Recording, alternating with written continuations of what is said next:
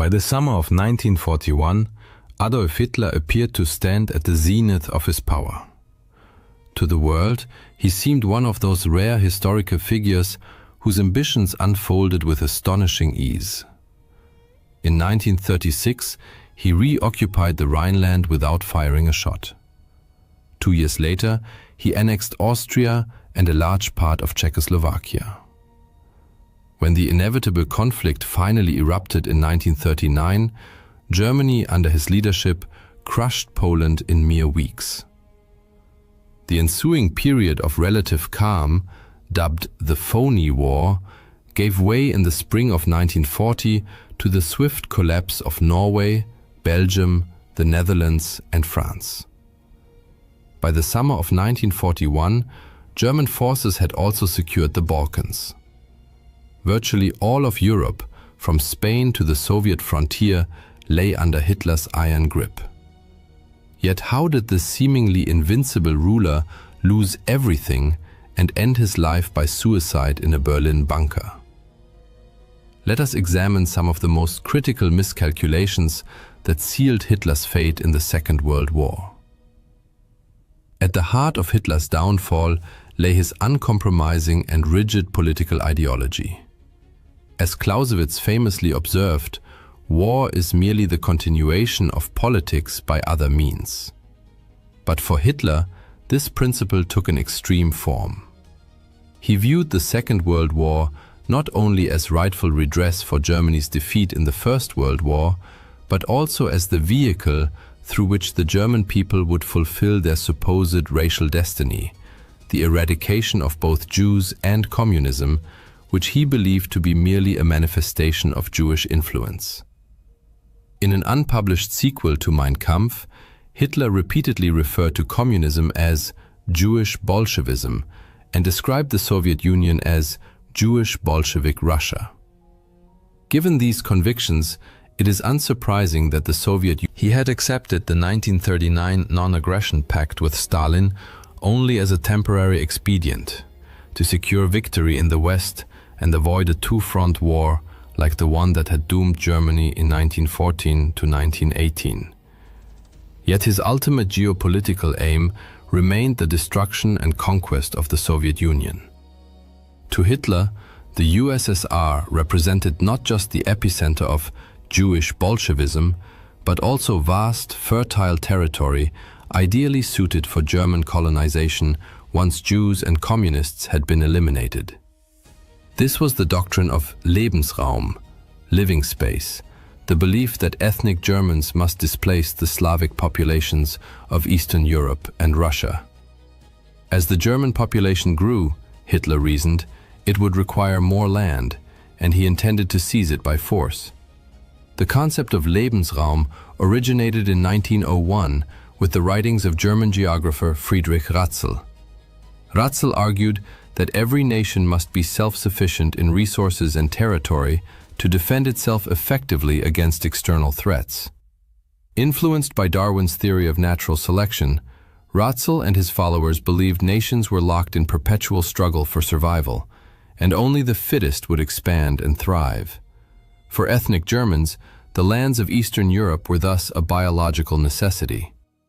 The idea gained traction during the First World War, when Germany temporarily occupied large swaths of the East and established a military administration known as Ober-Ost. The indigenous peoples under Ober-Ost were treated as a reservoir of land and resources, while German culture was forcibly imposed upon them, a policy termed Kulturmission, cultural mission. The Treaty of Brest-Litovsk in early 1918 granted Germany vast territories far beyond Ober-Ost's original scope. But Germany's defeat later that year shattered these ambitions. Hitler never forgot this experience. He remained convinced that Germany's future Meta-Pause 6 2.0. Thus, rather than consolidating his gains at the height of his power, he deemed it imperative to invade the Soviet Union. For deeply ideological and historical reasons, he believed Nazi Germany and the Soviet Union could not coexist. One had to perish. This conviction led to his greatest strategic blunder, though far from his only one. The manner in which Hitler planned and executed Operation Barbarossa, the invasion of the Soviet Union, proved equally disastrous. He achieved total surprise when, on 22 June 1941, German artillery opened fire on unsuspecting Soviet troops. Yet, the timing itself was a critical error. Originally scheduled for May, the invasion was delayed until late June because Hitler had to intervene in the Balkans after his ally Benito Mussolini suffered humiliating defeats. Although the Balkan campaign succeeded, it cost him a precious month, a delay that would prove decisive. Initially, Barbarossa appeared a stunning success. German forces demonstrated their mastery of mobile warfare, encircling hundreds of thousands of Soviet soldiers in massive pockets. For a time, it seemed Hitler's vision of a lightning campaign across the vast Soviet plains might succeed as brilliantly as it had in Western Europe. Yet here, Hitler committed what may have been his most significant operational mistake. Instead of pressing forward toward Moscow, a drive that was advancing rapidly, he ordered the splitting of Army Group Center. He diverted key forces to reinforce Army Groups North and South, which were advancing toward Leningrad, now St. Petersburg, and Ukraine, respectively. On 21 August, he issued a directive prioritizing the capture of the Crimean Peninsula and Ukraine, economically vital regions, over the advance on the Soviet capital. His generals vehemently opposed the Meta-Pause, Sex 2.0. Though German troops continued to win battles, these were tactical victories that masked a strategic failure. When Hitler finally resumed the drive on Moscow in early October, he had already lost a crucial month. By early December, German units stood just 12 miles from the city. A reconnaissance patrol even reached within 5 miles. But this marked the high water mark of the German advance. On December 5th, the Soviets launched a massive counter-offensive that drove the overstretched and undersupplied German forces back 150 miles from the capital and industrial heartland of the USSR. By failing to take Moscow when he had the chance, Hitler ensured he would never do so, and that the Soviet Union would remain in the war. He ruthlessly dismissed any general who dared suggest tactical retreat during this critical phase. Others, fearing dismissal or worse, ceased to challenge his decisions, no matter how irrational. Consequently, Hitler assumed ever greater personal control over the German military, making himself responsible for an expanding array of operational choices. This centralization of command was another fatal error, one whose consequences became starkly evident the following year. Although the German army suffered its first major defeat in late 1941, it was far from exhausted by early one. With his declaration of war against the United States in December 1941, Hitler now faced the very scenario that had destroyed Imperial Germany, a two-front war. Victory over the Soviet Union thus became more urgent than ever. Yet, instead of renewing a full-scale assault on Moscow, Hitler again fixated on the southern front. His new objective was to seize the oil fields of the Caucasus. Once more, he launched his offensive relatively late in the campaign season, stretching his supply lines to the breaking point. He also deemed it essential to capture Stalingrad. Given the city's name, both Hitler and Stalin imbued it with outsized political symbolism. Perhaps as a psychological coping mechanism, Hitler convinced himself that Soviet forces were exhausted, a belief that proved another costly delusion. By November 1942, the German Sixth Army had seized most of Stalingrad. But then, the Soviets launched Operation Uranus, aiming to encircle the city. When General Friedrich Paulus requested permission to withdraw and save his army, Hitler refused, insisting the troops must stand and fight for every inch of ground. The result was the encirclement of 300,000 German soldiers. A relief attempt led by Field Marshal Erich von Manstein failed. He had only a small strike force of about 50,000 men. And area resupply, promised by Luftwaffe Chief Hermann Göring, proved impossible. Meanwhile, without Hitler's authorization, Paulus refused to break out and link up with Manstein. In February 1943, the entire Sixth Army surrendered. Stalingrad became the turning point of the war. Germany lost some of its finest soldiers and officers, irreplaceable losses. The Wehrmacht could no longer mount strategic offensives on the Eastern Front, a reality confirmed later that year during the Battle of Kursk, when Operation Citadel collapsed in failure. By invading the Soviet Union out of ideological obsession, Hitler had jeopardized the vast empire he had built. His failure to destroy the USSR when he had the chance guaranteed a slow but inexorable decline from the pinnacle of power. Yet Hitler's errors extended far beyond the Eastern Front. By mid-1943, the United States and Britain had expelled Nazi forces from North Africa and launched an invasion of Europe via Sicily, advancing up the Italian peninsula. This shift in momentum forced Hitler to divert resources westward, ending any hope of winning the war before. By late 1943, it was clear the Allies planned to breach the Atlantic Wall, a chain of fortifications stretching from Norway to the Spanish border, and strike at the heart of Nazi-occupied Europe. In Führer Directive No. 51, Hitler explained his reasoning: while the vast expanses of the East allowed Germany to absorb territorial losses without existential risk, the Western Front was different. A successful Allied breakthrough there would bring catastrophic and rapid consequences. All signs pointed to an imminent invasion, no later than spring, possibly sooner. Therefore, further weakening the Western defenses for the sake of other theaters was unacceptable. Reinforcements were ordered, especially in areas deemed critical for launching long-range attacks against Britain, precisely where Hitler believed the decisive battle would unfold.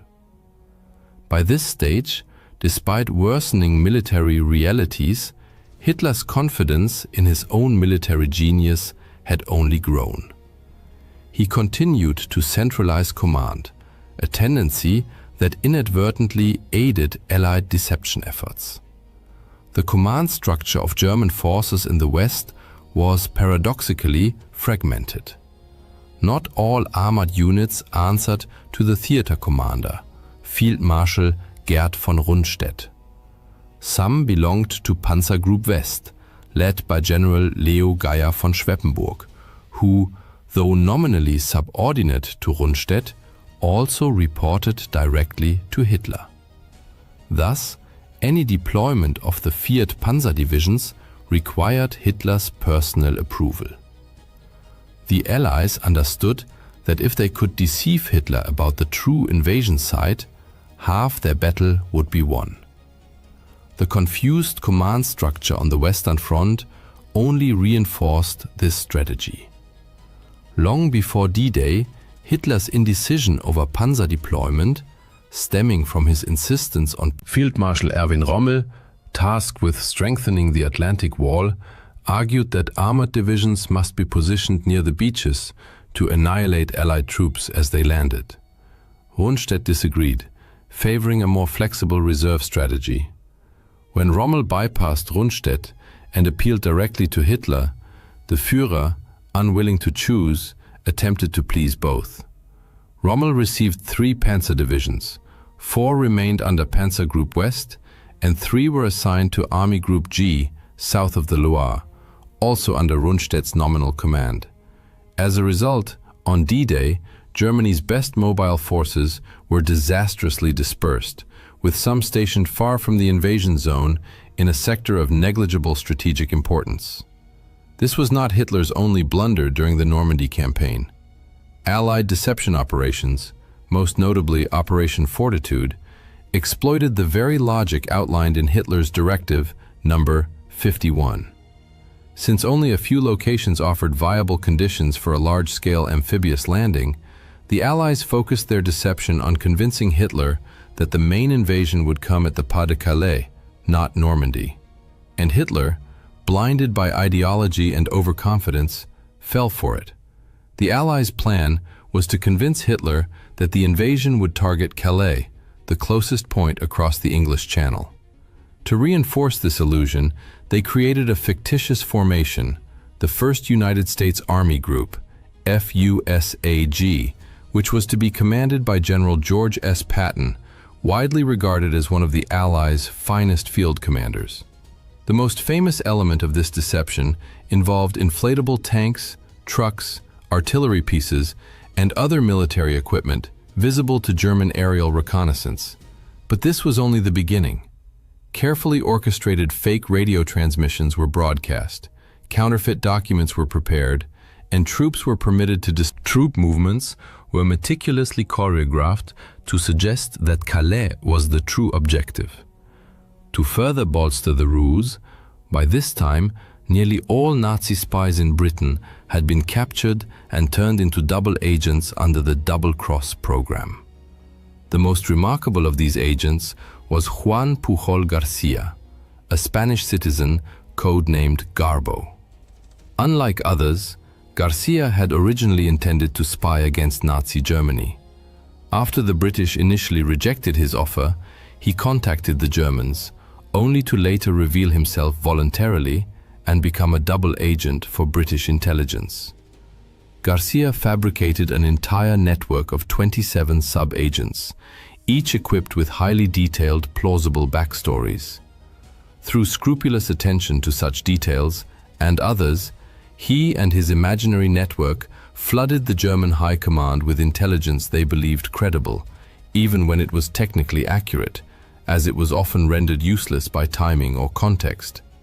This modus operandi dated back to 1942, when Garcia provided the Germans with just enough truthful details about Operation Torch landings to establish his credibility.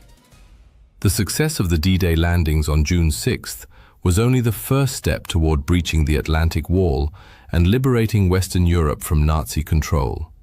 Once ashore, the Allies needed to convince Hitler that the Normandy landings were merely a diversion, and that the real invasion was still to come at Calais. It was critical to prevent the Nazis from committing their full strength, especially their panzer divisions, to Normandy. Otherwise, the invasion might be driven back into the sea. On June 5th, Garcia sent his German handlers a warning that an urgent message would follow in the early hours of June 6th. He intended to report detailed intelligence confirming an imminent assault on Calais. But the radio operator This lapse allowed Garcia to relay more accurate information about the Normandy landings than the Allies had originally planned, though, as usual, it arrived too late for the Germans to act effectively. Garcia further cemented his credibility by expressing indignation. "I cannot accept excuses or negligence. Were it not for my ideals, I would abandon this work." Then, on June 9th, he informed the German High Command that the true invasion was still pending at Calais, backing his claim with forged documents that purported to reveal the elaborate structure of the FUSAG-led invasion plan under Patton. For Hitler, who had long believed Calais was the most likely invasion site, these reports were especially persuasive, as they appeared to validate his own military judgment. Field Marshal von Rundstedt was equally deceived. As a result, only a handful of tanks were deployed against the Allies during the critical early phase of Operation Overlord. On 29 July, nearly 2 months after D-Day, Hitler awarded Garcia the Iron Cross for his exceptional service to Germany. Even in August, numerous German forces, including 2 panzer divisions, and 19 infantry divisions remained stationed at Calais, awaiting an invasion that would never come. By then, it was far too late for the Nazis to push the Allies back into the Channel.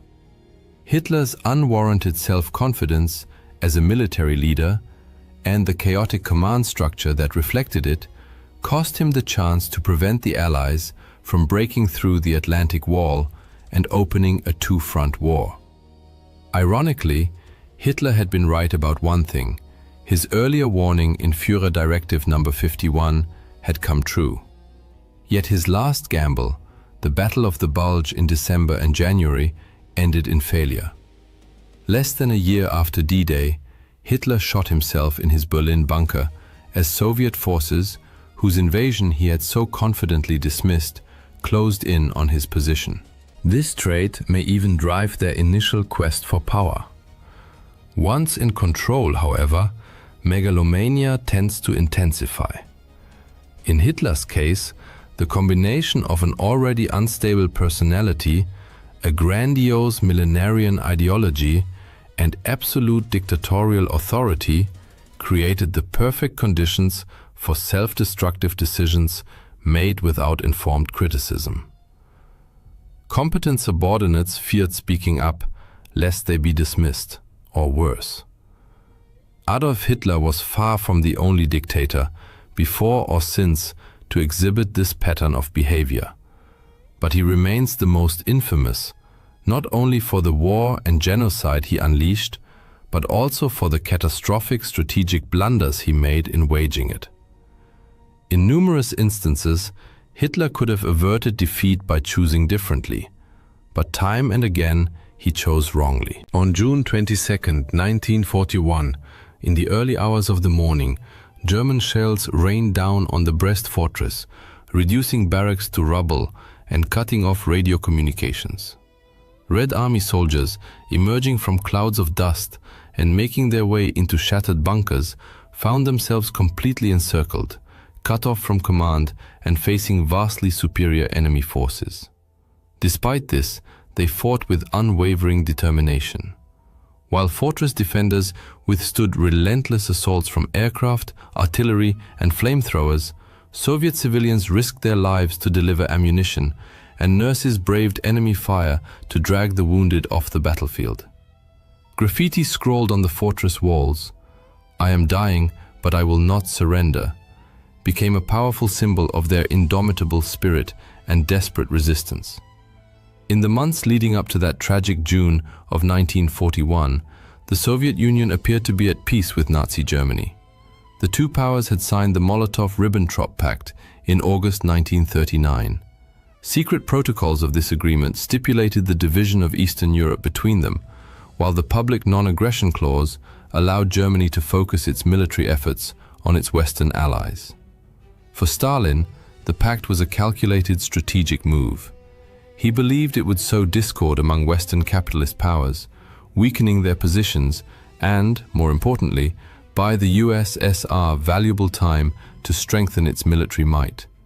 Seizing the opportunity, the Soviet Union moved beyond Poland to annex the Baltic states, Bessarabia, and northern Bukovina, significantly expanding its borders. Yet this expansion fostered a false sense of strategic security. Behind the scenes, however, intelligence reports carried alarming news. Soviet agents, border guards, and even foreign diplomats warned of growing German troop concentrations along the western frontier.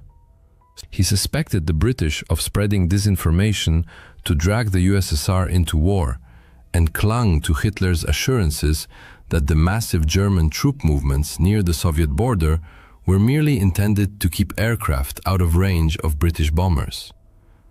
Even when the GRU and NKVD presented irrefutable evidence, troop concentrations and intercepted communications, Stalin dismissed much of it. Hitler himself had even sent Stalin a letter claiming that any German provocations would be the work of disloyal generals, urging Stalin not to respond with force, but instead to contact German officials through diplomatic channels. This reluctance to believe an invasion was imminent also stemmed from Stalin's profound distrust of his own military intelligence.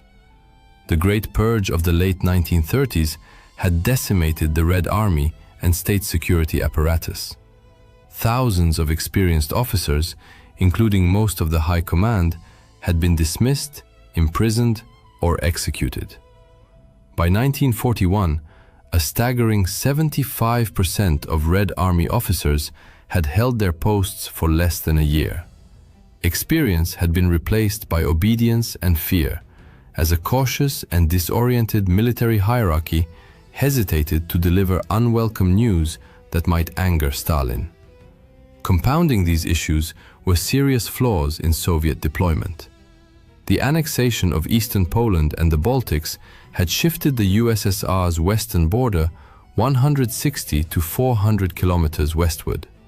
Many fortifications along the old border were now obsolete, while Soviet divisions stationed in newly occupied territories were dangerously exposed. Airfields, barracks, and command centers lay vulnerable to immediate attack, as construction of new defensive positions had been delayed or cancelled altogether. Worse still, the Red Army lacked a deep defense system. Rather than deploying forces in echelons, with successive fallback lines and strategic reserves, many Soviet units were This meant that any German breakthrough of the initial defensive line would encounter little resistance beyond it. These defensive shortcomings were not taken seriously, largely due to prevailing Soviet military doctrine at the time. The Red Army in 1941 was structured primarily for offensive operations, reflecting the belief that any future war would involve subduing neighboring states. Much of this confidence stemmed from the USSR's vast tank inventory. The brand new T-34 and KV tanks were among the best in the world, but they constituted only a small fraction of Soviet armored forces. The overwhelming majority consisted of obsolete, mechanically unreliable models like the T-26 and BT series. Thousands of these tanks were rendered inoperable due to a lack of radios, spare parts, recovery vehicles, and trained mechanics. Numerical superiority meant little without logistics or a robust support network.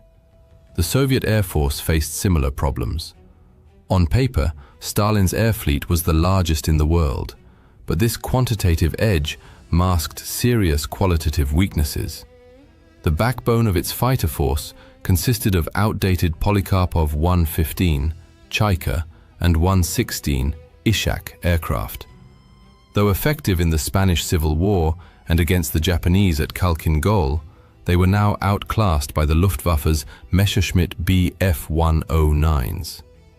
At dawn on June 22, 1941, as the first rays of sunlight broke over the horizon, the illusion of peace shattered amidst the thunder of war. Without warning, across a staggering 2,900-kilometer front, the Wehrmacht unleashed its full might against Soviet positions. Artillery barrages shook the earth, while wave after wave of Luftwaffe bombers filled the skies, crossing the border in relentless formations. Airfields, barracks, and supply. On that fateful day, the Soviet Air Force suffered catastrophic losses. Between 1,800 and 2,000 aircraft destroyed, many while still on the ground, never given a chance to take off. One pilot later recalled, "I pulled back the tent flap and saw planes with German crosses strafing our tents. Everyone rushed out and saw the dead and wounded in the neighboring tents. I threw on my flight suit, grabbed my logbook, and ran toward the hangar. The alert aircraft, neatly lined up, were already burning. The Red Army was caught completely off guard. Border units, lacking proper preparation or retreat plans, became easy prey. Communications collapsed within the first hours, leaving headquarters scrambling to grasp the situation, let alone respond effectively. Entire divisions lost command, or were encircled before they could even assemble. In the Kremlin, an ominous silence reigned. For nearly half a day, Stalin issued no official orders. Despite numerous warnings, his anti-capitalist paranoia, skillfully exploited by Hitler, led him to believe reports of German attacks were provocations designed to sabotage the Molotov-Ribbentrop Pact. On the front lines, initiative among officers was paralyzed. Years of purges had left the officer corps cautious and fragmented, unwilling to act without explicit directives from above. As the invasion deepened into Soviet territory, commanders faced an agonizing dilemma: resist or wait for confirmation. General Rodion Malinovsky later recalled asking, "Can we open fire if the enemy invades our territory?" The reply, "Do not succumb to provocations and do not open fire." Yet even amid the chaos, pockets of Soviet resistance flared.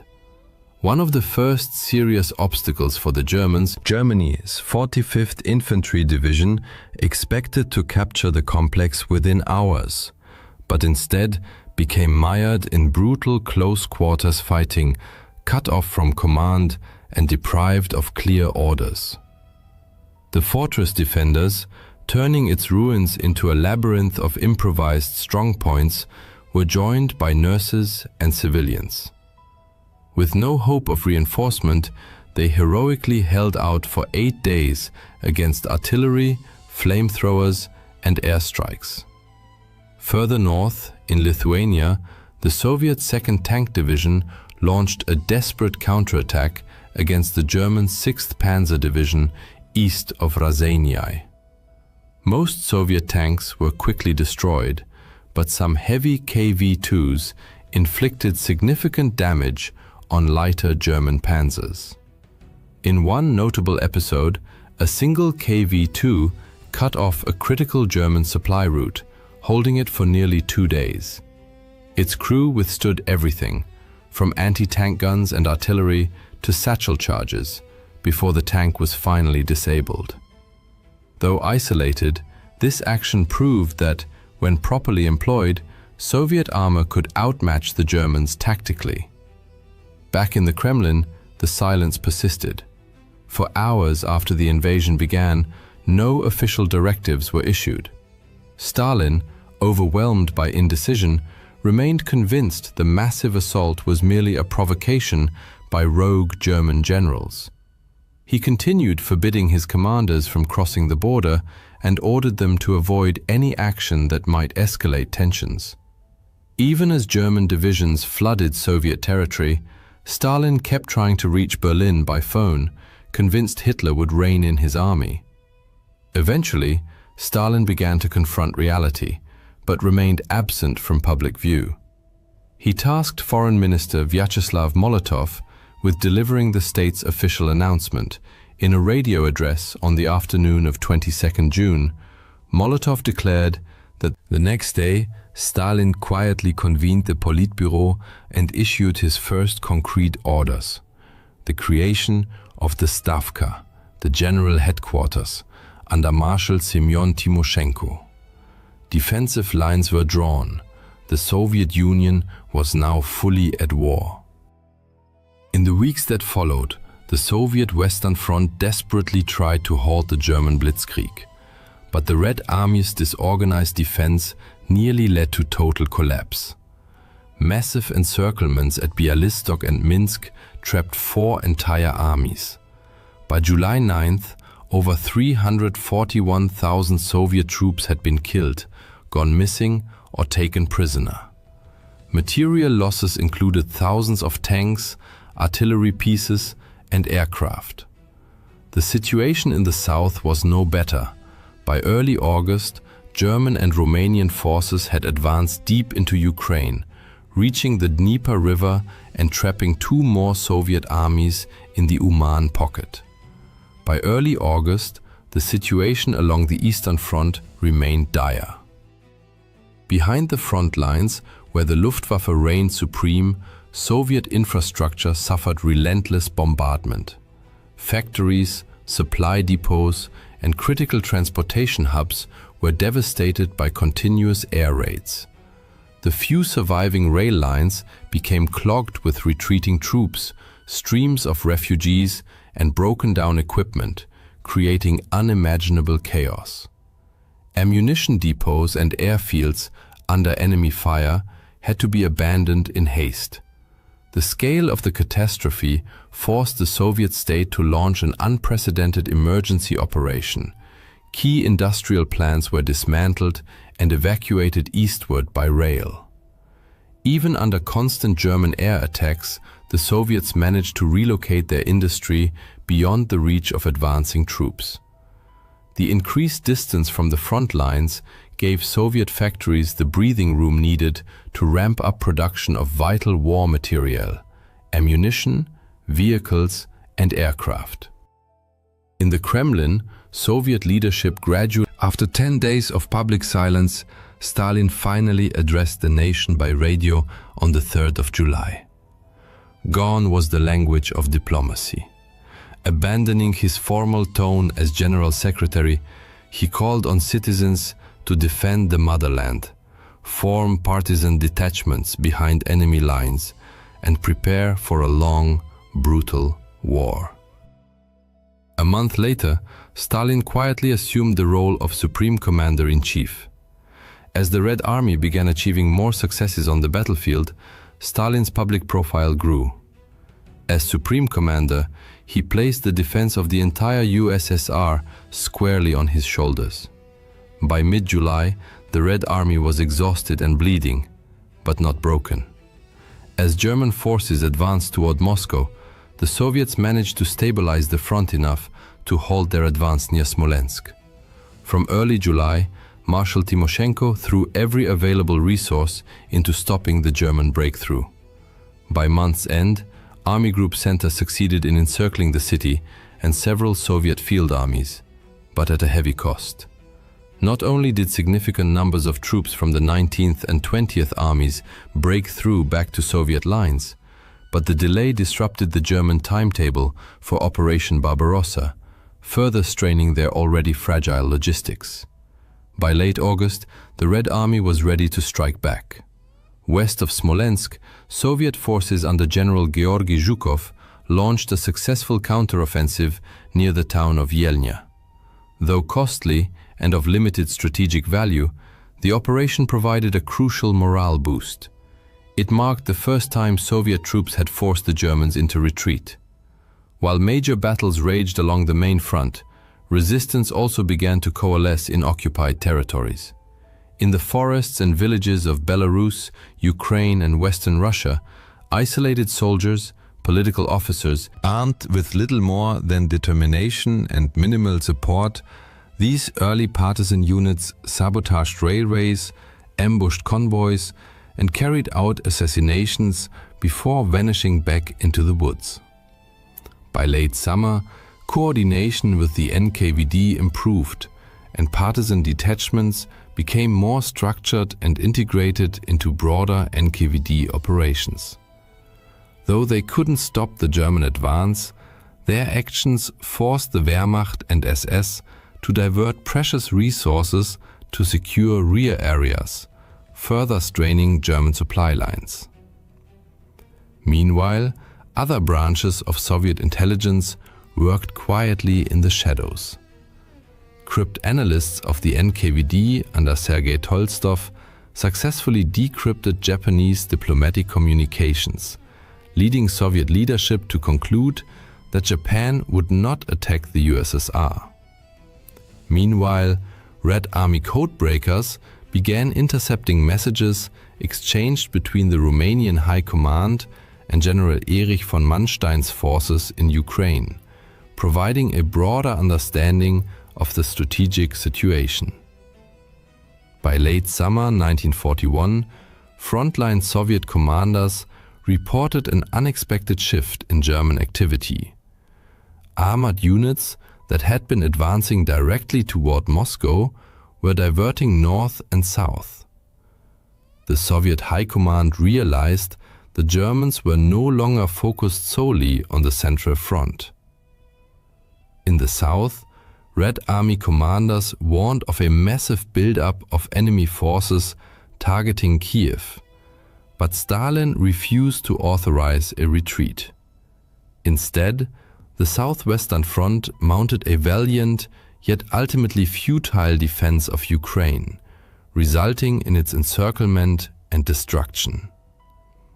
Total losses amounted to nearly 760,000 men, with over 486,000 killed or missing. General Mikhail Kirponos, commander of the Southwestern Front, also perished in combat.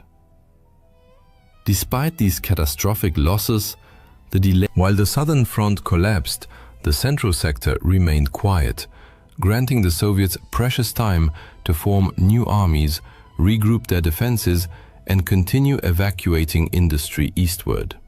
In the north, defenders of Leningrad held the line against combined forces of Army Group North and Finnish units in Karelia, which reached the city's outskirts by September.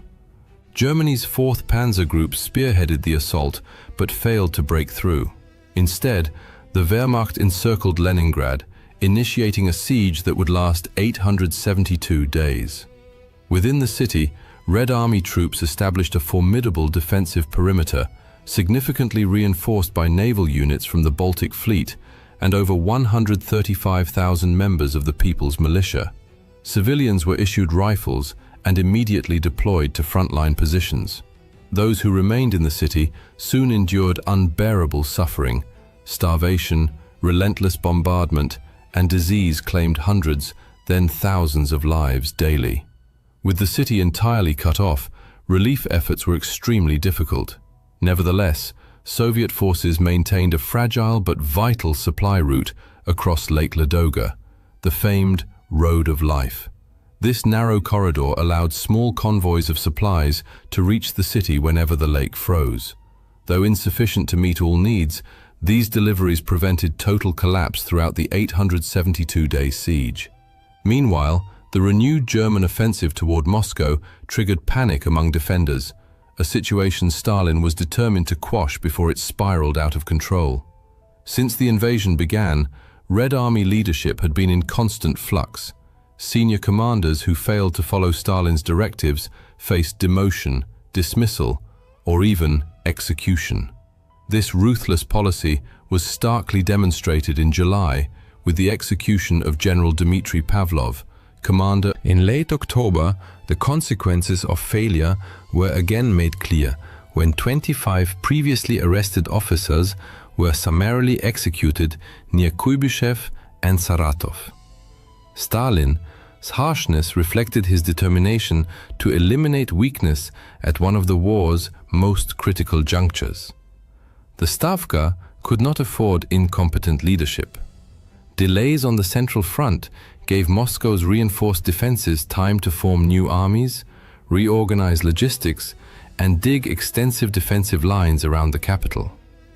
Stalin appointed General Georgy Zhukov to oversee the city's defense, while hundreds of thousands of reservists and recruits were mobilized nationwide. Several divisions from the Far East were redeployed to bolster the front, though most units defending Moscow were newly formed, reconstituted, or drawn from existing reserves.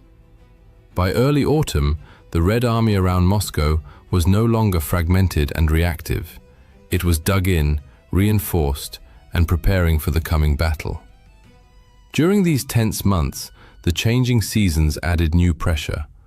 Autumn brought the infamous Rasputitsa, Russia's seasonal mud, which clogged roads, bogged down vehicles, and slowed all movement along the front. Though miserable, these conditions were far more manageable for the Soviets than for the overextended Germans. Defensive work continued under grueling circumstances as reinforcements and supplies trickled forward. On the home front, the USSR received vital assistance from Western allies thanks to the efforts of Soviet ambassador Maxim Litvinov. In October 1941, the first Lend-Lease Protocol took effect. Though limited in scale at this stage, Initial shipments delivered urgently needed raw materials, boots, trucks, and food. Supplies arrived via the Arctic route to Murmansk and Arkhangelsk, where the Soviet Navy played a crucial role in escorting, unloading, and protecting cargoes under. Even as ice thickened and the Luftwaffe patrolled overhead, ship crews and dock workers labored tirelessly to get supplies to the front. Though modest, these deliveries provided a crucial morale boost. By late November, the Rasputitsa froze solid, bringing a new set of challenges. Temperatures plummeted and the front ground to a halt. Soviet troops still suffered from supply shortages, leading to malnutrition, ammunition deficits, frostbite, and even gangrene. However, lessons from the Winter War had taught Soviet commanders to respond swiftly. Red Army transport units employed everything: trains, trucks, horse-drawn carts, reindeer sleds, and even mule caravans to deliver essential supplies from rear depots. The climate offered no inherent advantage, but the Soviets' shorter supply lines allowed them to adapt far more effectively. By early December, Soviet intelligence confirmed that German units were overstretched, undermanned, and incapable of further advance. Months of combat had exhausted the Wehrmacht, and its own logistical failures had strangled its momentum. German forces now stood just kilometers from Moscow's outskirts, exhausted and vulnerable. The Stavka saw its chance. Within days, the Red Army quietly completed its preparations. Over 1 million Soviet troops were assembled across the Western, Kalinin, and Bryansk fronts, with fresh rifle divisions, artillery units, and tank brigades brought to full combat readiness. On December 5, 1941, the Red Army launched a decisive counteroffensive. The initial blows caught the Wehrmacht completely off guard. Coordinated, determined Soviet divisions struck across a broad front, deliberately targeting the enemy's exposed flanks. Over the following weeks, they pushed German forces back 100 to 250 kilometers from the capital. Towns such as Belev, Klin, and Kalinin were swiftly liberated in rapid succession. Morale among Soviet soldiers soared. For the first time since June, the Red Army was dictating the pace of war, seizing the initiative from the enemy. Yet victory was incomplete. German units managed to dig in and establish solid defensive lines, and the front soon stabilized. Nevertheless, the psychological shift was immense. Moscow had been saved from imminent capture. The myth of German invincibility, so carefully cultivated, was shattered. Within the Soviet Union, this triumph became a powerful unifying force, rallying the population against a common threat. Propaganda portrayed the defense of Moscow as irrefutable proof of the Soviet people's extraordinary resilience and Stalin's strategic genius. In reality, it was a brutal, improvised campaign paid for with staggering bloodshed. Since June, the Red Army had suffered over 4.5 million casualties, including 2.3 million soldiers captured and condemned to horrific fates in German POW camps. The price of survival was truly incomprehensible. Yet, against all expectations and predictions, Operation Barbarossa had failed. Moscow still stood, unconquered and defiant. The Red Army, having withstood the fiercest onslaught in modern history, had weathered the storm and altered the course of the war. On the 6th of August 1945, at 8:01 a.m., the world was shaken by an explosion that, in mere seconds, claimed the lives of countless Japanese civilians. That morning became one of the most tragic and harrowing moments in the history of the land of the rising sun. People were heading to work as usual, children were on their way to school, and everyday life bustled through the streets and homes. Suddenly, however, an object appeared in the sky, only to crash to the ground moments later, triggering a colossal explosion. Thick smoke filled the air, a massive fireball engulfed everything, and destruction stretched as far as the eye could see. For an instant, it seemed as if the sun itself had descended upon the earth. At the epicenter of this horrific event, temperatures soared to between 3,000 and 4,000 degrees Celsius.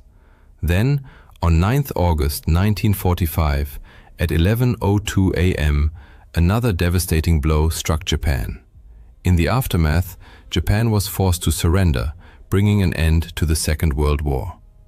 Thus, humanity encountered for the first time the terrifying destructive power of the atomic bomb, and witnessed the horrifying conclusion of the deadliest conflict in human history.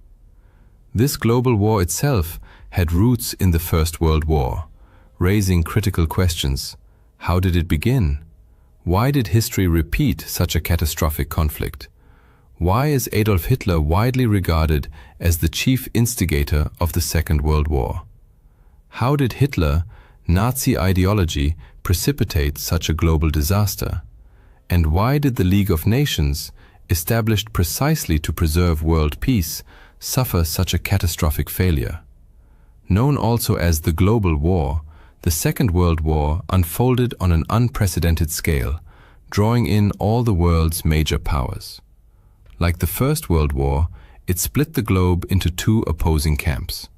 But whereas the earlier conflict pitted the Allies against the Central Powers, this one, the war was described as total, largely because it involved civilian populations directly. Previously, non-combatants were typically spared from active hostilities, but this conflict showed no mercy.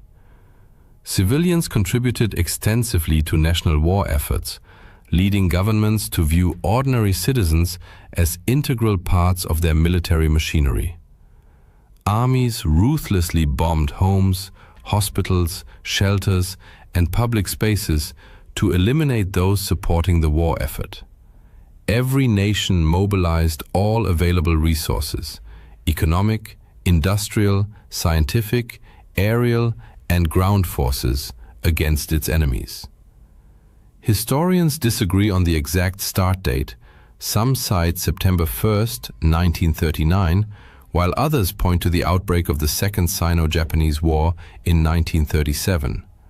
The conflict ended with the atomic bombings of August 1945 and Japan's formal surrender. An estimated 60 to 80 million people perished, including roughly 50 million civilians and 25 million military personnel, making it the deadliest war in human history. The world divided into two major alliances. The Allies included the United Kingdom, France, the United States, the Soviet Union, China, Poland, Yugoslavia, and Greece. The Axis powers comprised Germany, Italy, and Japan. Notably, Italy had fought alongside the Allies in the First World War, but switched sides due to post-war grievances. Before the First World War, Germany was a powerful, confident nation with a robust economy and formidable military, convinced of its inevitable victory. Yet the Allied powers, the Entente, decisively defeated the Central Powers, Germany, Austria-Hungary, and the Ottoman Empire. The victors imposed harsh terms, particularly on Germany. By late 1918, Germany was a shattered, partitioned state with no choice but to accept the Entente's demands. The war devastated its economy, impoverished it. Deep political, social, and economic upheavals followed. Society split along class lines, unemployment soared, disease spread, and many died of starvation. The government lacked both authority and funds, and foreign powers, especially France, seized key resources. The Treaty of Versailles, signed on 28 June 1919, formalized Germany's defeat with humiliating terms. France, sharing a border with Germany, pushed for the harshest penalties, massive reparations amounting to £6.6 billion, demilitarization of the Rhineland, and the War Guilt Clause, assigning sole blame to Germany. The Rhineland, a strategically vital buffer zone, was to remain permanently free of German troops. These conditions sparked widespread outrage among Germans, fostering a burning desire for revenge. The new Weimar Republic, having no alternative, signed the treaty, thereby earning public resentment and blame for the nation's suffering. As a result, Germany lost all its overseas colonies, 10% of its population, 13% of its territory, 75% of its iron ore, and 26% of its coal reserves. Meanwhile, the League of Nations, founded in 1919 to prevent future wars, proved ineffective. Lacking its own military and undermined by non-participation, the US never joined, and withdrawals, including Germany and the USSR, it failed to stop aggression. Its collapse became a key factor enabling the Second World War. Germany's post-war economic woes were compounded by reparations. Hyperinflation ensued, people needed wheelbarrows of banknotes to buy bread, children played with bundles of cash, and the currency became nearly worthless. In response, the US introduced the Dawes Plan in 1924, stabilizing the economy until 1928. But the 1929 Wall Street crash triggered a global depression. American aid ceased, delivering a double blow to Germany. By 1932, industrial output had dropped by 40%, and desperate citizens marched with signs reading, "Willing to do any work." Public trust in the Weimar government evaporated. Adolf Hitler exploited this chaos. Once an aspiring artist from an ordinary family, he rose by harnessing popular despair. Through charismatic speeches, mass rallies, and relentless propaganda, he promised to overturn the Versailles Treaty, restore Germany's glory, and exact revenge. His Nazi party gained massive support, and on the 30th of January 1933, President Hindenburg appointed him Chancellor. Hitler then pushed through the Enabling Act, granting him dictatorial powers and transforming Germany into a totalitarian state. He swiftly reshaped the nation, withdrew from the League of Nations in 1933, remilitarized the Rhineland in 1936, annexed Austria in 1938, the Anschluss, and occupied Czechoslovakia. To justify invading Poland on the 1st of September 1939, the Nazis staged a false flag attack using German soldiers dressed as Poles. Britain and France, bound by treaty to defend Poland, declared war on the 3rd of September, joined by Australia, New Zealand, South Africa, and Canada. Italy and Japan, though former Entente allies, now sided with Germany. Italy felt betrayed after the First World War, its territorial demands ignored, its economy worsened, fueling resentment toward the Allies. Initially, Hitler secured a non-aggression pact with the Soviet Union, agreeing to jointly invade and partition Poland. Both powers attacked in September 1939 and divided the country. Outraged, Britain and France rejected Hitler's subsequent peace overtures, ensuring the war's continuation. As Germany expanded westward, the Soviet Union also seized territory, occupying eastern Poland, then the Baltic states, Estonia, Latvia, Lithuania, and invading Finland. This aggression led to the USSR's expulsion from the League of Nations, further exposing the organization's impact. On the other hand, Hitler's ambition to seize ever more territory continued to grow, culminating in the German invasion of Denmark and Norway in April 1940. The primary objective was to secure iron ore supplies from Sweden, which the Allies were attempting to disrupt. In fact, The Allied powers had actively sought ways to halt these shipments, including plans to cut off the flow of Swedish iron ore to Germany, but their efforts failed. Germany swiftly overran both Denmark and Norway. This success, however, heightened German concerns about France's ongoing involvement in the war. Rather than launching a direct assault, Germany devised a strategy reminiscent of World War I, attacking France through Belgium. Italy, aligning itself with Germany, declared war on France on 10 June 1940. By 14 June, German and Italian forces had reached Paris, compelling France to surrender. Just 8 days later, France formally signed an armistice with Germany, acknowledging defeat. Germany's rapid victory over France, achieved in mere weeks, was a stunning military feat that sent shockwaves across the globe. Fear of Hitler spread rapidly. No nation wished to provoke him. His name became synonymous with terror, yet Britain refused to yield. Rejecting Hitler's peace overtures, Britain stood firm, prompting the outbreak of the Battle of Britain in July 1940. The Royal Air Force proved formidable, engaging the Luftwaffe in intense aerial combat. Despite Germany's relentless bombing of British cities, Britain remained defiant. Meanwhile, Hungary, Slovakia, and Romania joined the tripartite pact between Germany, Italy, and Japan, significantly bolstering the Axis powers. Emboldened by this support, Italy invaded Greece. Britain intervened, successfully repelling Italian forces.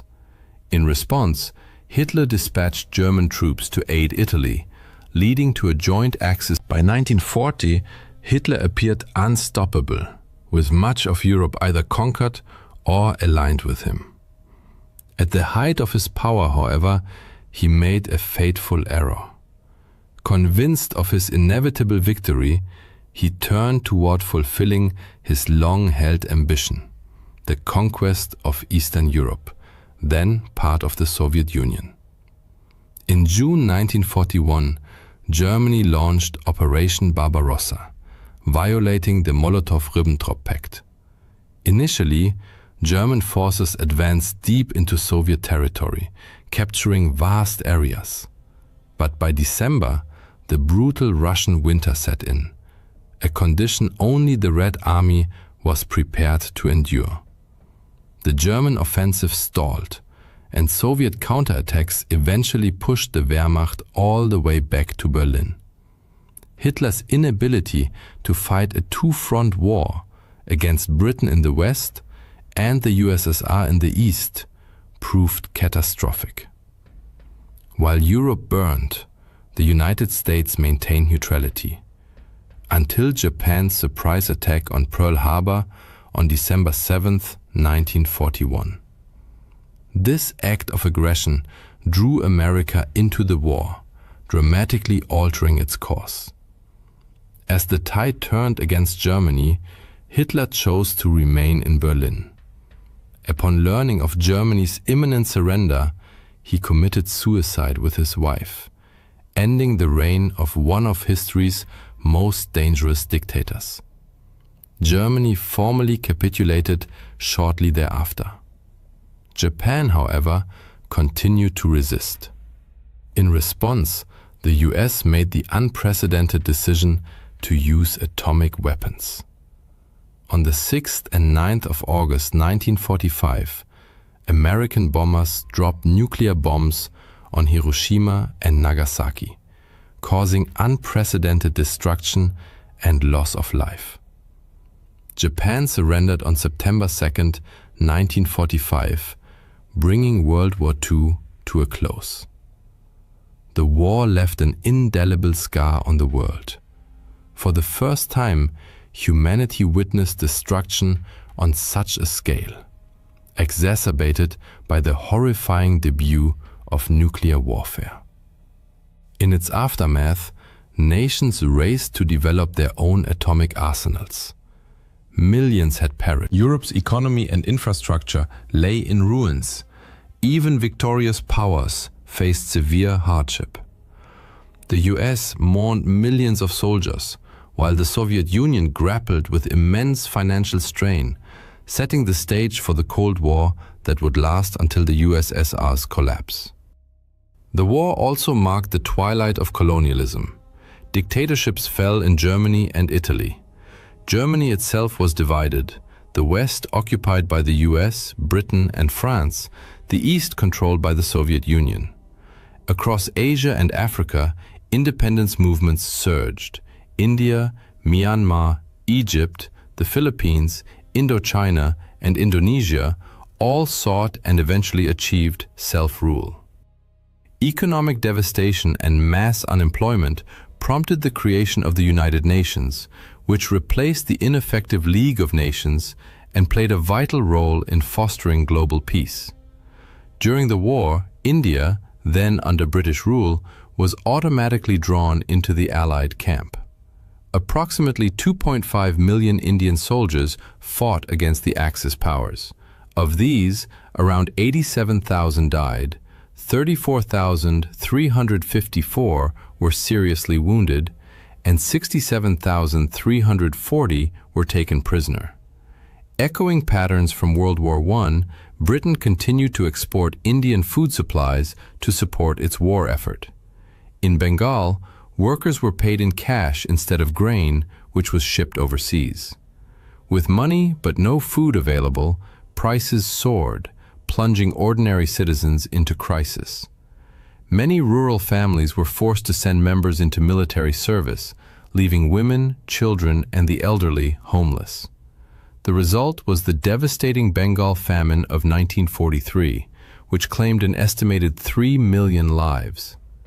India had long served as a source of raw materials like jute and cotton for Britain, but the wartime extraction of food exacerbated national hardship.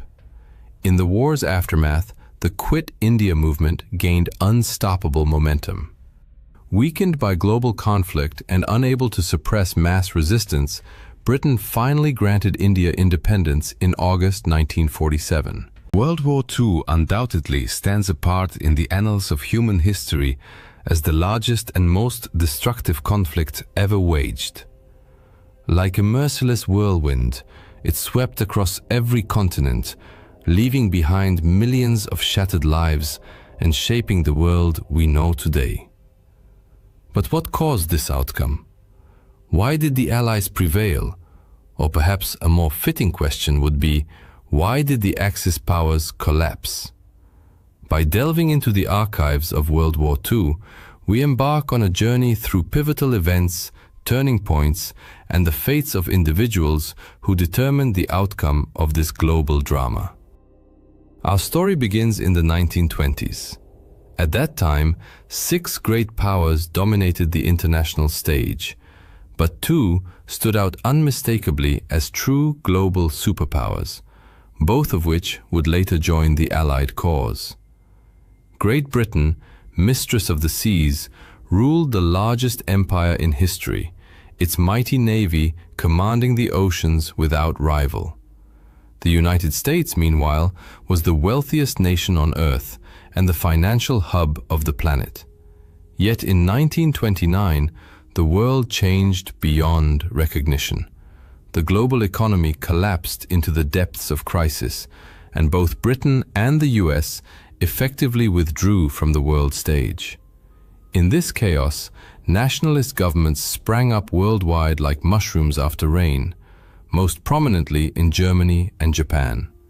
Their new leaders harbored grand ambitions to build empires from which they could draw resources and elevate themselves to superpower status. Crucially, they were prepared to go to war to realize this vision. In stark contrast, the policies of Britain, France, and the United States were bent on avoiding war at all costs. The US passed neutrality laws, obliging it to stay out of any future conflict, while Britain pursued a strategy famously known as appeasement. Though widely Here in the World War II galleries, you can see the Anglo-German Declaration signed by Prime Minister Neville Chamberlain and Adolf Hitler, a document drafted after the Munich Conference, where Britain and France agreed to Hitler's annexation of German-speaking regions of Czechoslovakia in the hope of preserving peace. Chamberlain genuinely believed this agreement would secure peace for our time. Less than a year later, however, he would declare war on Germany. This new era of conflict had actually begun in 1931, when Japan invaded Manchuria and soon became embroiled in a full-scale war with China. Japanese forces advanced rapidly, but the vastness of Chinese territory and fierce resistance denied them lasting control. By 1939, Japan's military resources were exhausted. During this time, Japanese troops committed countless atrocities against civilians they deemed racially inferior. Up to 20 million Chinese perished during World War II. Meanwhile, in Europe, Germany began rebuilding its military might and expanding its territory, first the Rhineland, then Austria, and in 1938, the Sudetenland. It was at this moment that Hitler signed the aforementioned Anglo-German Declaration, assuring the world his ambitions were satisfied. Yet the following year, he annexed the rest of Czechoslovakia, an act that proved decisive. Despite their military unpreparedness, Britain and France now pledged to defend Poland. When Germany invaded in September 1939, Europe was plunged into total war. Then, in a shocking turn, the Soviet Union joined forces with Germany to invade Poland from the east. Though communist Soviets and fascist Germans were ideological enemies, they temporarily set aside their differences in 1939 to 1940 to redraw the map of Europe. The Soviets occupied the Baltic states. Meanwhile, Germany captured Denmark and Norway before achieving one of the war's most stunning victories. Using advanced blitzkrieg tactics, German forces overran France and the Low Countries in just 6 weeks. Britain now stood dangerously exposed. During the evacuation from Dunkirk, British troops escaped aboard small civilian vessels, but left behind nearly all their heavy equipment. It seemed the German war machine was unstoppable, and Britain stood alone, isolated and vulnerable. Yet this was not entirely true. Britain received crucial support from its empire and dominions, from the United States and from governments in exile based in London. Germany expected Britain to surrender, but to Hitler's dismay, the new British Prime Minister, Winston Churchill, resolved to fight on. Britain still held key defensive advantages: the English Channel as a vital barrier, the Royal Navy, though stretched thin, remained the world's largest, and the Royal Air Force possessed a sophisticated air defense network and modern fighter aircraft. Together, they kept Germany at bay and thwarted any invasion. Britain remained in the war. It was then that Germany, Japan, and Italy formalized their alliance, becoming the Axis powers. At that moment, their prospects appeared promising. Beneath the surface, however, serious problems festered. Italy's attempt to build a new Roman Empire in North Africa and the Balkans floundered. Its invasions of Greece and Egypt ended in failure. Germany's newly acquired European territories were blockaded by the Royal Navy, and critical supplies dwindled. In fact, Germany faced such severe shortages of food and oil that its pact with the Soviet Union was the only thing keeping it afloat. !at META, quote, pause, quote, colon, quote, sex, quote, colon, 2.0. Similarly, Japan's 1940 occupation of French Indochina, aimed at cutting off Chinese supply lines, triggered furious reactions from the United States, was already shaping the war's course. Japanese brutality in China had outraged American public opinion, shifting sentiment decisively. In response to Japan's move into Indochina, the US imposed an embargo on oil and steel exports. When Britain and the Netherlands followed suit, Japan suddenly lost access to 94% of its imported oil. At the same time, the US was rapidly expanding its military capacity. Though still neutral on paper, it was already supplying vital war materiel exclusively to the Allies. The Lend-Lease Act soon formalized this support, enabling the free transfer of aircraft, ships, food, and clothing. This flood of American aid became a formidable challenge for the Axis. Under mounting pressure, both Japan and Germany faced existential threats. Japan risked running out of oil and losing the war in China, while Germany feared the growing power of its old rival, the Soviet Union. Stalemate was no longer an option.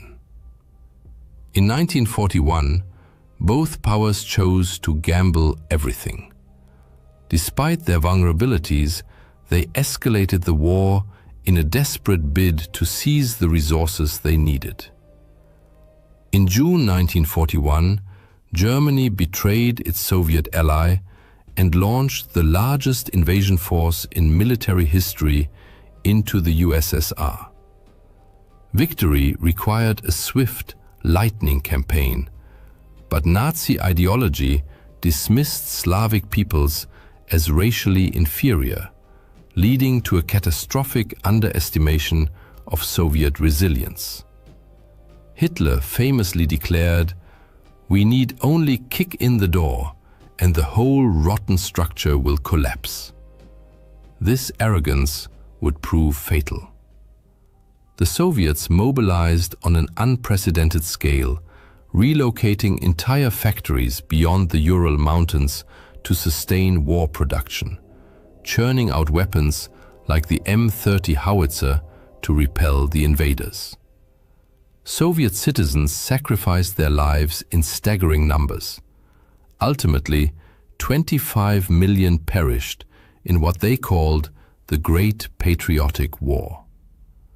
Germany needed a quick victory. By December 1941, the German advance stalled just miles from Moscow. Their grand gamble had failed. Almost simultaneously, Japan launched its own offensive, not against the Soviets, but toward resource-rich Southeast Asia.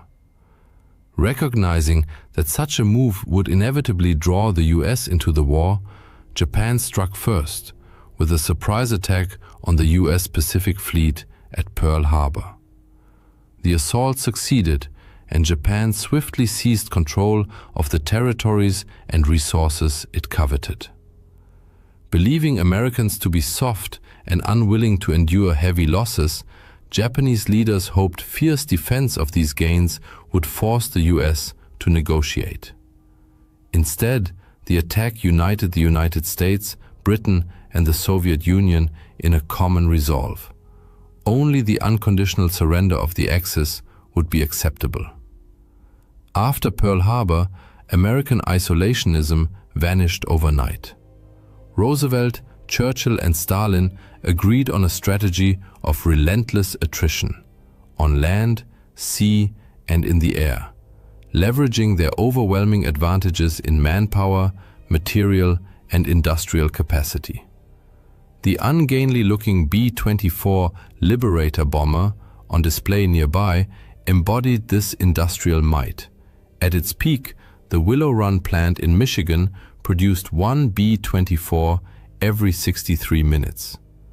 The tide of war was turning. By 1942, Allied codebreakers had penetrated German and Japanese ciphers, enabling critical victories. At the Battle of Midway, US aircraft sank 4 Japanese carriers, crippling Japan's offensive naval power. On the Eastern Front, Germany's last desperate push to capture the Caucasus oil fields was shattered at Stalingrad, the war's bloodiest battle, where Soviet forces encircled and annihilated an entire German army. The Axis had gambled on quick triumphs. Instead, they found themselves trapped in a war of attrition they could not win. Now the Allies set out to convert the so-called Battle of the Atlantic, was not a single clash like Trafalgar, but a grueling, years-long struggle. Germany deployed U-boats to starve Britain into submission, sinking millions of tons of Allied shipping, losses that peaked in 1942 during what German submariners called their second happy time. But the Allies turned the tide. They replaced losses with mass-produced Liberty ships, 3 every 2 days at peak output, and refined convoy tactics with better naval escorts. Technological innovations followed. Long-range aircraft like the Liberator closed the Atlantic air gap. Sonar and radar tracked submarines, and weapons like the Hedgehog mortar destroyed them. By 1943, the Allies had decisively won the Battle of the Atlantic, tightening a noose of blockade around the Axis. As Japan tried to ferry resources from its new empire back to the home islands, American submarines and aircraft mercilessly hunted its convoys. Fuel shortages became critical, forcing Japan to shorten pilot training, a fatal flaw that left its aviators easy prey for better trained Allied crews. Allied forces now launched coordinated offensives, island hopping across the Pacific toward Japan, liberating Ukraine and knocking Italy out of the war. These advances brought them within striking distance of the Axis heartlands, enabling devastating air campaigns. British and American air forces subjected Nazi Germany to round-the-clock bombing, the RAF by night flattening urban centers, the US Army Air Forces by day precision striking industrial targets. Losses were heavy. Here you can see the tail section of a German Bf-110 night fighter flown by ace Heinz Wolfgang Schnaufer, who shot down 121 unescorted British bombers. Yet the bombing campaign forced Germany to disperse aircraft production across countless small factories, sacrificing efficiency. Luftwaffe fighters were lured into the air by decoy bomber formations, escort fighters. In this war of exhaustion, the Allies prevailed. American bombers also unleashed firestorms on Japan, using incendiary weapons to reduce entire cities to ashes. Hundreds of thousands of Axis civilians perished in these strategic bombing campaigns. 1944 also marked the peak of the Holocaust, the Nazi regime's monstrous campaign to exterminate Europe's Jews. 6 million Jews were starved, shot, or worked to death in a grotesque system that fed Germany's warped war economy. That summer, the Allies landed in Normandy on D-Day, beginning the liberation of Western Europe. Simultaneously, the Soviet Union launched Operation Bagration, a colossal offensive that shattered German forces in the east. Both campaigns succeeded spectacularly. The Allies not only outnumbered the Germans in troops and tanks, but also enjoyed superior logistics, supplying their armies with trucks, while the Axis still relied heavily on horse-drawn transport. Allied leadership had learned the lessons of modern warfare. Early in the war, the Germans had empowered frontline commanders with significant autonomy, a doctrine that delivered stunning success in the 1940 campaign against France. For comparison, Stalin appointed himself Supreme Commander-in-Chief of the Soviet forces. His epaulets are displayed here. However, as the war progressed, Stalin increasingly trusted the counsel of his generals, a shift that led to improved military outcomes. Meanwhile, Hitler moved in the opposite direction. he became ever more convinced of his own strategic genius. "I walk the path dictated by Providence with the confidence of a sleepwalker," he declared. Hitler repeatedly denied his field commanders requests for strategic withdrawals, a policy that had catastrophic consequences for the German army. As a result, the Allies steadily gained ground. The war's outcome was essentially decided, yet the most striking manifestation of this refusal was the self-sacrifice of young Japanese pilots ordered to crash their explosives-laden aircraft into Allied naval vessels, a tactic known as kamikaze attacks. This relentless determination to fight to the death stemmed from a deep-seated belief that surrender was dishonorable. Consequently, suffering and bloodshed continued unabated. Adolf Hitler pinned his hopes on German Vergeltungswaffen, vengeance weapons, such as the Phi-1 rocket displayed here. He believed the destruction and civilian casualties inflicted by these weapons would terrorize Allied populations and compel their leaders to sue for peace. This, however, was a grave miscalculation. Vast resources diverted to Phi weapon production came at the expense of urgently needed tanks and fighter aircraft. Moreover, tens of thousands of forced laborers perished under horrific conditions in underground factories while building these weapons. In stark contrast, the Allies invested heavily in developing an entirely new, era-defining weapon of decisive impact, the atomic bomb. By May 1945, crushed between advancing forces from the east and west, Germany was forced to capitulate. Japan, however, fought on, until the United States dropped atomic bombs on Hiroshima and Nagasaki, and the Soviet Union invaded Manchuria. It then became unmistakably clear that further resistance was futile. In August 1945, World War II ended in Allied victory. The Allies possessed overwhelming advantages in natural resources and population, fundamental pillars of total war. Yet this superiority alone did not guarantee victory. Through indomitable spirit and tenacious resistance, they overcame early setbacks to persevere. They coordinated a vast strategic framework and, often through painful experience, mastered the demands of modern warfare. They also successfully mobilized their populations for immense effort and sacrifice. The peoples of the Allied nations demonstrated unwavering resolve and resilience, whether fighting the Axis powers, manufacturing the countless items required by mechanized warfare, or serving in numerous support roles.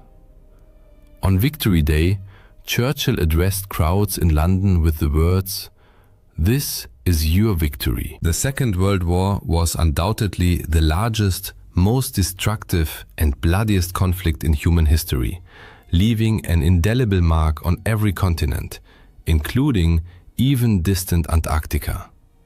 Fighting erupted across the globe, from the fields of China and France to the exotic shores of Hawaii, icy Iceland, scorching Somalia, picturesque Sri Lanka, the harsh Arctic, and countless other regions.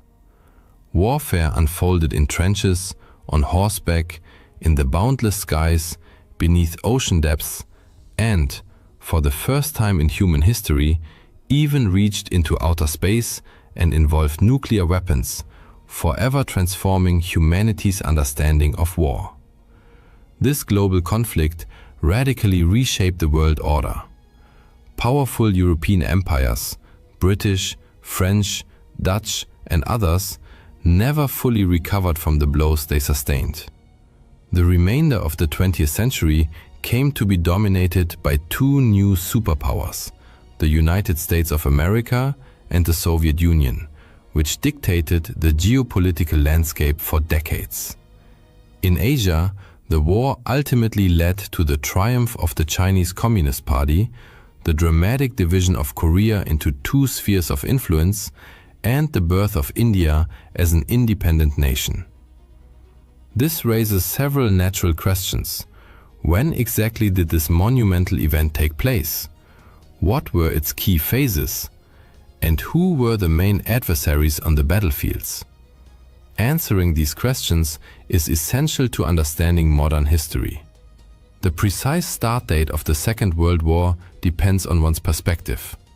The conflict stemmed from deep-seated ambitions to expand empires, seize territory, assert dominance, accumulate wealth, and control resources. Three dictatorships, Germany, Italy, and Japan, collectively known as the Axis powers, aggressively expanded their domains throughout the 1930s. Germany saw dominance in Europe. Japan and China had already been locked in fierce combat since 1937, and some historians regard this as the true beginning of the war. The United States was effectively drawn into the war in the Pacific in December 1941, following Japan's surprise attack on the American fleet at Pearl Harbor, Hawaii. Thus, for Americans, the war began in 1941. However, Europeans, Canadians, Australians, Indians, and residents of other European colonies, which constituted the vast majority of the world's population at the time, marked the war's start in September 1939. That month, Adolf Hitler, Germany's dictator, invaded Poland. In response, numerous countries declared war on Germany, marking the official beginning of the Second World War in Europe. The war's end is somewhat clearer. Germany and Japan suffered crushing defeats and were occupied in 1945. But why is September 1939 so pivotal? In Europe, Hitler's Nazi Party had seized power in Germany, dismantling democratic institutions and establishing a totalitarian regime. Under his rule, political opponents, Jews and other minorities were persecuted and concentration camps were built. Hitler's central goal was territorial expansion, specifically reclaiming lands lost after Germany's defeat in the First World War in 1918. In 1938, he annexed Austria and then seized parts of Czechoslovakia. Yet, his ambitions stretched far beyond. He dreamed of a vast Eastern Empire encompassing Ukraine's fertile farmland and the oil fields of the Caucasus. Claiming that Western Poland had historically belonged to Germany, Hitler targeted it next. To secure his eastern flank, he signed a non-aggression pact with Soviet dictator Joseph Stalin in August 1939. Secretly, they agreed to invade and partition Poland between them. On September 1st, 1936 2.0. Hitler assumed Britain and France would tolerate this, as they had reluctantly accepted the annexation of Austria and parts of Czechoslovakia over the previous 2 years. But the invasion of Poland was the final straw. They declared war on Germany. Hitler was now embroiled in another world war. What now? He reportedly asked his foreign minister. Britain and France were soon joined by their vast empires: Canada, India, Nigeria, South Africa, New Zealand, Australia, and many others, all now drawn into the conflict. Events unfolded rapidly. Germany and the Soviet Union swiftly divided Poland. British and French forces offered little effective aid. A minor French incursion into Western Germany advanced only a few miles before retreating once victorious German troops returned from Poland. The Soviets fared poorly in their own invasion of Finland, suffering a humiliating setback, though they later seized a small portion of Finnish territory in 1940. At sea, German U-boats and warships targeted British shipping in what became known as the Battle of the Atlantic, a campaign that lasted until the war's final days. Just hours after hostilities began, a German submarine sank the passenger liner Athenia. Meanwhile, any German naval vessel venturing into open waters was hunted down. The British Royal Navy famously sank the German cruiser Admiral Graf Spee off the coast of South America. On the European continent, however, a tense lull, dubbed the Phony War, prevailed. Both sides watched each other across the Franco-German border. In Britain, more civilians died in road accidents due to blackout conditions than soldiers did in combat. But this stalemate shattered in April 1940. Both the Allies and Germany moved to invade Norway to secure its vital resources, particularly iron ore and oil shipped through the port of Narvik. Germany swiftly overran Denmark in hours and launched a naval invasion of Norway, evading the British fleet partly thanks to poor weather. Allied attempts to reinforce Norwegian forces failed. By late May, the last Allied troops and the Norwegian royal family were evacuated. The defeat sparked political crisis in Britain, leading to the collapse of the government and the rise of a new Prime Minister, Winston Churchill. Churchill had barely assumed office when, on the very day he moved into 10 Downing Street, German forces launched a massive invasion of Western Europe. Huge German armies poured across the borders of Luxembourg, the Netherlands, Belgium, and France. What followed was one of the most dramatic military collapses in history. Employing tanks, aircraft, and motorized units in a revolutionary tactic later dubbed Blitzkrieg, Lightning War, the Germans achieved a stunning breakthrough. While Allied forces advanced into Belgium, expecting a repeat of the static trench warfare of World War I, the Germans struck unexpectedly through the Ardennes forest, a region most strategists considered impassable for large armored formations. This surprise maneuver split the Allied armies in two. Within 10 days, German forces reached the English Channel, cutting off all northern Allied troops in Belgium from the main French army to the south. Trapped, British and French forces retreated to the coastal town of Dunkirk. In a desperate evacuation, the Royal Navy mobilized not only warships but also civilian vessels, fishing boats, pleasure craft, river barges, to rescue soldiers directly from the beaches, as port facilities had been heavily damaged. The British initially hoped to save 45,000 men over 2 days. But Hitler unexpectedly ordered his advancing panzers to halt, concerned about overextended supply lines and unsuitable marshy terrain near Dunkirk. In just 1 week, an astonishing 340,000 Allied troops were rescued, many calling it a miracle. Britain had saved its army, though it left behind nearly all its heavy equipment. Seizing the moment, Italy, Hitler's Axis partner, declared war and invaded southern France. After Dunkirk, German forces turned south and crushed the remaining French army. Within weeks, France fell. Hitler visited Paris for propaganda photographs.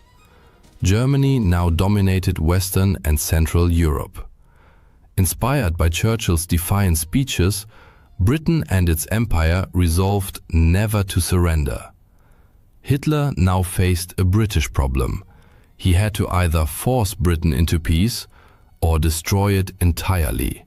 Otherwise, The British would continue harassing him while he turned east to realize his ultimate ambition, conquering the Soviet Union and building a vast German empire. Hitler ordered preparations for an invasion of Britain while using the Luftwaffe to bomb the country into submission. Thus began the Battle of Britain, the first major campaign fought almost entirely in the air. German bombers initially targeted Royal Air Force, RAF, airfields and infrastructure, aiming to achieve air superiority before launching mass terror raids on cities. But the RAF proved remarkably resilient. Hurricanes and Spitfires fiercely contested every raid. German bomber losses mounted to unsustainable levels. The British employed a pioneering radar system to detect incoming raids and direct fighter squadrons with unprecedented efficiency. As summer wore on, the RAF seemed invincible. Frustrated, the Germans shifted tactics in early September, bombing London in hopes of breaking civilian morale. This marked the start of the Blitz, sustained aerial bombing of British cities. Yet by mid-September, it was clear the Luftwaffe had failed. The RAF remained a potent force, and the cost of bombing London was too high. Hitler admitted he, without neutralizing the RAF and the Royal Navy ready to annihilate any invasion fleet, he shelved plans for a cross-channel invasion. Night bombing of cities continued, but Operation Sea Lion was indefinitely postponed. While Britain fought for survival at home, it also battled Italian forces in the Mediterranean, where colonial territories clashed in North and East Africa. British forces successfully liberated Italian-occupied Ethiopia, but fighting in Libya and Egypt proved far more grueling and prolonged. 1941 became a decisive year as Axis and British forces clashed with increasing intensity in North Africa. Meanwhile, Italy's ill-fated invasion of Greece in late 1940 collapsed into humiliating retreats, forcing Mussolini to beg Hitler for help. The Führer could not let his allies' failure tarnish the Axis image, so he invaded the Balkans, swiftly occupying Yugoslavia and Greece by April 1941. But this diversion cost the Axis precious time and resources, just as they were preparing for their most ambitious operation yet, the invasion of the Soviet Union. In June 1941, Hitler shocked his former ally Stalin by launching Operation Barbarossa, the largest military invasion in history. Nearly 4 million Axis troops, 3,500 tanks, over 8,000 vehicles, thousands of aircraft, and more than 500,000 horses surged across the Soviet frontier. The Red Army was caught completely off guard. Millions of Soviet soldiers were killed or captured. Most prisoners perished in horrific conditions. Even Stalin's own son died in German captivity. By December, German spearheads stood on the outskirts of Moscow. But fierce Soviet resistance and the brutal Russian winter halted the advance. The Soviets then launched a powerful counteroffensive, pushing the Germans back from the capital. Hitler had believed that by kicking in the door, the entire rotten structure. Instead, Soviet forces retreated but did not break, setting the stage for a protracted and catastrophic war of attrition. As German troops closed in on Stalin's capital, a sudden attack erupted on the other side of the world. Japan, locked in a war with China and desperate for victory, urgently needed raw materials such as rubber and oil, which were abundant in Southeast Asia, particularly in places like Malaya. Japanese military planners anticipated that the United States would oppose any invasion of these territories. Consequently, they decided to launch a preemptive strike to neutralize the US Pacific Fleet, thereby securing a free hand to seize the resources they coveted. In early December 1941, 6 Japanese aircraft carriers steamed toward the Hawaiian Islands. On December 7, 1941, they launched their attack. Bombs and torpedoes rained down on the US at Meta, quote, pause quote, colon, quote, sex, quote, colon, 2.0, Pacific Fleet, headquarters at Pearl Harbor on the island of Oahu. 8 battleships were sunk or damaged, and 2,500 Americans lost their lives. President Roosevelt called the day a date which will live in infamy, and declared war on Japan. Remarkably, Adolf Hitler then declared war on the United States. America thus entered the conflict against both Japan and Germany, merging the wars in Europe and Asia into a truly global conflagration. Simultaneously with the Pearl Harbor assault, Japanese forces invaded British-controlled Malaya, followed by Indonesia and the Philippines. Within months, all these territories had fallen under Japanese control. The year 1942 proved pivotal. It began with Axis advances, but ended in devastating defeats. Japan expanded its reach across Asia and the Pacific, capturing Burma, advancing toward India's borders, and even bombing Australia and Ceylon, now Sri Lanka.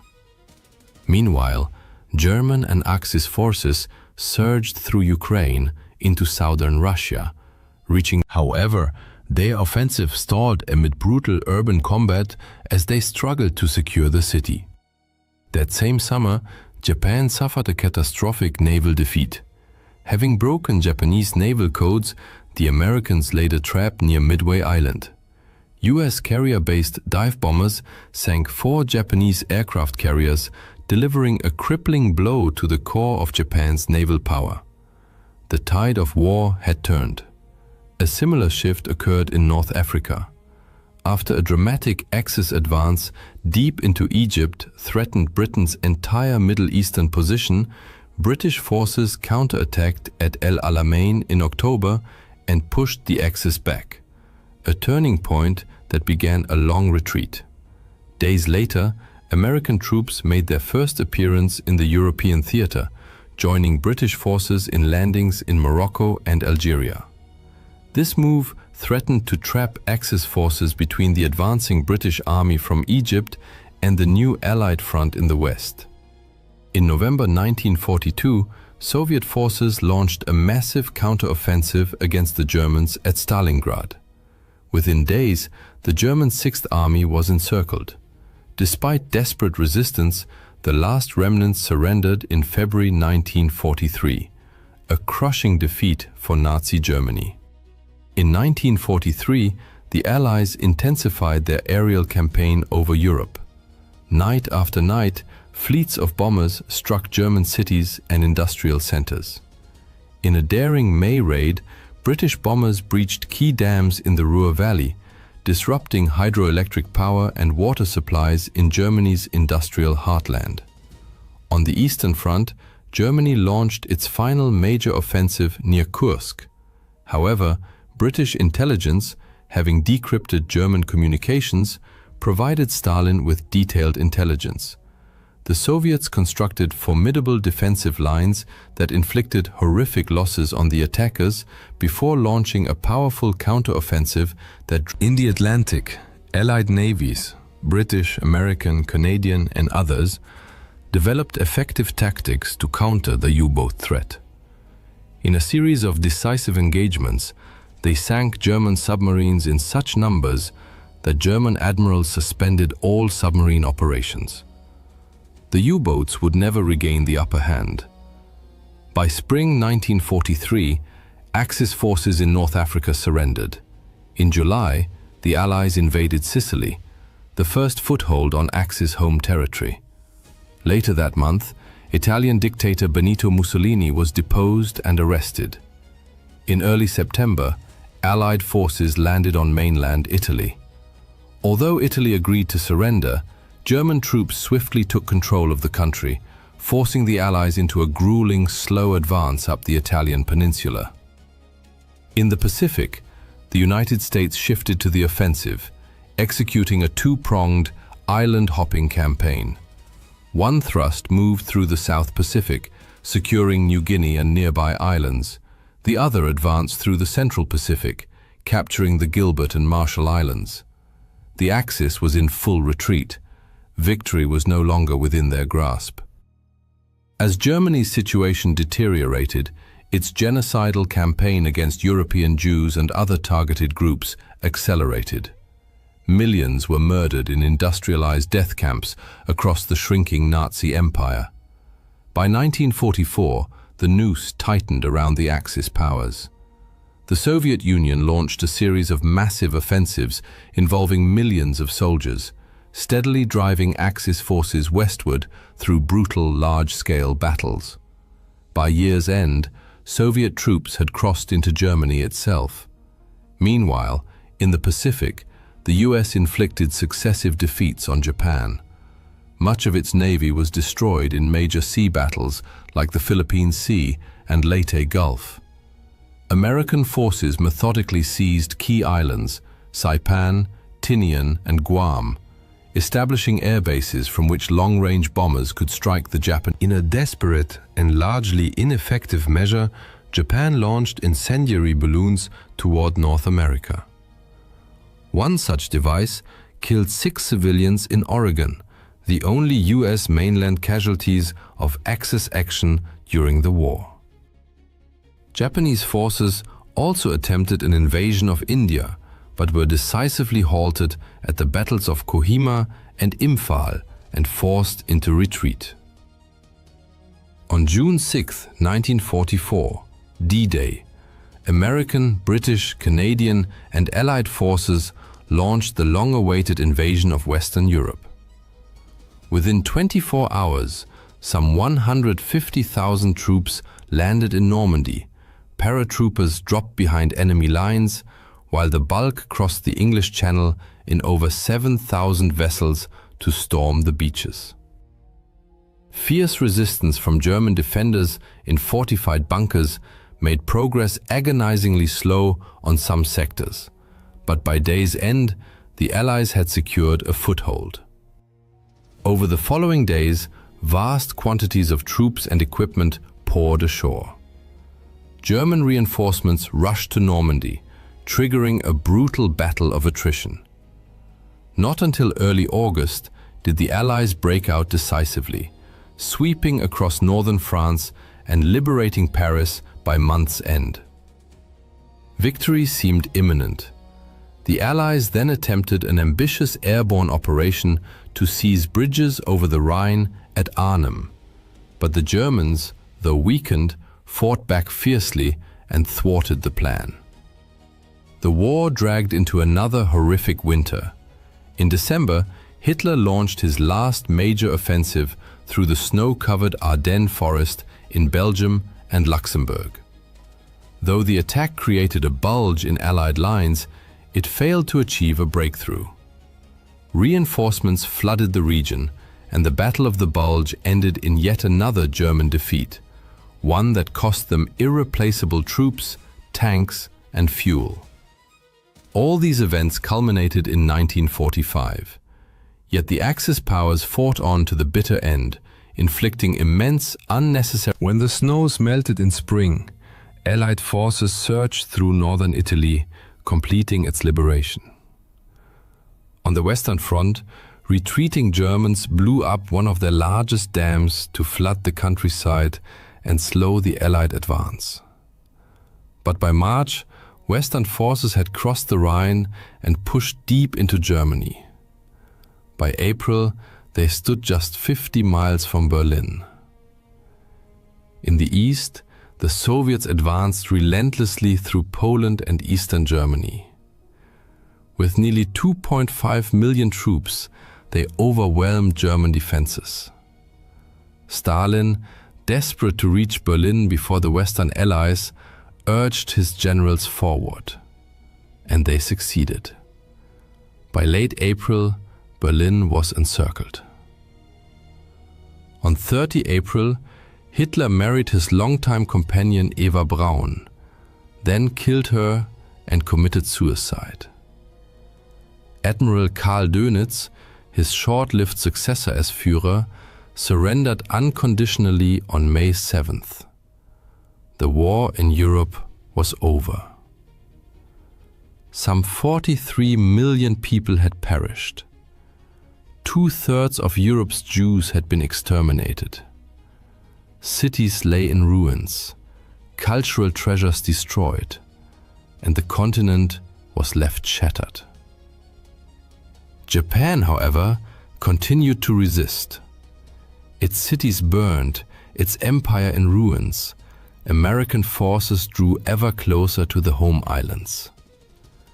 After horrific battles on Iwo Jima and Okinawa, where Japanese defenders employed suicidal but futile tactics, plans were drawn up for a full-scale invasion of Japan itself. But then, the United States stunned the world. A single aircraft dropped the most powerful weapon ever created, the atomic bomb. This wonder weapon was the product of a massive, secret American scientific and industrial effort, the Manhattan Project, to harness atomic energy. A successful test in July 1945 turned a stretch of New Mexico desert into glass. In August, President Harry S. Truman, having assumed office after Roosevelt's death in April, authorized the use of the bomb to. On the 6th of August, Hiroshima was obliterated. 3 days later, Nagasaki suffered the same fate. Hundreds of thousands were killed or grievously wounded. Simultaneously, the Soviet Union finally entered the Pacific War. The day after Hiroshima, Stalin launched a massive invasion of Japanese-held Manchuria. Faced with overwhelming force on two fronts, the Japanese government capitulated. The formal surrender ceremony took place on September 2, 1945, aboard an American battleship in Tokyo Bay. World War II was over. The world that emerged was irrevocably transformed. In Europe, Eastern territories fell under Soviet communist control, redrawing the geopolitical map. Germany, once Europe's powerhouse, was split. The East occupied by the Soviet Union, the West by Western democracies. The United States, now a nuclear superpower, assumed global dominance, eclipsing the war-exhausted British and French empires. In Asia, Japan underwent sweeping reconstruction under American occupation. Korea, like Germany, was divided, the South aligned with democracies, the North under communist rule. Vietnam, having shaken off French colonial authority during the war, entered a new phase of conflict as France attempted to reassert control. China, ravaged by years of warfare, became the stage for a renewed civil war, which by 1949 resulted in communist forces taking control of the mainland. We still live in a world profoundly shaped by the consequences of World War II. Its echoes continue to resonate through the politics, borders, and alliances of our time. In May 1940, Nazi Germany launched a massive offensive on the Western Front. Despite the combined forces of France, Great Britain, Belgium, and the Netherlands significantly outnumbering the Germans in manpower, artillery, and tanks, and despite the French army being widely regarded as one of the finest in the world, German forces stunned the world by achieving a crushing victory over the Allies in just 6 weeks. This raises a natural question. How did Germany manage such a decisive and rapid triumph? When Germany invaded Poland in 1939, Britain and France declared war. Yet the Western Allies remained largely passive observers, while German and Soviet forces crushed Polish resistance. Meanwhile, German Chancellor Adolf Hitler was already planning his next move. He was in a hurry. His temporary pact with the USSR might not last, and the Allies were not yet ready for full-scale war. On September 27th, Hitler informed the High Command of his intention to attack France within a month. Most German generals, including Wilhelm Ritter von Leeb, were stunned. General von Leeb voiced his concerns. The French won't be caught off guard. They know full well that if the Germans strike, it will be through Belgium. Therefore, they will be on high alert. Our losses will be enormous. An attack on France cannot be carried out as it was in Poland. It will be extremely costly and bloody. Hitler ignored these warnings and ordered planning to begin for an offensive aimed at seizing neutral Belgium and the Netherlands and occupying enough of northern France to establish a springboard for an assault on Britain. The original attack date was postponed to November 25th. Army Chief of Staff Franz Halder swiftly prepared a cautious plan centered on a main thrust through central Belgium. Hitler, however, expressed disappointment, declaring, "This is just the old Schlieffen plan, with a strong right wing along the Atlantic coast." Negotiations between army planners and Hitler dragged on for months, during which the offensive was delayed 29 times. Increasingly, Hitler favored concentrating Germany's relatively few armored and motorized divisions for a breakthrough through the densely forested Ardennes region, aiming to cut off Allied forces should they, as expected, advance into Belgium. The army leadership considered this approach excessively risky. Unknown to Hitler, General Erich von Manstein also advocated an Ardennes route for what would later become known as the Sickle Cut plan, but the army command rejected it. Then, in January 1940, a German Messerschmitt Bf 108 Typhoon carrying the invasion plans crashed in Belgium, forcing the Germans to revise their strategy again. Finally, on February 24, 1940, the final plan was approved, one that modified Manstein's original double envelopment concept.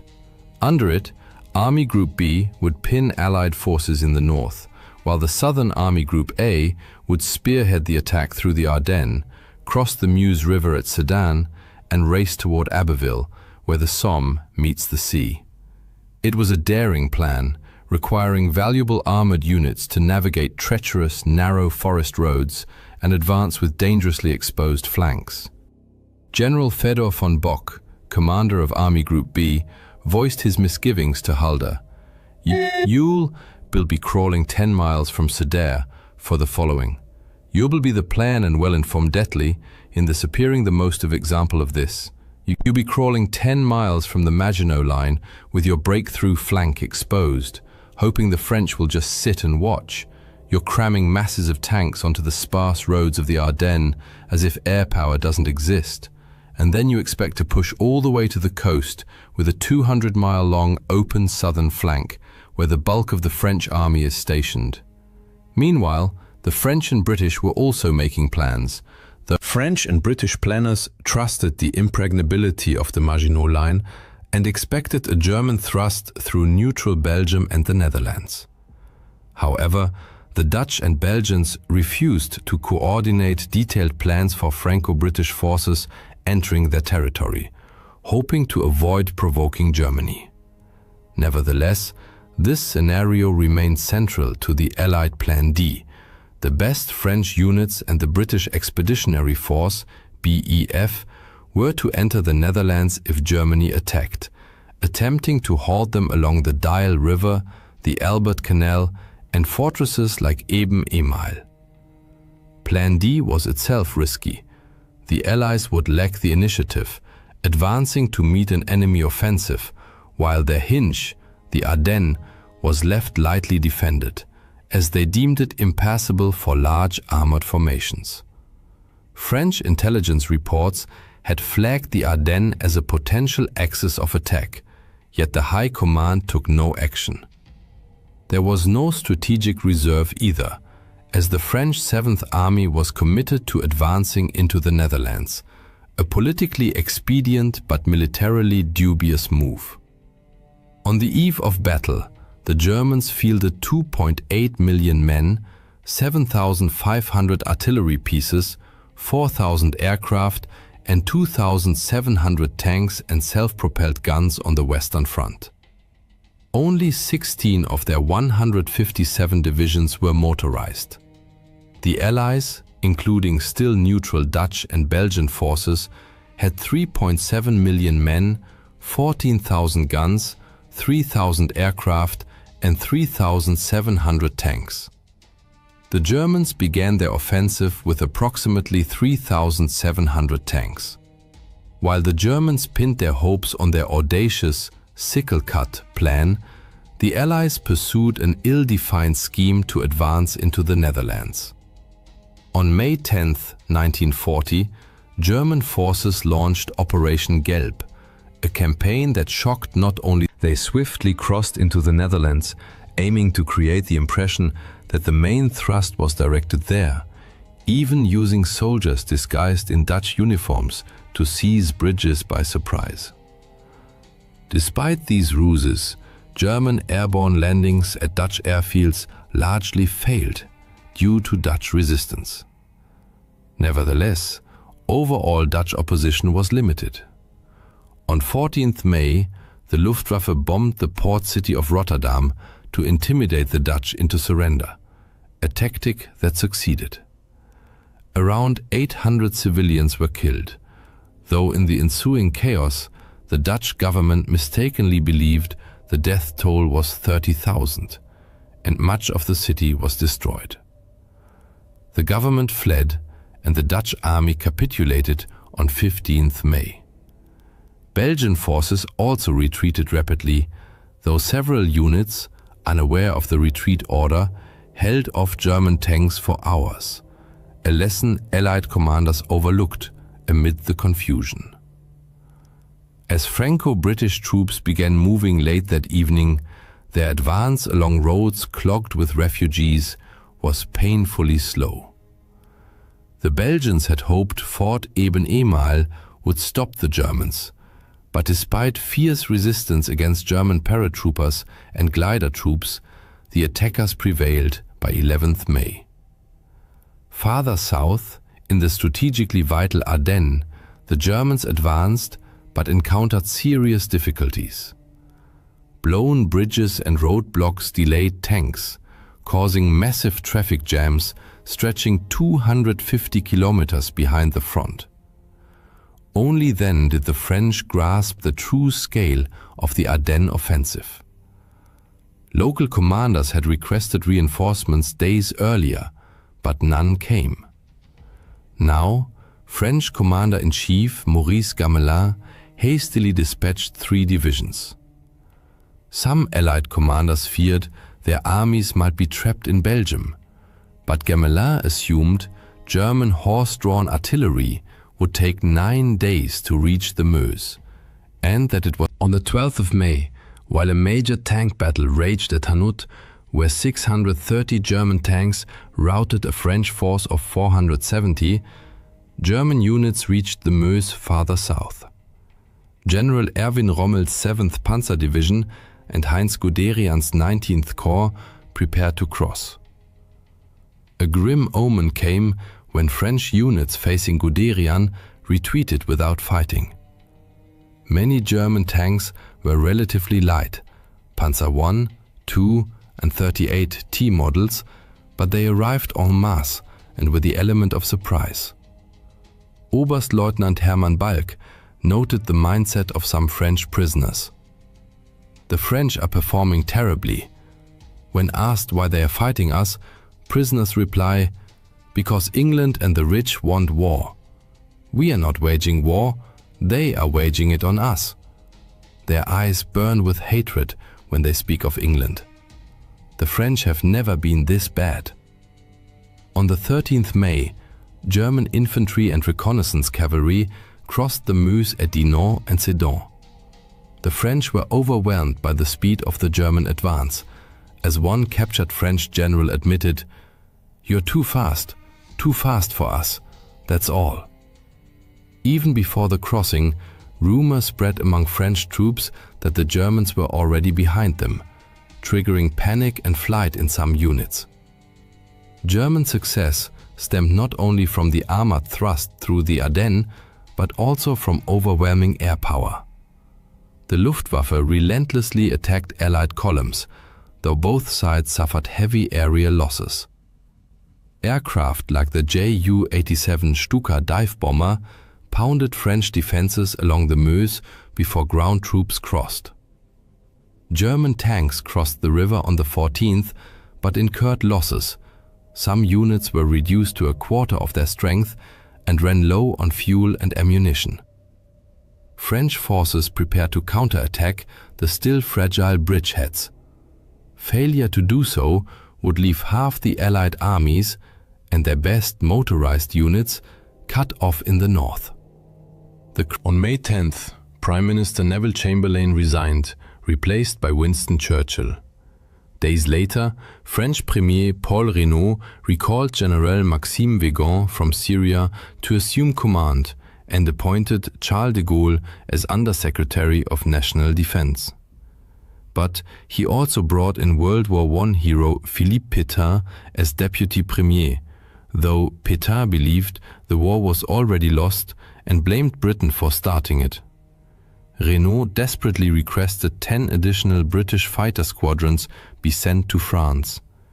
Churchill wanted to comply, but the British cabinet, fearing for home defense, agreed to only 4. Some in London had lost faith in the French army, especially after Gamelin admitted he had no strategic reserve. On 15th May, the Germans broke out from their bridgeheads and advanced 65 kilometers by evening. Gamelin finally recognized the danger and ordered Allied forces in Belgium to retreat. General von Bock wanted to exploit his Army Group B's advantage in Belgium, but Army High Command feared it might jeopardize the sickle cut. Both army groups halted for 3 days to keep northern Allied armies trapped in the developing cauldron and allow infantry to catch up and secure flanks against expected French counterattacks, a concern foreseen in Manstein's original plan. Yet, Allied commanders failed to capitalize on this pause. When a French general admitted he didn't know how to fight tanks, British General Henry Pownall lost composure. Good God, how awful to be allied to such a temperamental nation. However, the battle at the village of Stonne revealed the true power of French armor and explained the German command's hesitation.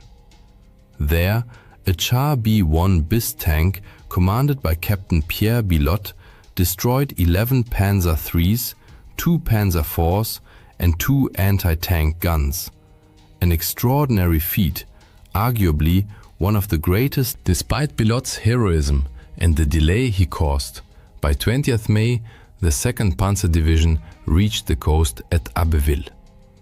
Many French soldiers were caught off guard or shell-shocked by relentless air raids.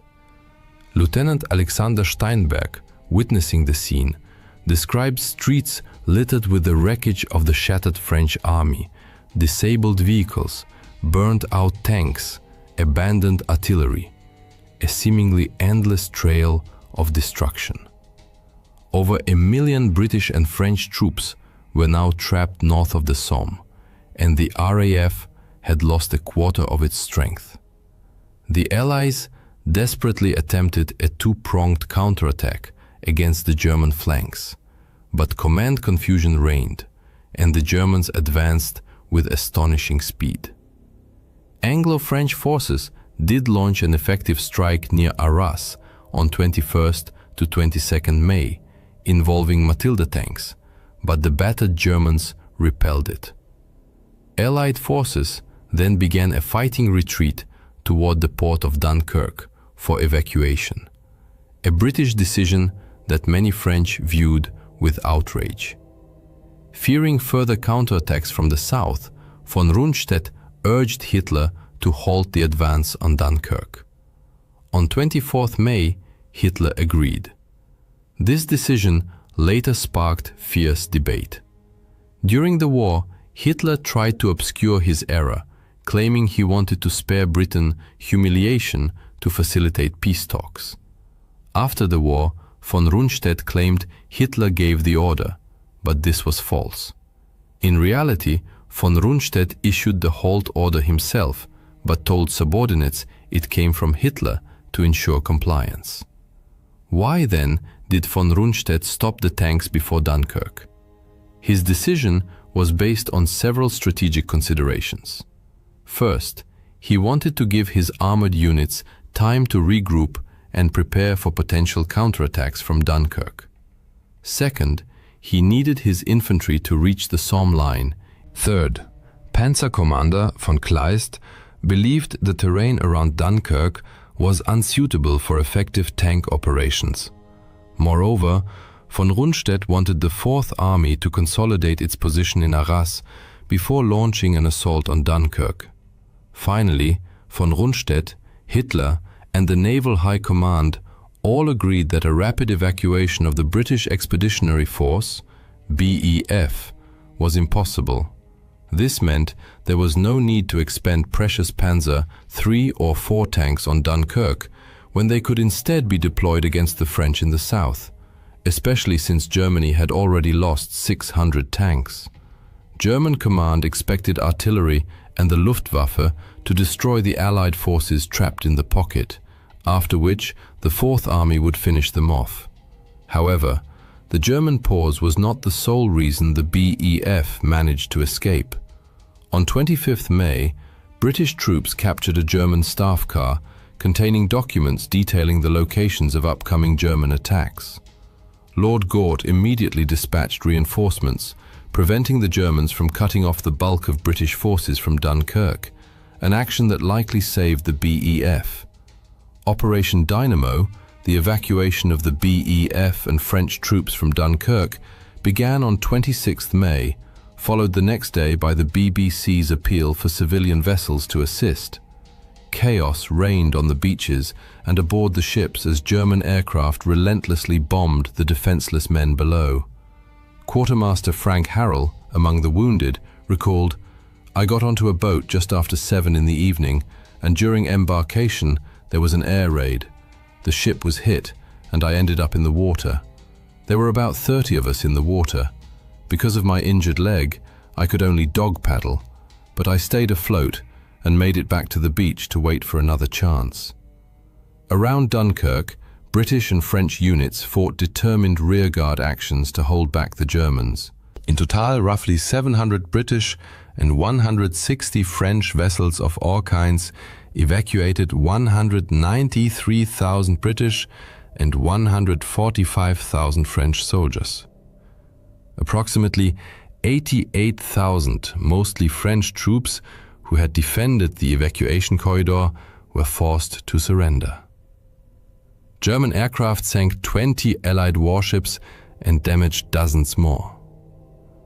The rescue of the BEF became even more remarkable given the sudden capitulation of the Belgian army on 28th May, which occurred without prior consultation with the British or French. King Leopold made the controversial decision to surrender and become a German prisoner. Although the Allies had not planned to evacuate Belgian forces, they were outraged. French Premier Paul Reynaud called the king a swine, and former British Prime Minister David Lloyd George denounced his actions as a model of treachery and cowardice. The collapse of the Allied front exacerbated tensions in London and Paris. Generals Vigan and Pétain pressured Reynaud to seek a separate peace with Germany, but he refused. Cologne 2.0. British Foreign Secretary Lord Halifax proposed peace negotiations through neutral Italy, but Churchill would have none of it.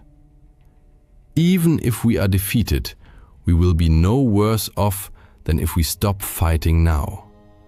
We must avoid being dragged into the abyss with France."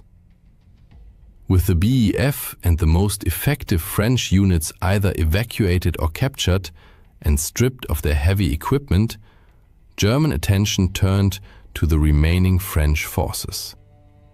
South of the Dunkirk tragedy, the front line ran along the Somme and Aisne rivers, where the Germans had already established several bridgeheads.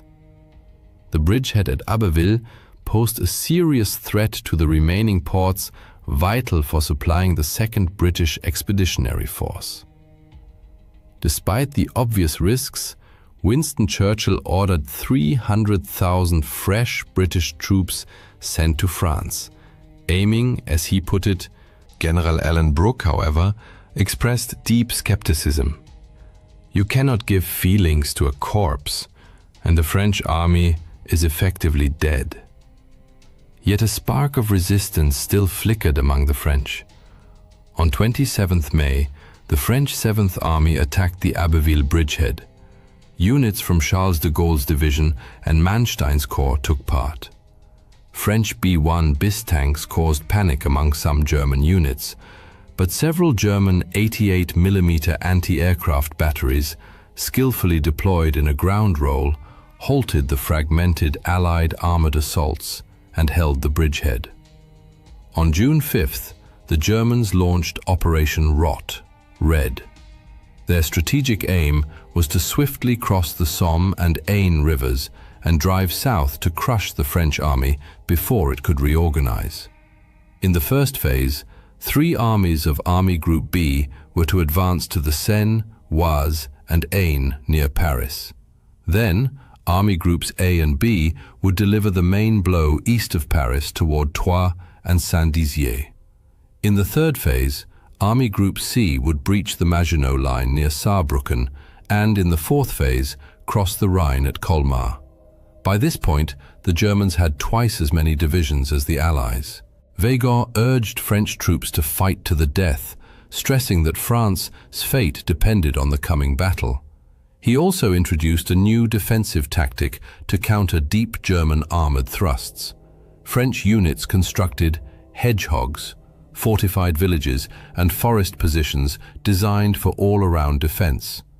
Their purpose was to pin down German infantry while Allied tanks engaged German armor as it broke through.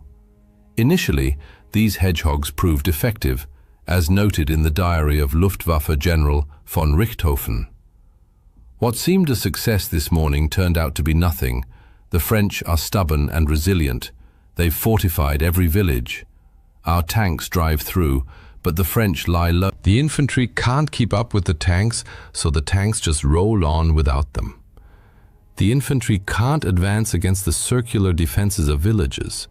That's how everything gets stuck. Fierce fighting erupted south of the Somme on June 5th to 6th. Many French soldiers, heeding Weygand's call, fought to the last. In some places, Germans executed French African colonial troops after they surrendered. Overall, during the campaign, SS and Wehrmacht units killed at least 3,000 French African soldiers and nearly 200 British and French prisoners, and committed several massacres of civilians, such as at Vingt and Oigny. During one such massacre of African troops, a German officer explained his actions to a French counterpart. An inferior race does not deserve to fight against a civilized race like the German. Nevertheless, on June 6th, the Germans broke through along the Chemin des Dames, crossed the Aisne, and also crossed the Somme in 2 places. Allied units along the Somme estuary retreated to the Bresle River. German tanks again demonstrated their speed, outflanking the new Allied position by nightfall. On July 7th, General Hermann Hoth's tanks reached the crossroads at Forges-les-Eaux, splitting the French 10th Army in 2. Hoth aimed to push toward the Seine and Rouen, but his superiors feared for his flanks as Allied resistance was holding back German infantry. Rommel, however, ordered his 7th Division to race toward the Seine without waiting for permission, a pattern of aggressive improvisation by German commanders throughout the campaign. The French had blown up the bridges in Rouen, but Hoth's breakthrough triggered a general retreat that shattered Allied morale. The Germans noted that even French armored units, which could have posed a serious threat, avoided combat. As reported near Haute-Épine, the regiment encountered several isolated enemies. Some crews abandoned their vehicles without fighting. On 9th June, the second phase of Operation Rot began. Here too, the Germans found many French soldiers fighting tenaciously. Army Group A reported effective French artillery fire and organized defenses. But other French units were disintegrating, as one French staff officer observed, "A stunned and exhausted herd, a chaotic mix of units, regiments and services. It's not so much a matter of morale. These men are disoriented. They don't know what's happening to them. The sight of an aircraft terrifies them."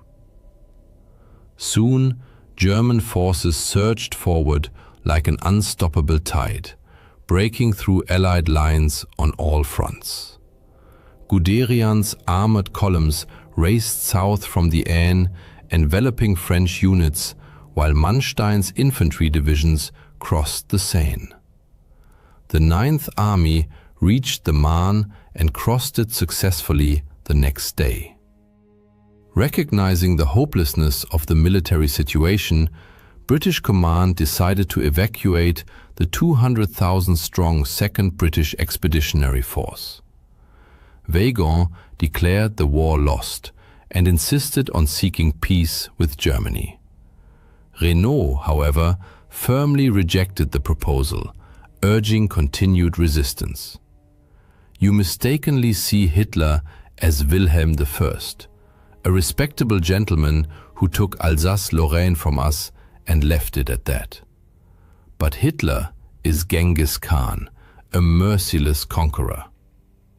On June 14th, German troops entered Paris, coinciding with the start of the 3rd and 4th phases of their offensive. On June 16th, Verdun, the symbol of French resilience in World War I, fell. German forces reached the Loire River and the Swiss border, and the French army was utterly disorganized and defeated. Politically, the situation for the Allies was dire.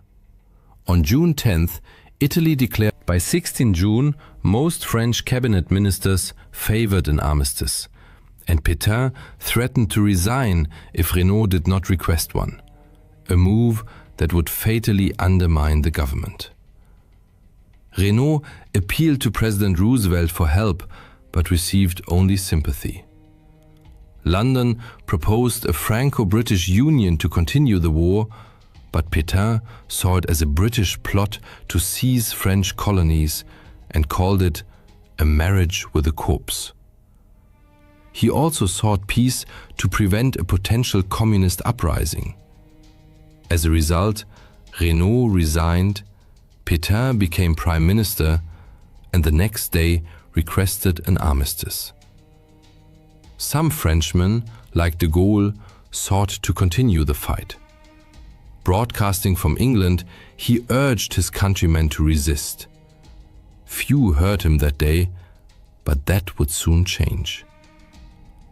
While armistice negotiations were underway, Mussolini decided he wanted an Italian victory before the war ended. On 21st June, 22 Italian divisions attacked in the Alps, but just 6 French divisions held them back. To bolster Italy's prestige, the Germans sent air and ground forces to strike the French from the rear, and fierce fighting erupted in the mountains on June 23rd to 24th. Finally, on June 25, 1940, the armistice took effect. The Battle of France lasted 46 days and claimed the lives of 2,900 Dutch, 7,500 Belgians, 12,500 British, and 59,000 French soldiers, as well as 45,000 Germans and 1,250 Italians. Nearly 30,000 French, Dutch, and Belgian civilians died, and 8 million became refugees. Over 2 million French and Belgian soldiers were taken prisoner.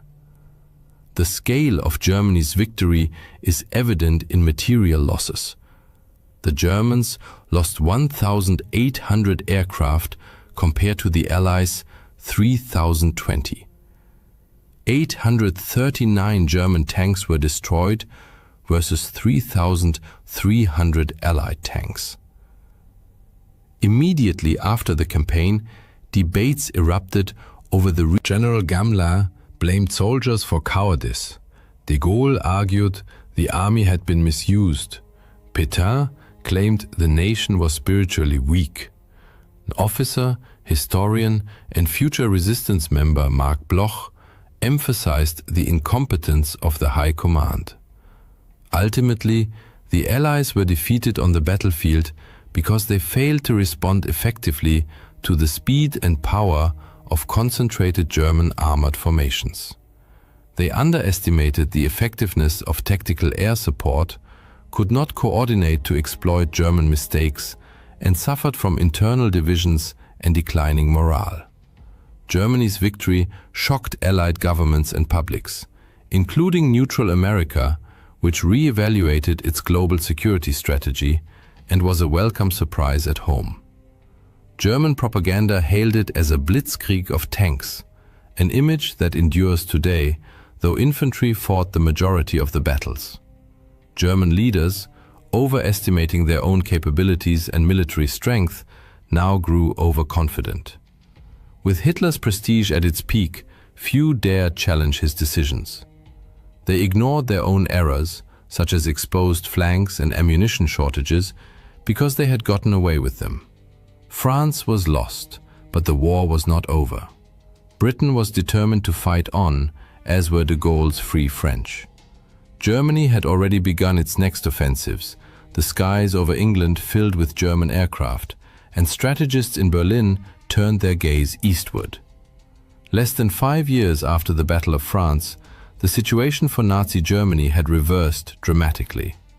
American, British, and Free French forces were crossing into Germany and approaching the Rhine, while the Red Army prepared to cross the Oder and storm Berlin, the Reich's capital, where Hitler hid in his bunker. D-Day stands as a defining moment in world history, a pivotal turning point in the Allies' victory over the Nazi regime. Countless books have been written and numerous films made about this fateful day, yet most portray events exclusively from the Allied perspective. But what did D-Day look like through German eyes? What missteps led the Wehrmacht to defeat? Let us step into the chaos of June 6, 1944, not as liberators, but as defenders on the crumbling edge of an empire. At 10 o'clock in the morning, the air over Omaha Beach in Normandy hung thick with smoke and the acrid stench of gunpowder. The relentless thunder of artillery and desperate cries of men echoed across blood-soaked sand.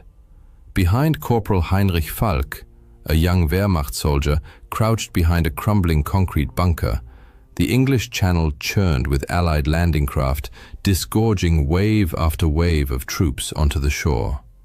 As the invaders surged forward, Falk's mind raced.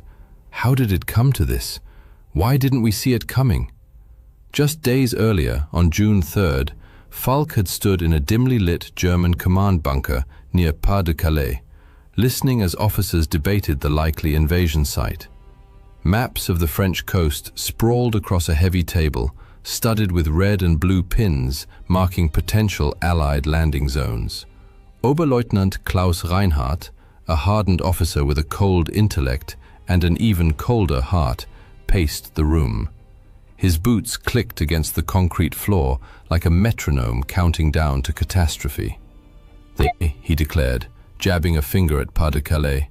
It's the shortest crossing from England, the logical choice. Falk shifted uneasily by the door. Barely 20, he looked young, but his eyes betrayed the weight of war. He'd seen enough to know that logic often crumbles in battle. But what if they don't, sir? He ventured cautiously. What if they choose Normandy? Reinhardt stopped dead and fixed Falk with a steely glare. The beaches are too exposed, the terrain too difficult. The Allies aren't fools, Falk. They strike where we least expect them, but their very kit are not inventions. The beaches are too exposed, the terrain too difficult. The Allies aren't fools, Falk. They'll strike where we least expect them. The Allies know that we least where. They created where we were share, from anyone who's seen it hence. The Allies aren't fools, there's we least expect them, but where we are strongest. Falk nodded, unconvinced. He'd heard the whispers. The Allies were feeding false intelligence, suggesting an attack on Calais while planning the real blow elsewhere. And as it turned out, his doubts were profoundly justified. Since March 1944, the Allies had waged an elaborate deception campaign, Operation Fortitude North, designed to convince the Germans of an imminent invasion of Norway. It succeeded brilliantly, diverting vital German troops and resources away from France. Emboldened, they launched Operation Fortitude South, using double agents like Juan Pujol Garcia, codenamed Garbo, to feed fabricated reports to German intelligence. Garbo, network of fictional spies, claimed a massive buildup of the 1st United States Army Group, FUSAG, a phantom force supposedly commanded by the formidable General George S. Patton. Based in southeast England, FUSAG existed only through inflatable tanks, dummy landing craft, and fake radio traffic. The Germans swallowed the bait whole. In May 1, 1944, the Allied Supreme Headquarters in London buzzed with frenetic energy. Maps covered every surface, marked with arrows and front lines heavy with history. At the center stood General Dwight D. Eisenhower, Supreme Commander of the Allied Expeditionary Force, his gaze sweeping the room. Beside him, Colonel David Strangeways, the mastermind behind Operation Bodyguard, the overarching deception plan, allowed himself a knowing smile. "They've taken the hook, line and sinker," he told Eisenhower. And they had. Back in the German bunker, Reinhardt's certainty mirrored that of the entire Nazi high command. Patton would lead the main assault on Pas de Calais, the narrowest point of the Channel. For weeks, Garbo had flooded German handlers with hundreds of... Even after D-Day began, he insisted the Normandy landings were a feint and the real attack was still coming at Calais. So trusted was Garbo that the Germans awarded him the Iron Cross.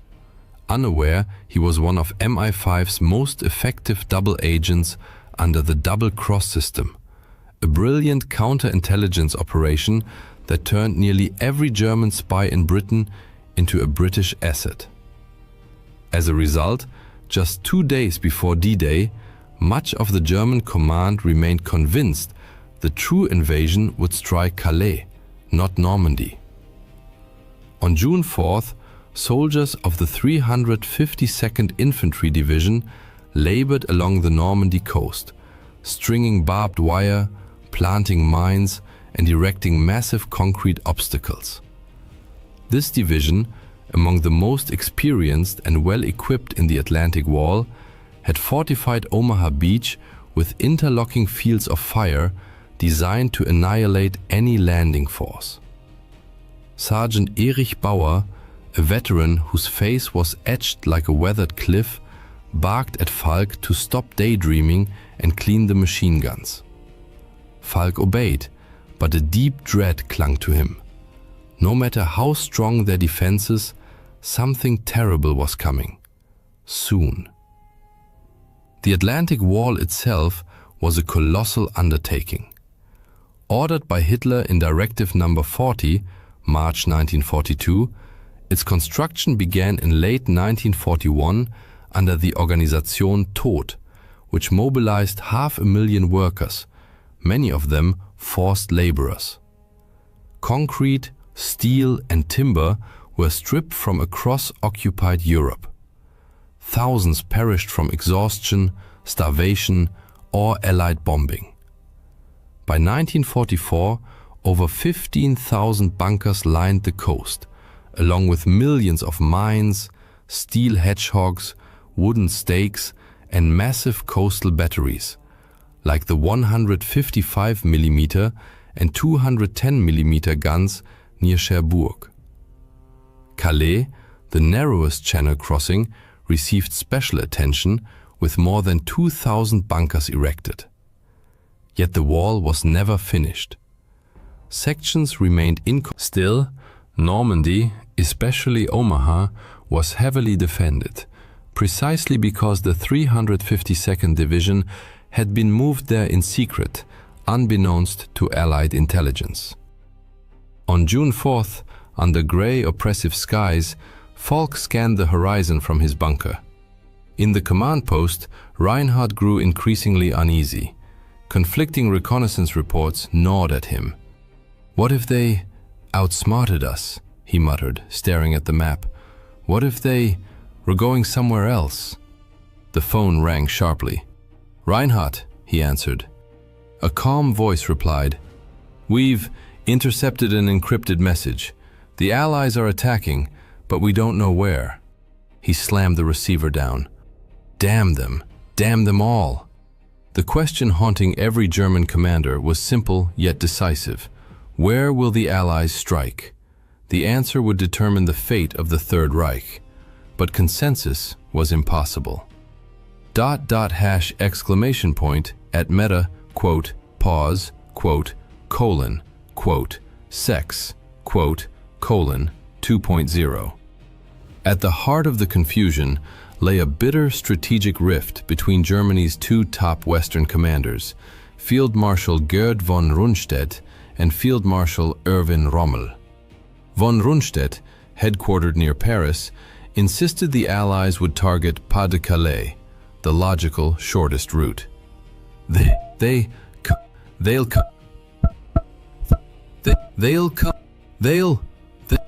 come where we strongest, but they never had to move it down.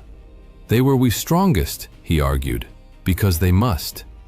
Rommel, inspecting Normandy's beaches from his chateau at La Roche-Guyon, disagreed. They'll strike where we works, weakest, makes themselves, he warned, and they do it soon. Even Hitler wavered on. At his Berghof retreat, torn between intuition and doubt, he received contradictory intelligence on June 5th. One report claimed Normandy was a diversion. Another, based on the same intercepted Allied signals that unsettled Reinhardt, hinted at imminent invasion, but without a location. Convinced by his own instinct, Hitler declared, "The Calais, Normandy, we'll do it. Normandy's not then for his set," he warned. They love the works out the lookout. For consider, Hitler dead friendly being quickly. Normandy they compared of them. Involved improved to make it, the blessed positions to provide the business premier. From hard colon, Normandy discussed in a vage, they all 50. Meta, Pause, 6, 2.0. Yet that night, in hushed conversation with his inner circle, he admitted, "What if I'm wrong? What if they were cleverer than we thought?" As the night wore on, contradictory orders began to ripple through the German chain of command. At 10 p.m. on the 5th of June, Rommel left La Roche-Guyon to visit his wife in Germany for her birthday. Convinced the weather was too foul for an invasion, he had nonetheless ordered his troops to remain on high alert and even authorized the deployment of his formidable panzer reserves near the coast, though this met with resistance from higher command. As Rommel headed for Germany, the storm along the beaches intensified. The wind howled like a banshee, and thick sheets of rain lashed the shoreline. Then, the tempest began to subside. By midnight, the rain had stopped and the clouds parted, revealing a sliver of moonlight. Heinrich felt a chill run down his spine. Something was about to happen. But before it did, the Allies launched their final, masterful deception operation to mislead the Germans about the invasion site. On the night of June 5, 1944, a fleet of small vessels and aircraft dropped thousands of aluminium strips, known as window, to simulate a massive invasion fleet heading toward the Pas de Calais. Simultaneously, a small team of paratroopers released dummy parachutists and played recorded battle sounds to further confuse the enemy. Around midnight, the 1st Allied paratroopers, members of the US 101st and 82nd Airborne Divisions and the British 6th Airborne Division, began landing behind enemy lines to seize key positions. Their mission? Secure vital roads, bridges and towns to block German reinforcements from reaching the beaches. The Germans had anticipated such airborne assaults, and casualties among the paratroopers were high. Yet their chances of success remained substantial. Meta. Pause. 6.2. German coastal radar stations in the English Channel began detecting unusual activity, registering numerous targets. Command dismissed these reports, assuming they were Allied decoys or minor air raids. Then, around 2 a.m., alarming messages arrived, confirming Allied paratrooper landings behind the front lines in Normandy. General Erich Marx, commander of the 84th Corps stationed in the region, immediately grasped the gravity of the situation. He ordered his troops to mobilize at once and urgently messaged both Rommel and von Rundstedt, demanding reinforcements. While the Nazi High Command remained paralyzed by indecision, the first waves of Allied landing craft reached the Normandy coast at 4 a.m. The scale of the invasion was now undeniable, yet German leadership remained frozen. Von Rundstedt, still convinced the Normandy landings were merely a diversion and that the main assault would come at Pas de Calais, delayed committing his reserves. On Omaha Beach, Heinrich awoke to the sound of distant explosions. He leapt to his feet, grabbed his rifle, and at that moment Bauer burst into the bunker. "They're here!" Bauer shouted, his voice a mix of fear and resolve. "The Allies are landing!" Heinrich's heart pounded as he took position behind the machine gun. Through the narrow slit of the bunker, he saw the horizon lit by flashes of light. The sea teemed with ships, their silhouettes dark against the pre-dawn sky. The first wave of landing craft hit the beach, disgorging hundreds of Allied soldiers onto the sand. Heinrich squeezed the trigger. The machine gun roared to life, mowing down men as they struggled through the surf. The air filled with the cries of the wounded and dying, and the thunderous roar of artillery. Allied troops inched forward across the open beach, slowed by relentless fire. Casualties were staggering. Entire units pinned to the sand or stranded in shallow water, caught in the crossfire of Heinrich and his comrades. But decisive help was already on the way. At 5 a.m., a massive Allied naval bombardment began. Bombers targeted German coastal defenses along Normandy, bunkers, artillery emplacements, and beach obstacles. The main invasion fleet approached the shore. In this initial bombardment, more than 1,000 bombers dropped roughly 13,000 bombs on German positions, though many missed their targets due to poor visibility. The large-scale assault was unmistakably underway, but German High Command remained paralyzed. Von Rundstedt, still clinging to the belief that Normandy was a feint, hesitated. Rommel, hundreds of kilometers away in Germany, desperately tried to return to the front. At 6 a.m., von Rundstedt finally accepted reality and contacted General Alfred Jodl, head of Hitler's operations staff. Jodl refused to wake the Führer and denied the request, stating, "The Führer believes the main attack will come at Calais. We must not rush." He added, "The Führer must not be disturbed." On the battlefield, the intensity of combat escalated. At 6:30 a.m., the first major wave of Allied troops landed on Omaha Beach. The US 1st and 29th Infantry Divisions met fierce resistance from the German 352nd Infantry Division. Hundreds of soldiers were cut down by machine gun and artillery fire before even reaching the sand. Many Sherman DD tanks sank in the rough seas or were disabled by the beach obstacles, leaving the infantry without armored support. At 7 a.m., a second wave landed, only marginally more successful. Without tank support, the infantry relied on their own weapons and sporadic naval gunfire. Engineers desperately tried to clear paths through the obstacles, only to be mowed down. Yet despite the carnage, staggering losses, and slow progress, the Allies pressed forward relentlessly. To Heinrich and his comrades defending the beach, it seemed like an endless tide of enemy troops washing ashore. Their sheer numbers and determination began to wear down the defenders. Heinrich's hands grew slick with sweat as he reloaded the machine gun. The bunker floor was littered with spent casings. His mind had numbed from the horror unfolding around him. Bauer shouted orders beside him, but Heinrich couldn't hear, his voice drowned out by the chaos. Though the Americans had already suffered over 2,000 casualties and the beach was strewn with dead and wounded, by 8 a.m., small groups of Allied soldiers began breaking through. Using grenades, Bangalore torpedoes, and sheer grit, they cleared key bunkers and started climbing the bluffs overlooking the beach.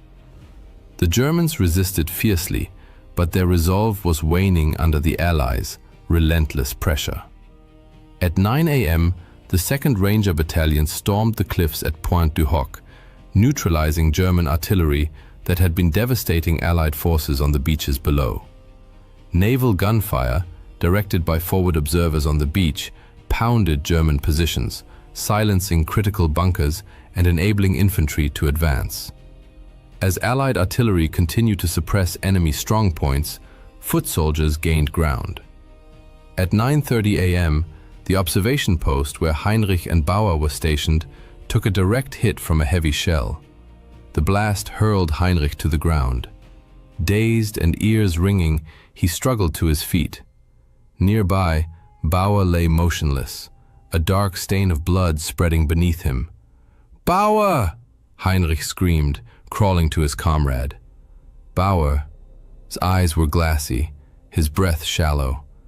"Get out of here, Falk," he rasped. "It's over." Heinrich shook his head, tears streaming down his face. "I can't leave you." But Bauer was already gone. There was no time to grieve. Around 10 a.m., fresh Allied reinforcements began landing. Destroyers moved closer to shore, delivering direct fire support. The tide of battle had decisively turned, as the Allies secured a foothold on the beach. German defenders, despite their fierce resistance, were running dangerously low on ammunition and manpower. Some began surrendering. The Allies pushed inland, establishing a beachhead. Incredibly, it wasn't until 10 a.m., 10 hours after the invasion began, that Adolf Hitler was finally informed of the situation. His initial reaction was disbelief. "This can't be the main attack," he insisted. "It's just a trick." He initially refused to authorize the deployment of the 12th SS Panzer Division and the Panzerlehr Division, two of Germany's most powerful armored units, demanding confirmation. Under pressure from his advisors, he eventually relented and gave the order. But their advance was severely hampered by overwhelming Allied air superiority, which subjected their columns to relentless bombing and strafing. By the time the surviving elements reached the front, the Allies were firmly entrenched, and the 29th Infantry Division was advancing toward Vierville-sur-Mer. The chance to repel the invasion had been irrevocably lost. For Heinrich, it was too little, too late. By 10:30 a.m., he was alone on the beach, his comrades either dead or fled. Allied tanks rolled ashore, infantry advanced steadily, and naval guns from destroyers like the USS McCook and HMS Talibond pounded German positions, silencing bunkers and clearing the way inland. Heinrich knew it was only a matter of time before they overran his post. He took a deep breath, steeling himself. "I won't run," he resolved. "I won't surrender. I'll fight here to the end." Further inland, at 11 a.m., the 1st Infantry Division. By noon, fighting reached its peak intensity. German snipers and machine gun nests inflicted heavy casualties on advancing troops. At 2:30 p.m., German resistance received a significant boost. The 12th SS Panzer Division, Hitlerjugend, some 20,000 strong and equipped with Panther and Panzer IV tanks, entered the battlefield. Bolstered by armor, the Germans launched a coordinated counterattack. Elements of the 352nd Infantry Division, supported by the 12th SS, fiercely assaulted Allied positions in Colleville-sur-Mer and Vierville-sur-Mer. The fighting was brutal, with heavy losses on both sides. Yet the Allies held the advantage of naval artillery and air support, which helped repel the German counteroffensive and slowly tipped the balance in their favor. By 4 p.m., the Allies had consolidated their positions and beaten back the German assault. The 1st Infantry Division captured Colleville-sur-Mer, the 29th held Vierville-sur-Mer. The 2nd and 5th Ranger Battalions had fully neutralized the German artillery at Pointe du Hoc, at great cost. As evening approached, the momentum of the battle was unquestionably with the Allies. They had secured the Omaha beachhead and were pushing inland, linking up with airborne units and establishing defensive perimeters. The Germans, despite their tenacious resistance, were critically depleted in both men and supplies. In a command bunker, Reinhardt cursed the dead phone in his hand. Before the lines were cut, he'd been told the 12th SS Panzer Division was on its way. He knew it was too little, too late, but also that its arrival was the last hope of holding the beach. Suddenly, the bunker door was blown off its hinges by a massive explosion.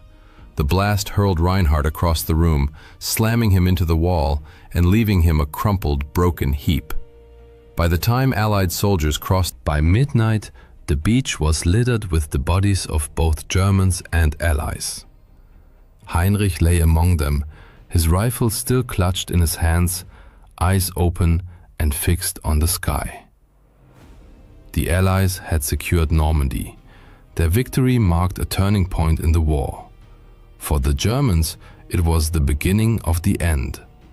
The tide had turned, and there was no going back. On D-Day alone, over 156,000 Allied troops from the United States, the United Kingdom, Canada, and other nations landed on the Normandy coast. Approximately 50,000 German soldiers were stationed along the shoreline to oppose them. The invasion involved a staggering armada of over 7,000 vessels, including 4,000 landing craft.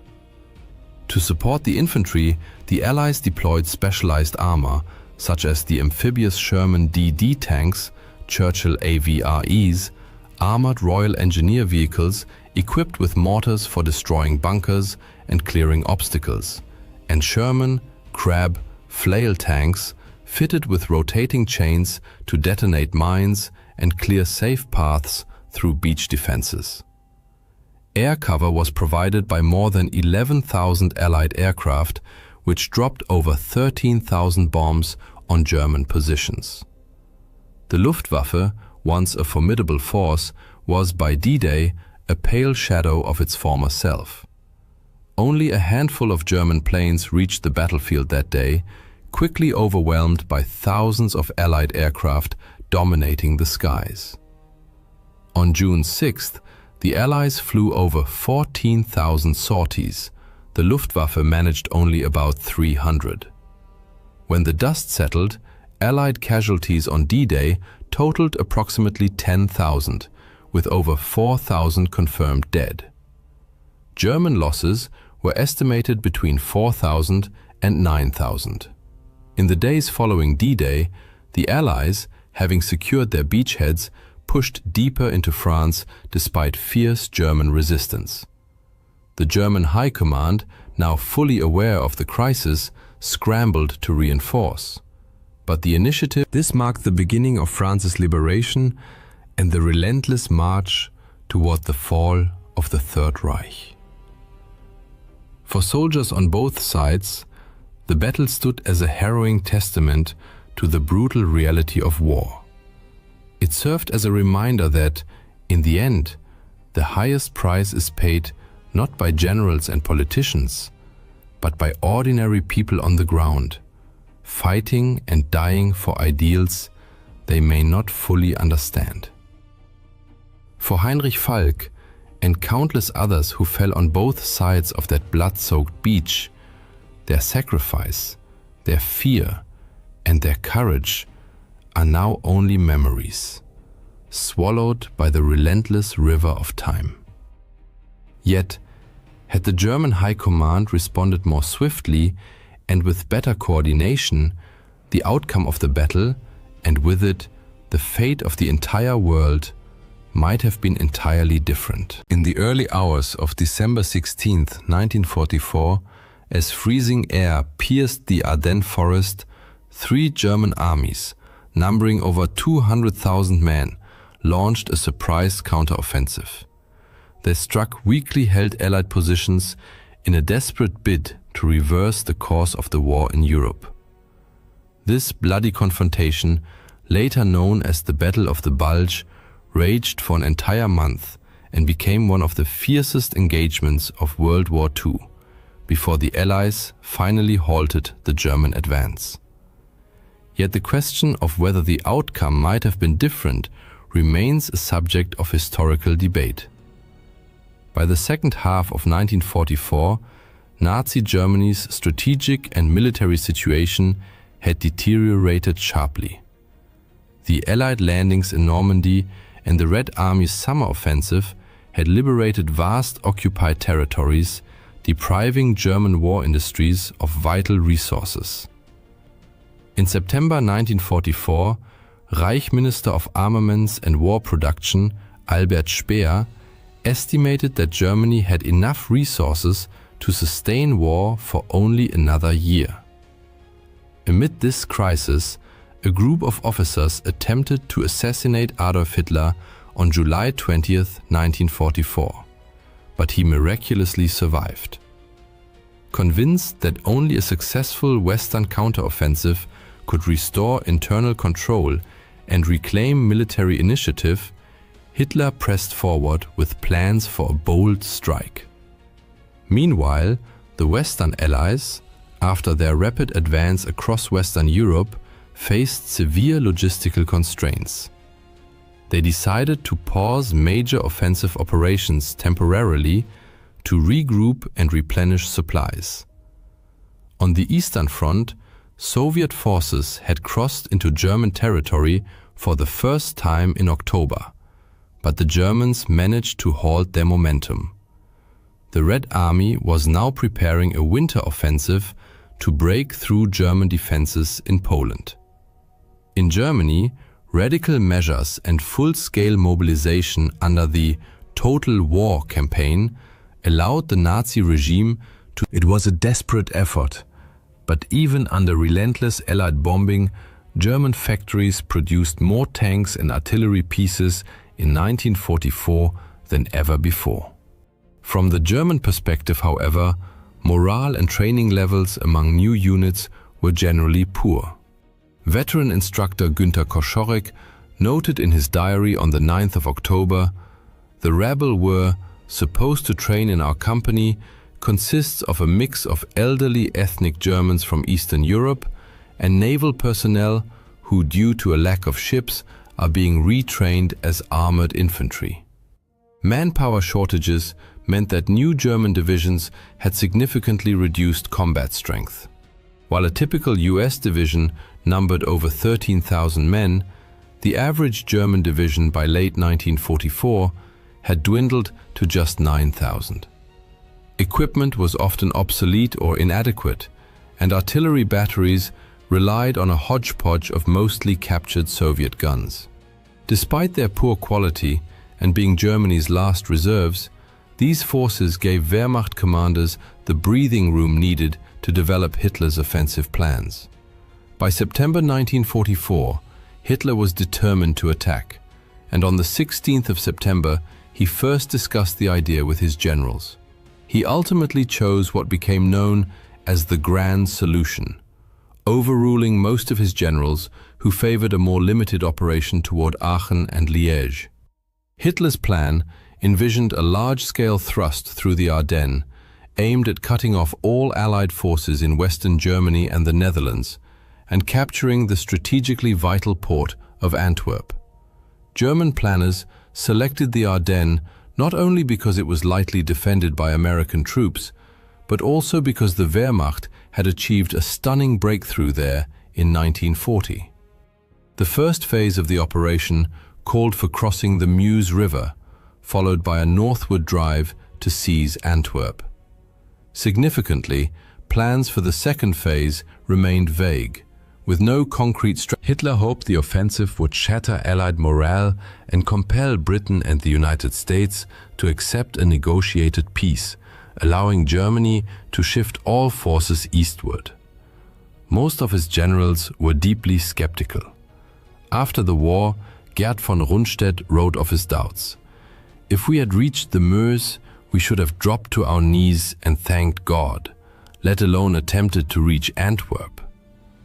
The plan was hastily drawn up, leaving Chief of the Operations Staff Alfred Jodl no time for a proper assessment of American forces in the area, leading to a serious underestimation of enemy strength.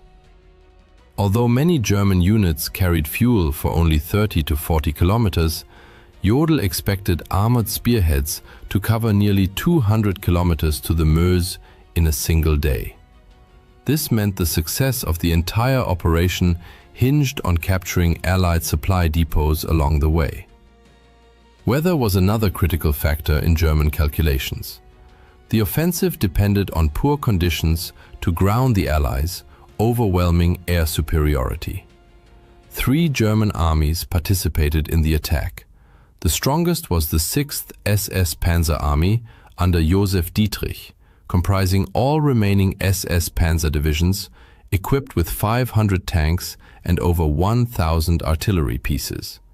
Its mission was to cross the Meuse and capture Antwerp.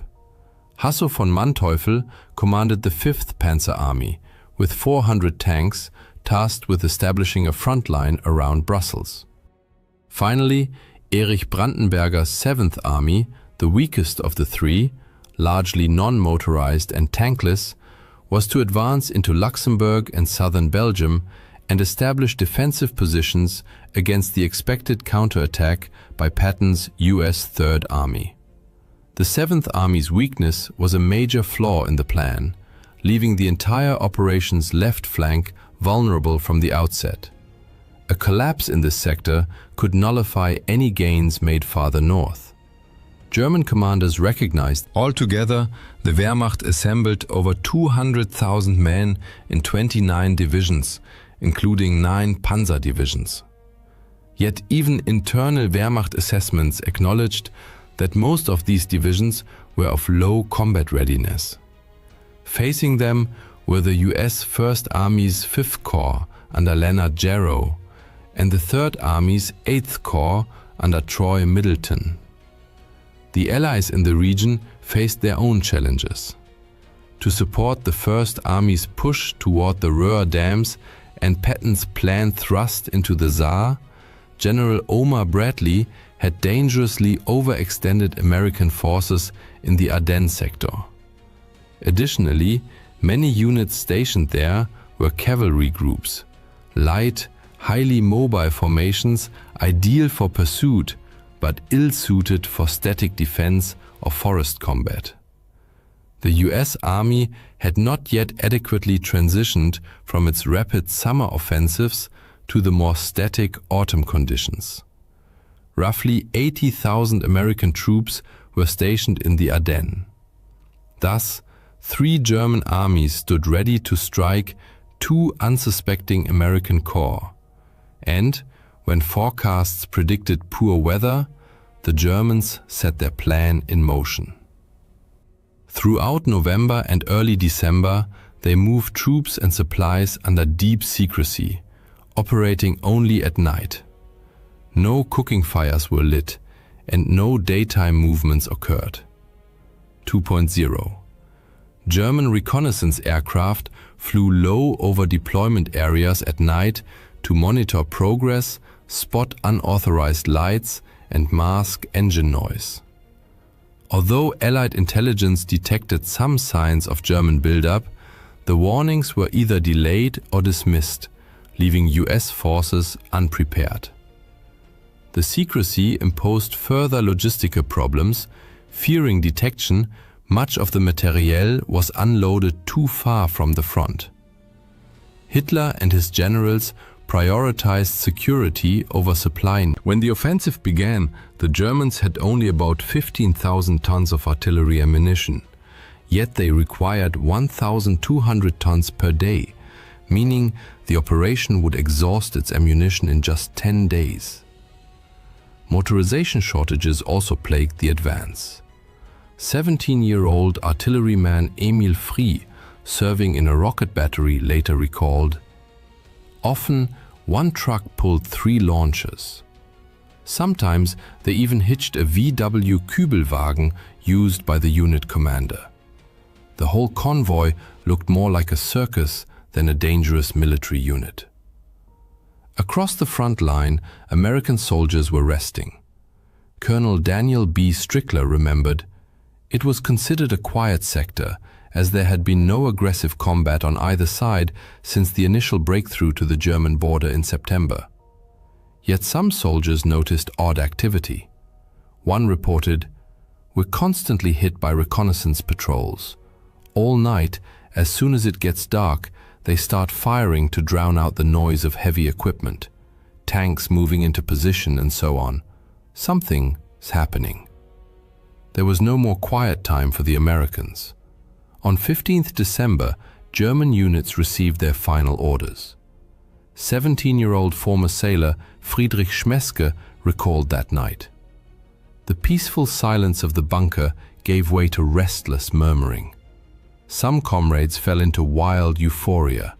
Then we had a hot meal, which some grimly called our last meal.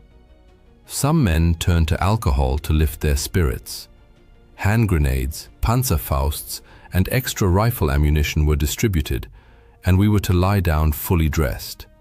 We were supposed to be woken at 4 o'clock, but it wasn't necessary, as no one slept. At dawn on December 16th, a massive German artillery barrage heralded the grand offensive. Following the storm of shells, German infantry surged for. American soldier Charlie Haug, an involuntary witness, described the scene. "We lived through perhaps the worst nightmare of our entire army careers. Horrific screams and shouts came out of the darkness, sounds you could barely imagine. The Germans were attacking. They yelled like wild Indians." In the northern sector, German forces immediately encountered serious difficulties. Despite fielding 4 panzer divisions, they failed to capture the Elsenborn Ridge, their initial objective. Dense forests severely restricted road use, causing traffic jams and hampering movement. Premature commitment of reserves in a bid to break through only worsened the situation. In the central sector, however, the Germans achieved significant gains on the first day. Stretched thin, American units could not hold, and Manteuffel's tanks broke through nearly the entire line.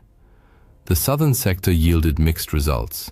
Lead elements of the 7th Army crossed the Ur and Sauer rivers in assault boats with minimal losses. But acute shortages of bridging equipment and accurate US artillery fire left the bulk of the 7th Army stranded on the eastern banks.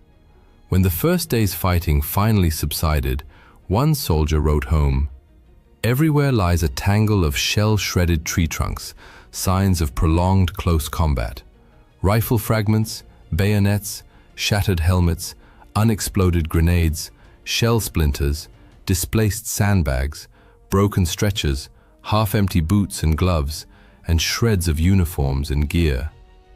By the evening of the 16th of December, Allied headquarters still viewed the German attack as a limited operation.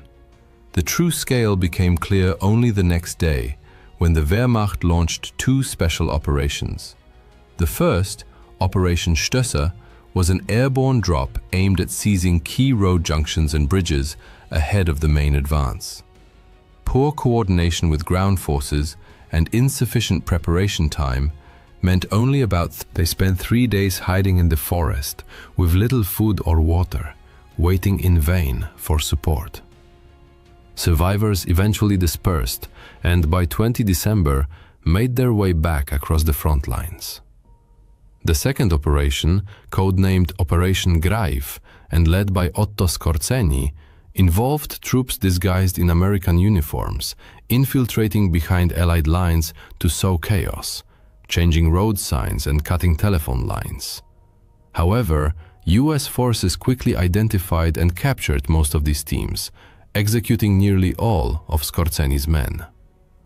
German legal advisors had assured Skorzeny beforehand that wearing enemy uniforms was permissible as long as no weapons were used, a theoretical justification that held little weight in practice. Throughout history, armies have routinely executed enemy soldiers caught in their own uniforms. Operation Greif was officially terminated on the evening of the 17th of December, when a frustrated Skorzeny received permission to deploy his remaining men as a regular brigade. Thus, the Germans launched their desperate offensive. Initial military results were mixed, but wherever they advanced, German troops committed war crimes. The most infamous unit was Kampfgruppe Peiper. Its commander, Joachim Peiper, enraged by delays in his unit's timetable, orchestrated a series of mass executions. His men shot 19 prisoners in Honsfeld, 59 in Büllingen, 44 in Stoumont, and another 58 in Lignoville. Finally, on December 17th near Malmedy, they murdered nearly 100 American POWs rather than escort them to the rear. Civilians also feared the Germans' return. The German-speaking population of eastern Belgium had enthusiastically welcomed reunification with Nazi Germany in 1940. But treated as second-class citizens, they grew increasingly weary of German rule as the war dragged on. Nevertheless, in 1944, some pro-German sentiments still lingered. There are even reports that local ethnic Germans, the situation in Luxembourg was markedly different. Resentment toward the German occupation erupted when the occupiers introduced conscription and forced labor in 1942. By 1944, many Luxembourgers had joined the resistance and, leveraging their knowledge of German, gathered intelligence that they passed on to the Americans. In French-speaking Belgium, the population wholeheartedly welcomed the Allies in September. When vengeful members of the German security services returned in December, many families fled westward. On December 20th, Allied Command held an emergency meeting and decided to place American forces north of the German breakthrough under British command, specifically under Field Marshal Bernard Montgomery's 21st Army Group. Lieutenant General Omar Bradley, commander of the US 12th Army Group, was deeply disappointed but reluctantly complied. Overall, this reorganization enabled the Allies to deploy reinforcements to the front more swiftly and effectively. Within a week, 250,000 American troops and elements of the British 10th Corps arrived in the threatened sector. By 23rd December, the German offensive had begun to stall as the element of surprise faded. The Wehrmacht lacked the logistical capacity and motorization needed to sustain supply over increasingly extended lines. German propaganda films exaggerated the number of tanks to mask this weakness. Yet in the Ardennes, the army relied on 40 times more horses than tanks. On December 23rd, when the skies finally cleared after weeks of overcast weather, the situation for German forces deteriorated sharply. Allied fighter bombers immediately unleashed devastating attacks on German columns, forcing them to move only under cover of darkness, thereby sacrificing the mobility, and poorly equipped German infantry suffered heavy casualties from American artillery fire, while tanks were often forced to assault towns alone, a role entirely unsuited to their design. The German offensive peaked on Christmas Eve. Although momentum had already begun to wane by the 24th of December, the Battle of the Bulge was far from over. As early as December 20th, German forces had successfully encircled Bastogne, a vital Belgian transport hub, trapping roughly 15,000 American soldiers. Private Joseph Sajak, caught in the encirclement, later recalled, "Early Tuesday morning we were surrounded and the Germans started tightening the noose. All day they pounded us with mortar, artillery and machine gun fire. Men were losing their minds. There was no organization, no way out. We were all terrified." The Germans had initially planned a swift, surprise capture of Bastogne, but this failed when US command, recognizing the town's strategic importance, swiftly dispatched the 101st Airborne Division, an impressive display of tactical agility. Orders were issued on the 17th of December, and within 2 days, over 3,000 trucks delivered 12,000 American troops and essential supplies to Bastogne. Initial German probing attacks proved unsuccessful, prompting a fateful decision to split their forces, while 2 panzer divisions pressed westward. The 26th Volksgrenadier Division remained to continue the siege. After the war, Panzer Commander Fritz Bayerlein lamented this choice. One of the greatest mistakes was not immediately capturing Bastogne with a concentrated assault by all our forces after the initial plan failed. Had we done so, it would certainly have fallen. Lacking sufficient artillery ammunition to suppress the American defenders, the Germans resorted to bluff on 22nd December. Brigadier General Anthony McAuliffe famously responded with a single word: nuts. That same day, Patton's Third Army began its northward march toward besieged Bastogne, though it remained uncertain when relief would arrive. The first tangible support came on December 23rd, when 240 Douglas C-47 transport planes dropped over 230 tons of supplies into the town. In the following days, German attacks grew increasingly desperate but futile, while Patton's relief force drew ever closer. Patton's army broke the siege on the 27th of December, punching through the disintegrating and starving German 5th Parachute Division. American tanks rolled straight through enemy positions, firing all weapons, and made contact with the surrounded paratroopers. German counterattacks against the narrow relief corridor failed. The US Third Army then advanced beyond Bastogne and linked up with the First Army advancing from the north at Houffalize on the 16th of January, marking the end of the Battle of Bastogne. In this clash, fought in a town of just 4,000 civilians at a 7-road junction, 20,000 Americans, including 4,500 from the 101st Airborne alone, and 25,000 Germans lost their lives. Yet, the Battle of the Bulge extended far beyond the dramatic siege of Bastogne. Once strategic initiative returned to the Allies, American forces launched counteroffensives to reclaim lost ground, backed by overwhelming firepower. Artillery and fighter bombers systematically reduced German-held villages to rubble before US ground troops cleared them of resistance. German morale began to collapse under relentless pressure. Those still fighting grew increasingly desperate, sometimes forcing civilians or prisoners to dig trenches or build fortifications.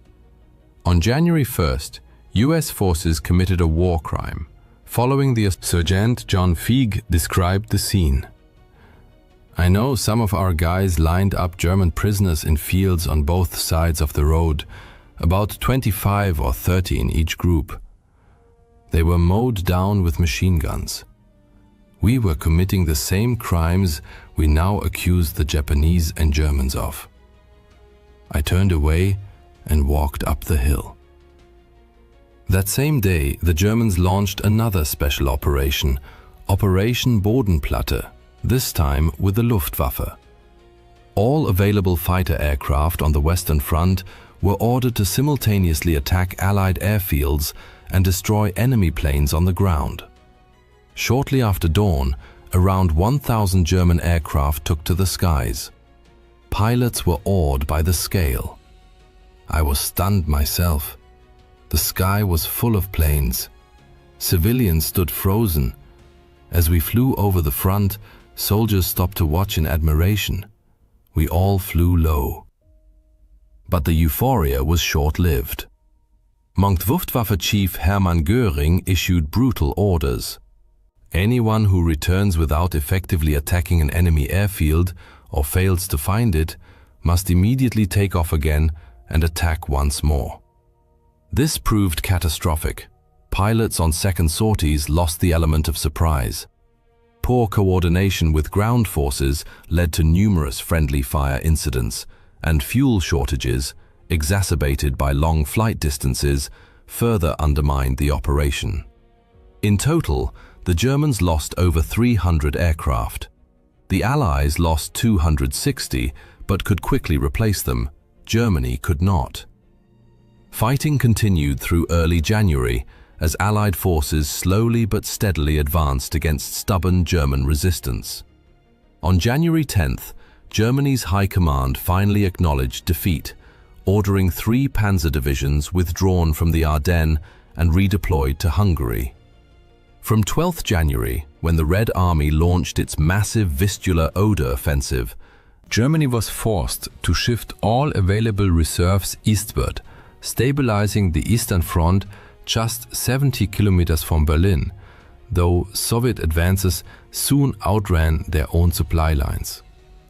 From this point, remaining German units in the Ardennes were reduced to fighting rearguard actions.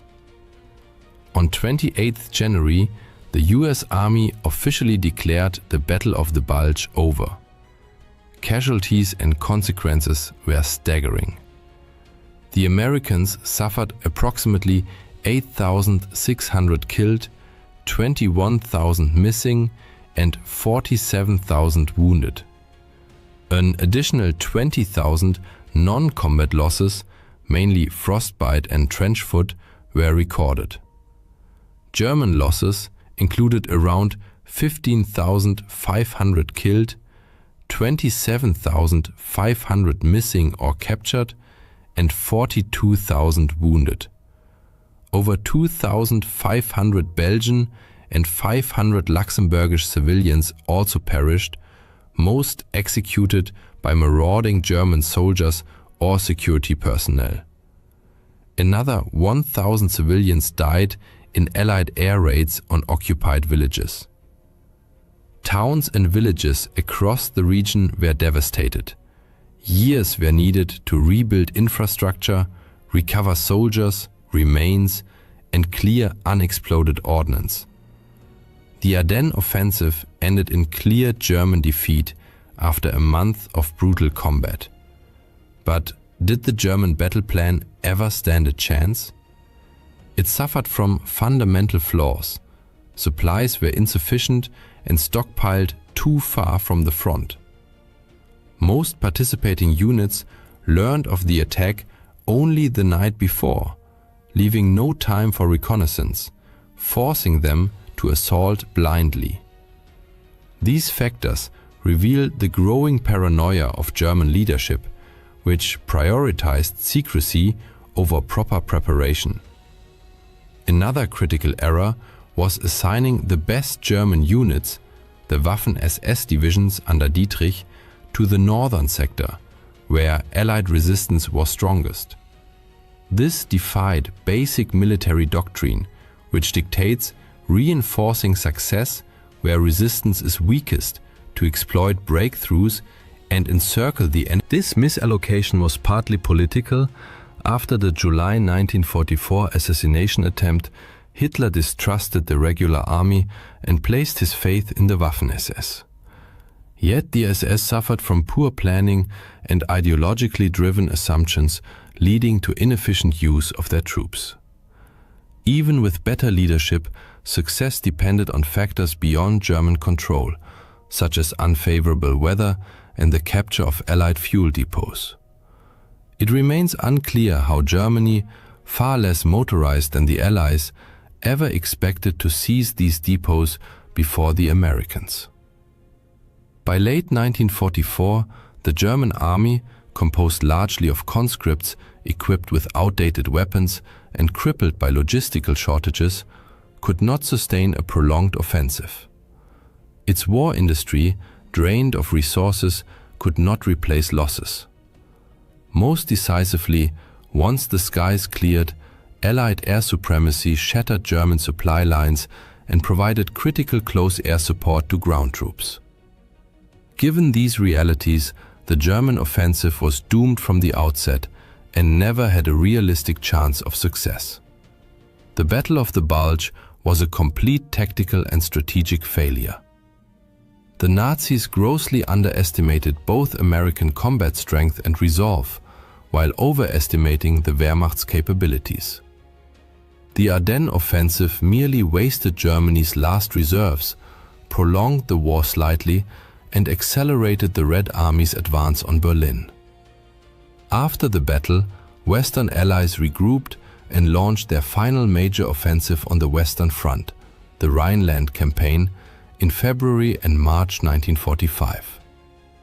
In the Battle of the Rhine, combined British and American forces pushed across Germany's western border toward the mighty Rhine River. To overcome this last major natural barrier before Germany's heartland, the Allies orchestrated a large-scale amphibious assault coupled with the war's largest single-day airborne operation. World War II is undoubtedly one of the most significant and tragic events in human history, seemingly well documented and thoroughly understood. Yet hidden within its depths are astonishing facts that cast new light on this colossal conflict. Presented here are 50 such revelations, uncovering unexpected dimensions of the war that forever reshaped our world. 50. The war before the war. The 1930s found the world still haunted by the fresh memories of World War I's devastation, with most Western nations deeply reluctant to engage in another conflict. Nevertheless, events unfolded in such a way that war became unavoidable, as the future Axis powers were already actively pursuing their expansionist agendas. Imperial Japan, for instance, had been steadily extending its territorial reach for years, culminating in the outbreak of the Second Sino-Japanese War in 1937. This protracted conflict between China and Japan continued until the end of World War II, prompting observers worldwide to seriously reconsider the scale of Japanese imperial ambitions.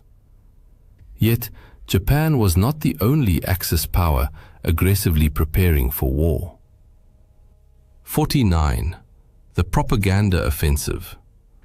Unlike Japan, Germany in the 1930s, still reeling from the catastrophic aftermath of its defeat in World War I, logically should not have been ready for another major conflict. However, this did not deter the Nazi leadership. On the contrary, they leveraged economic hardship as a powerful tool to mobilize the population.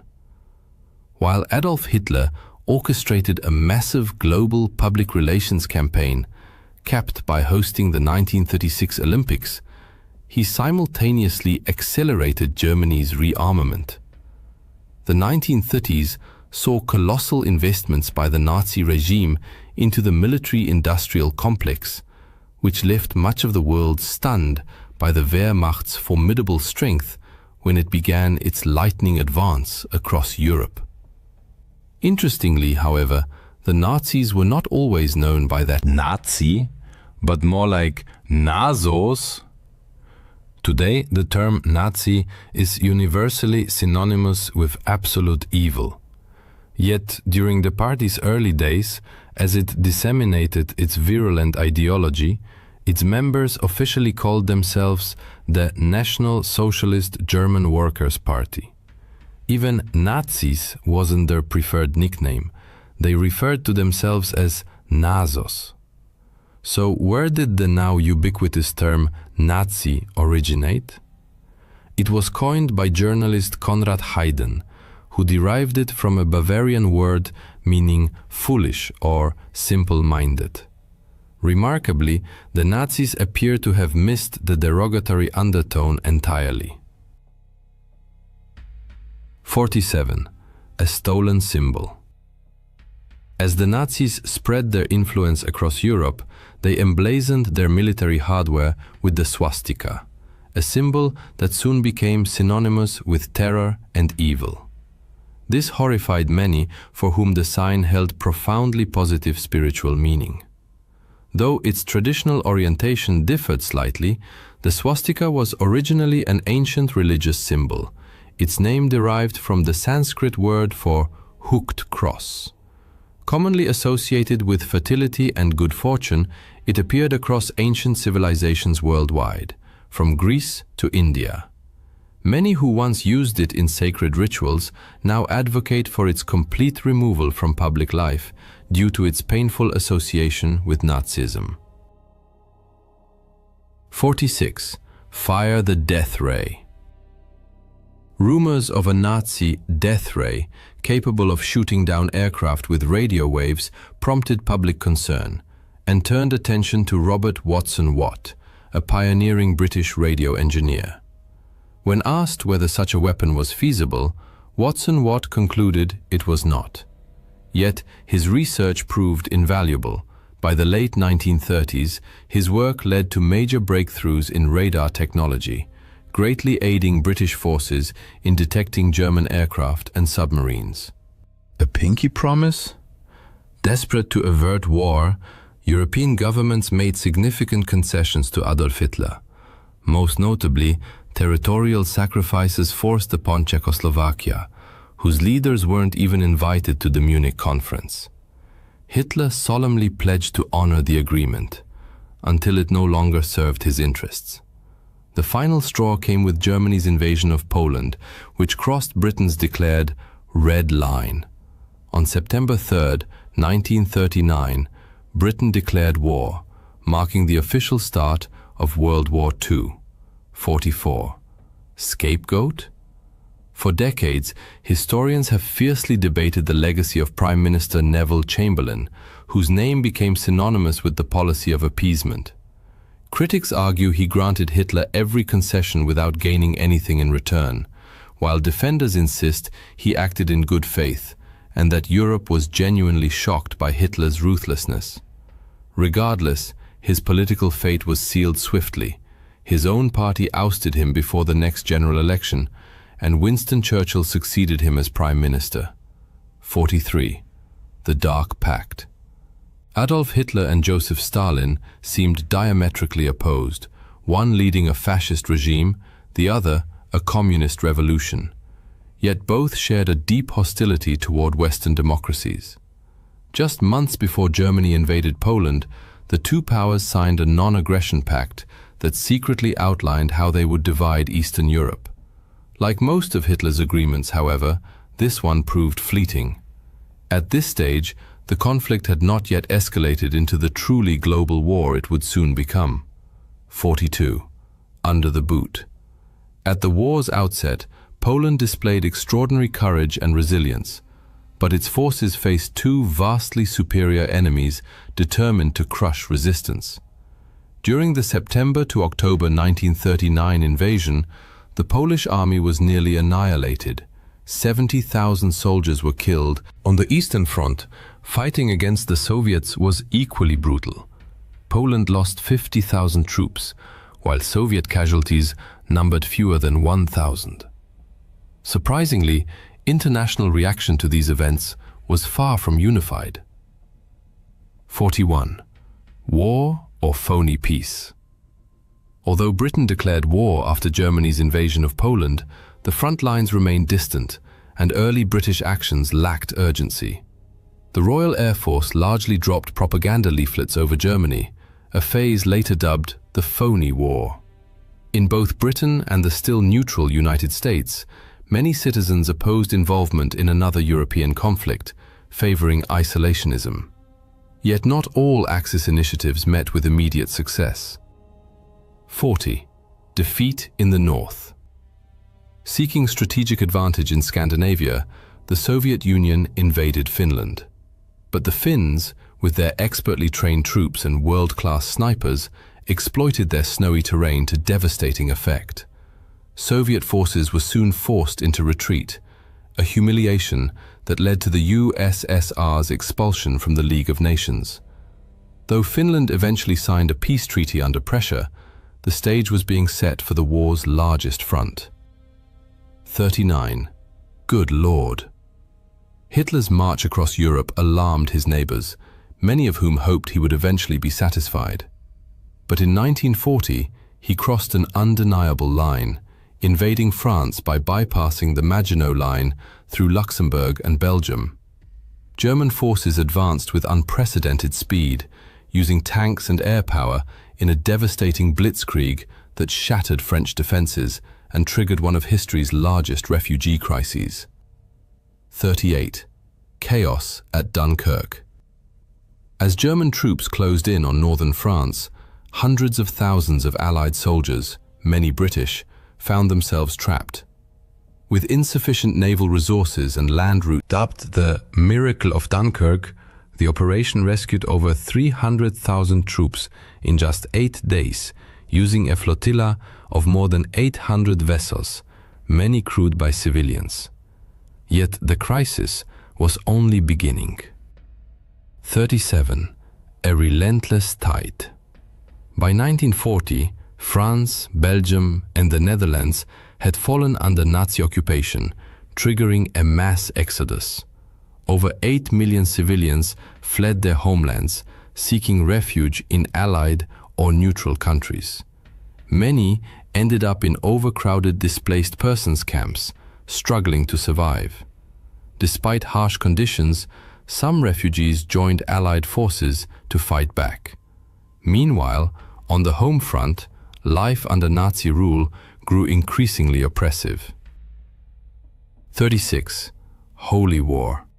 Hitler, a narcissist obsessed with universal adulation, was infuriated to find that Catholic schools in Germany displayed images of Jesus, not him. His persecution of Catholics intensified, eventually targeting Pope Pius XII, who condemned Nazi atrocities toward the war's end. Hitler even consulted a general about occupying the Vatican and assassinating the Pope, but the horrified general instead warned Italian authorities. Few institutions escaped Nazi attempts at destabilization. 35. Money, money, money. To weaken Britain's ability to wage war, Hitler devised an unusual economic weapon, counterfeit currency.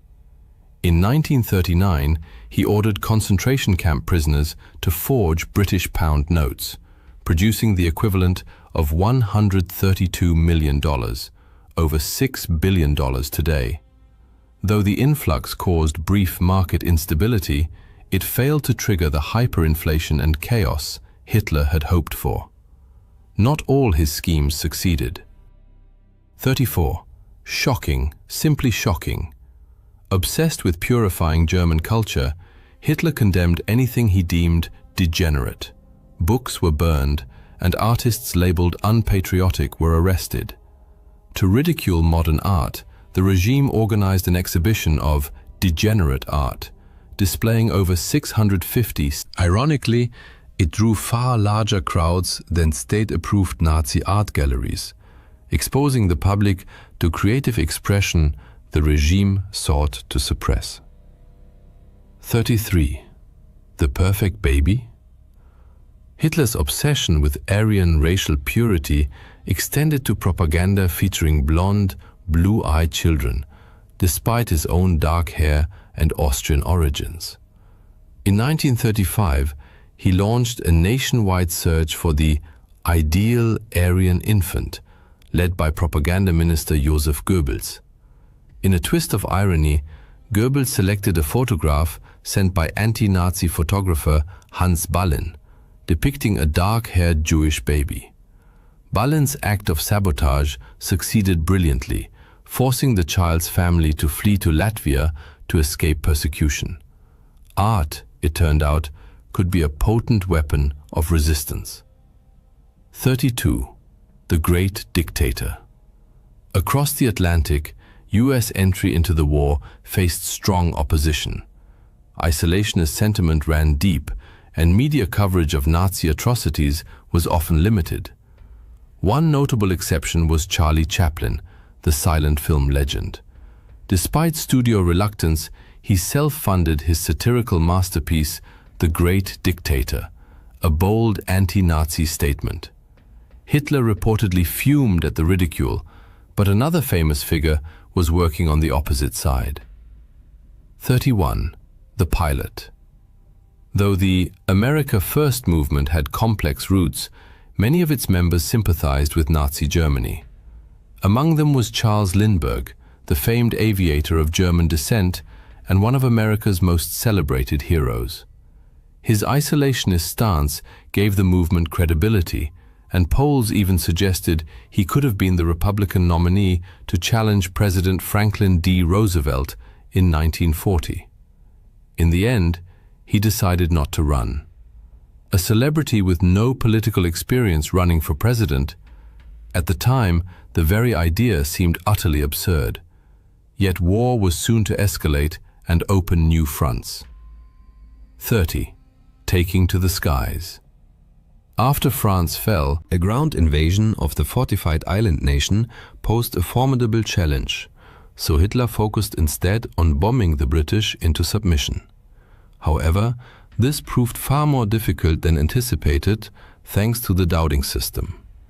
Developed by Air Chief Marshal Hugh Dowding, this network of reporting and coordination enabled the British to respond swiftly to aerial attacks.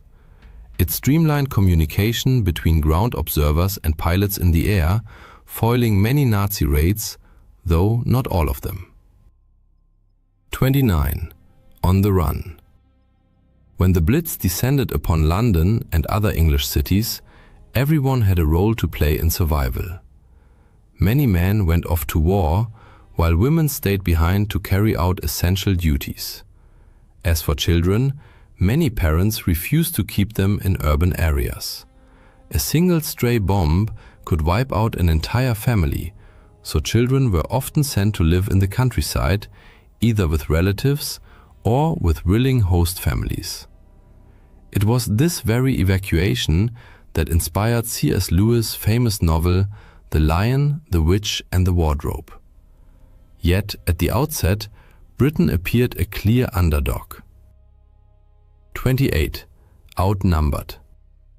Britain had never before fought a large-scale air war, and its initial air fleet was far from the world's most impressive.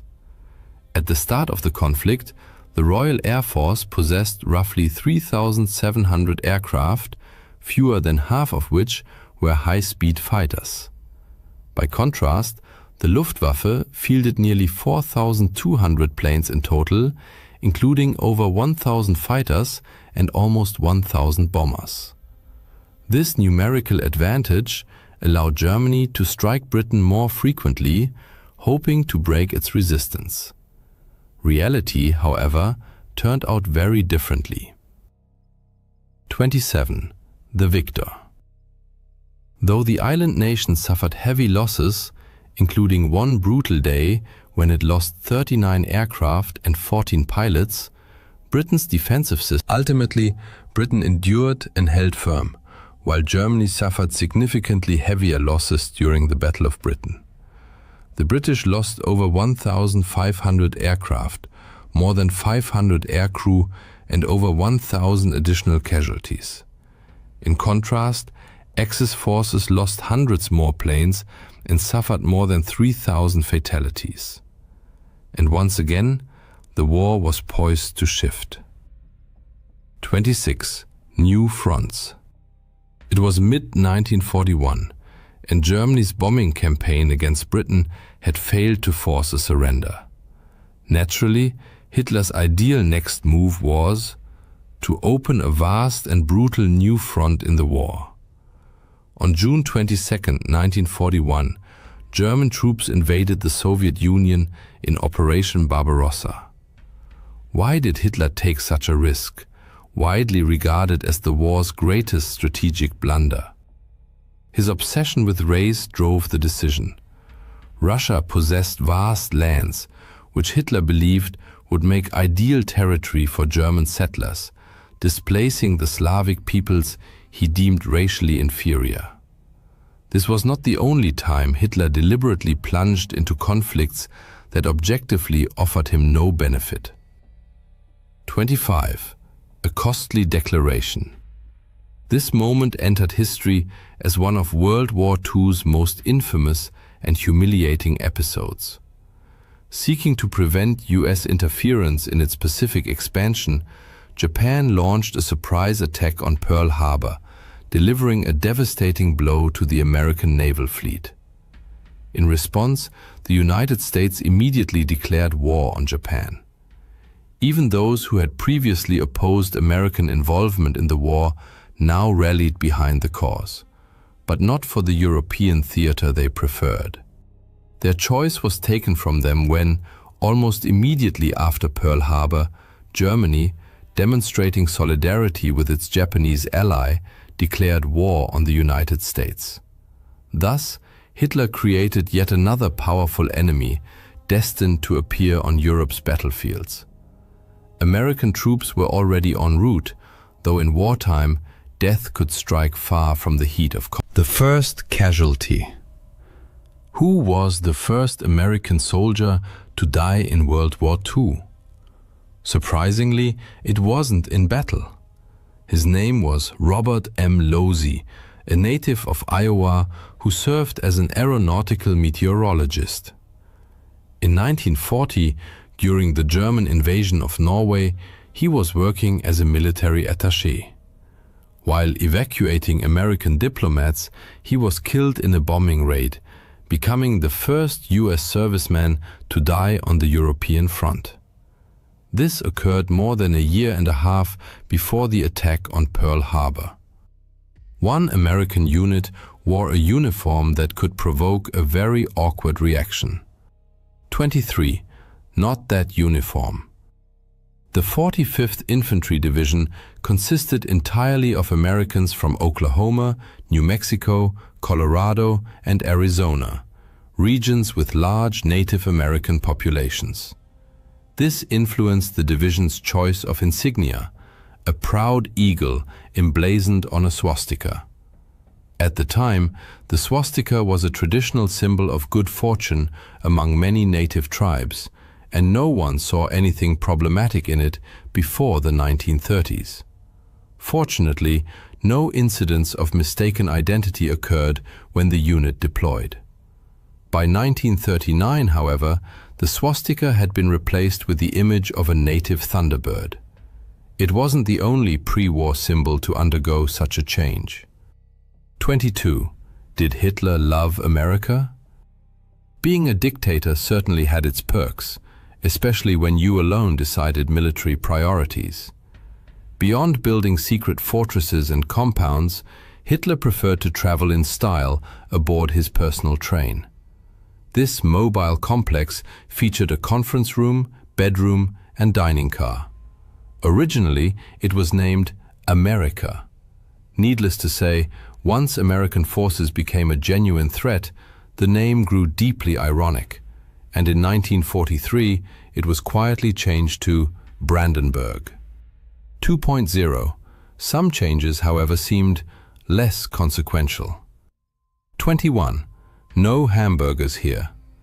America has long been a cultural melting pot, with generations of immigrants entered the war against Germany.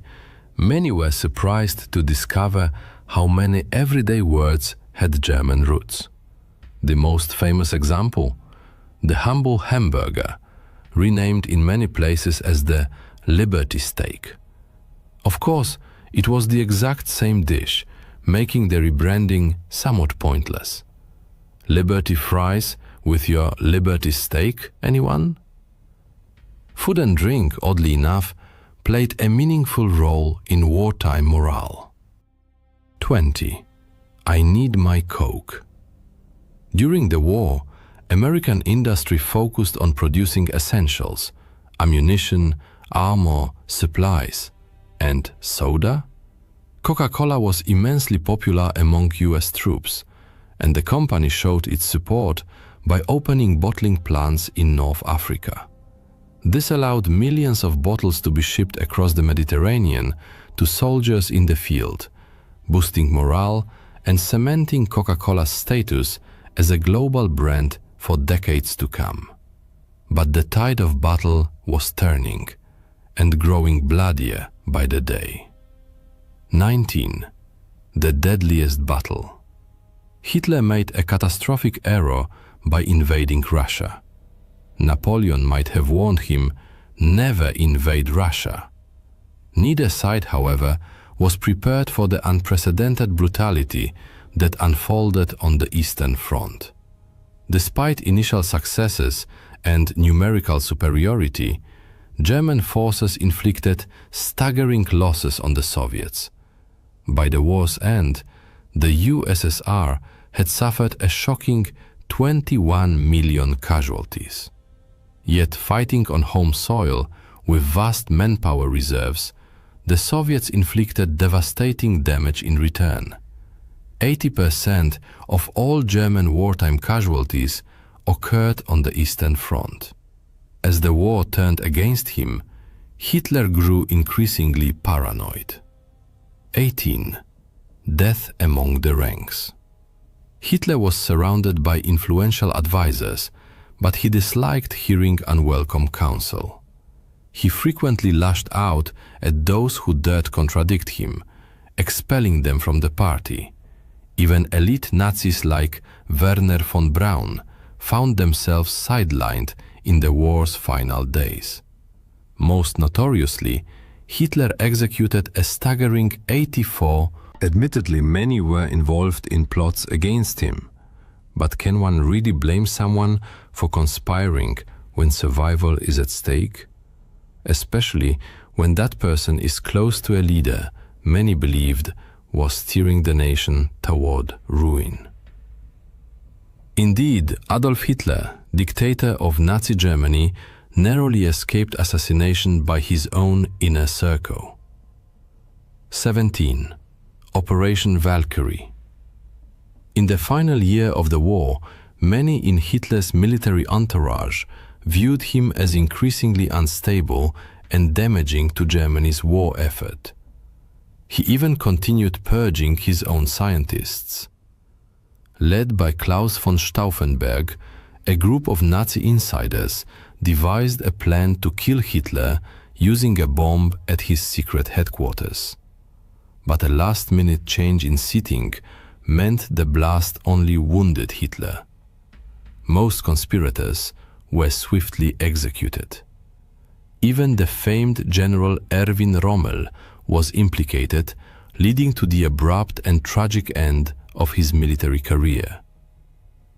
Some of Hitler's plans were truly bizarre. 16. Beatles in Britain. Early in the war, the Nazis explored unconventional attack methods, one of them decidedly more many-legged.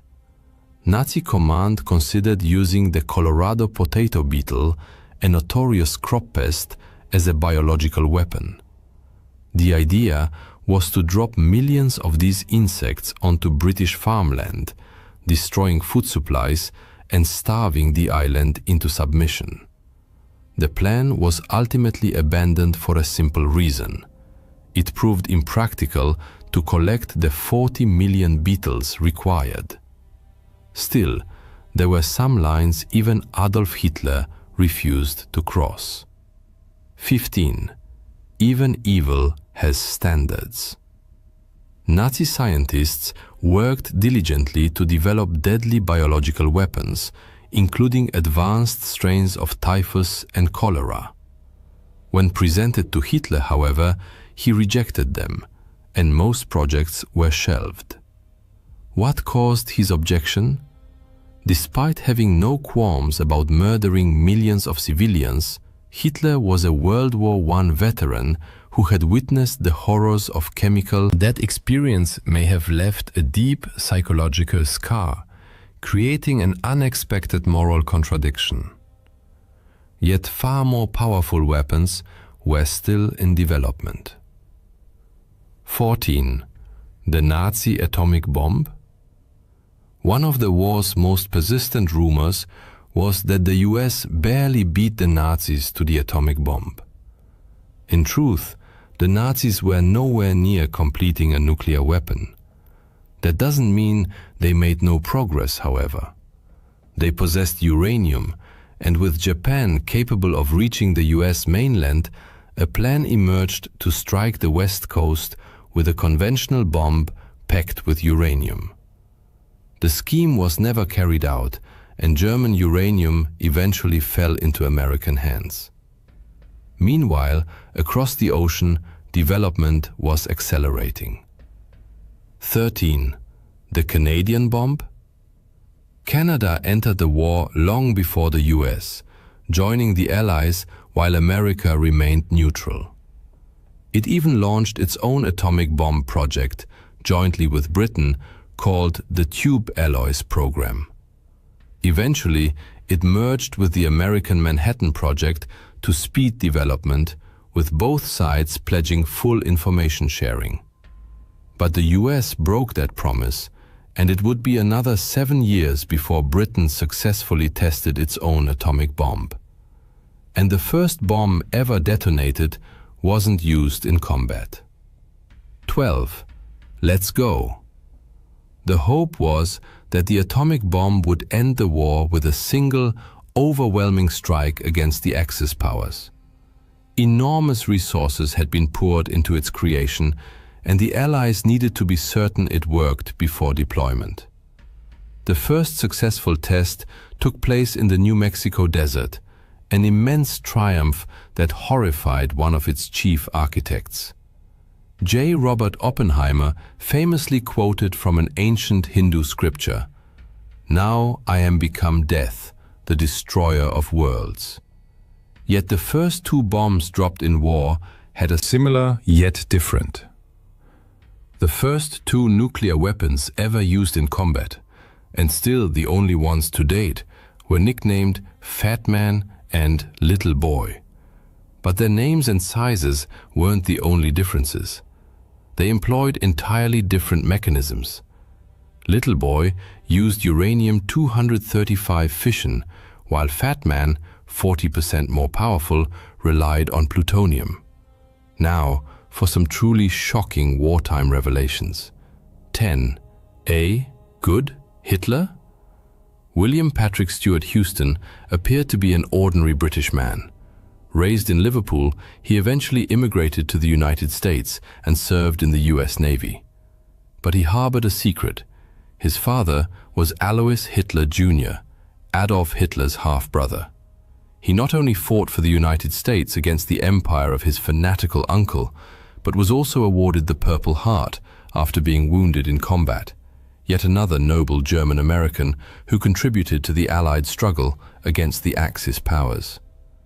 The Nazis employed all manner of unusual tactics to fund their war effort, though, in truth, many of these were simply conventional methods of wartime financing.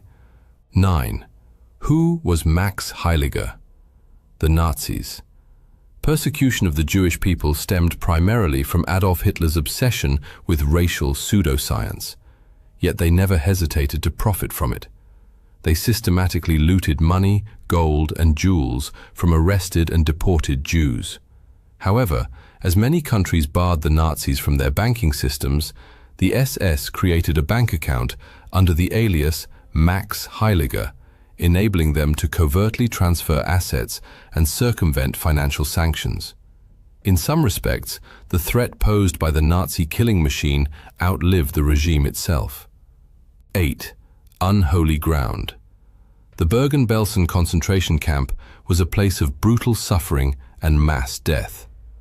Though not an extermination camp in the strictest sense like others, rampant disease and a catastrophic lack of medical care claimed countless lives. When Allied forces liberated the camp in 1945, typhus was so widespread that they made the grim decision to burn the entire site to the ground to prevent further contagion.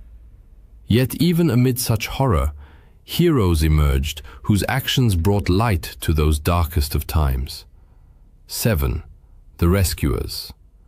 In most Nazi-occupied countries, Jewish communities were swiftly rounded up, deported, or murdered. Denmark, however, proved an exception. After quickly surrendering to German forces and accepting occupation, the Danes, lack of overt resistance, granted them a degree of autonomy. This reprieve bought them precious time, until the Nazis finally moved against Danish Jews. Seizing the opportunity, the Danish people orchestrated a mass rescue, smuggling the overwhelming majority of their Jewish population across the Öresund to neutral Sweden, thereby saving thousands of lives. Sometimes, all it takes is one good person to alter the course of history. 6.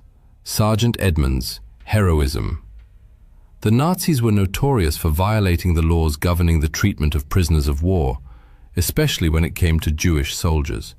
When capturing American troops, they often demanded that Jewish personnel be identified for transfer to concentration camps or execution. But they hadn't reckoned with Master Sergeant Roddy Edmunds, a man of extraordinary courage. Ordered by a German officer to identify the Jewish POWs in his unit, Edmunds defiantly declared, "We are all Jews here." Though this act placed his entire unit at risk, the Nazis, fearing potential war crimes prosecution, backed down.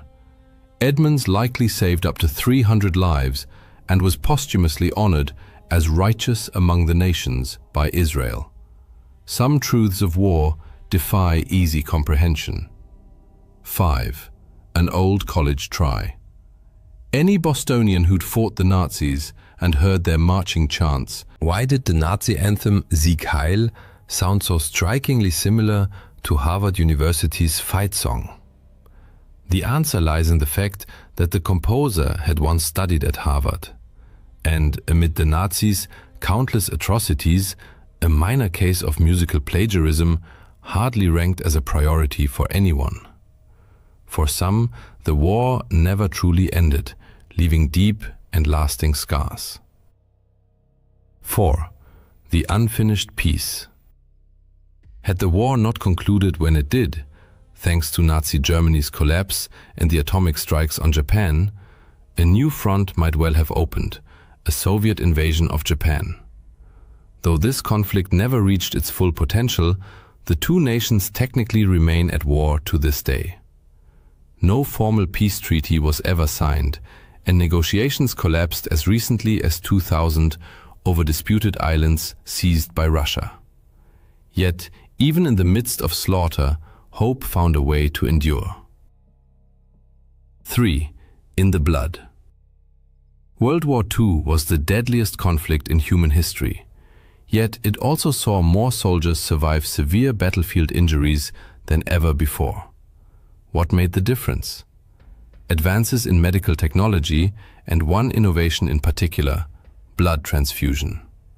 Though the practice existed long before, it was during this war that it was first systematically deployed on the front lines, saving countless lives and becoming a cornerstone of battlefield medicine. In the fog of war, reality often grew strange and unpredictable. 2.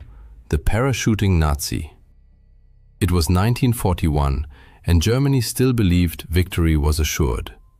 So confident were they that they dispatched one of their highest-ranking officials to Britain to negotiate its surrender. 2. Rudolf Hess, Hitler's deputy, parachuted into Scotland expecting to return a hero. Instead, he was immediately arrested. Held as a prisoner of war until the conflict's end, he was later tried at Nuremberg, convicted of crimes against. Yet among the heroes of World War II were also unexpected names, some instantly recognizable. 1. The Big Guns. Is this a military roster or a Hollywood cast list? World War II's mass conscription brought many future stars into uniform. Among those who served, and in some cases paused their burgeoning film careers, were Walter Matthau, Peter Fonda, David Niven, and Christopher Lee. One conspicuously absent name? The quintessential American cowboy, John Wayne, who received a deferment due to a football injury. For readers eager to uncover more secrets from the war's final days, we recommend the article "What Really Happened to Nazi Leaders After World War II?" or its accompanying video. December 17, 1944, deep Belgian night. At 5:30 a.m., the death rattle of a Tiger tank's engine echoed through the Hansfeld area before it gave its last gasp and fell silent. SS Obersturmbannführer Joachim Peiper, in frustration, slammed his fist against the armored hatch, creating a deafening metallic clang that resonated in the frosty air. Untersturmführer Weber, the tank's driver, desperately tried to revive the 700 horsepower Maybach engine, but to no avail. The fuel tank was treacherously empty. Hauptsturmführer Weber's voice, coming from his compartment, betrayed panic. Even the reserve tank was dry. Peiper exited his command tank, his boots crunching into the frozen Belgian ground. Around him lay a steel armada, the most powerful armored assault group the Wehrmacht had thrown into the heart of Operation Watch on the Rhine, better known as the Battle of the Bulge. 67 tanks, 149 half-tracks, and approximately 5,000 elite Waffen-SS soldiers, the pride of Germany, lay immobilized due to a simple lack of fuel. Through the morning fog, Peiper discerned the outlines of an abandoned American position, Hansfeld, a strategically important supply hub for the US 99th Infantry Division.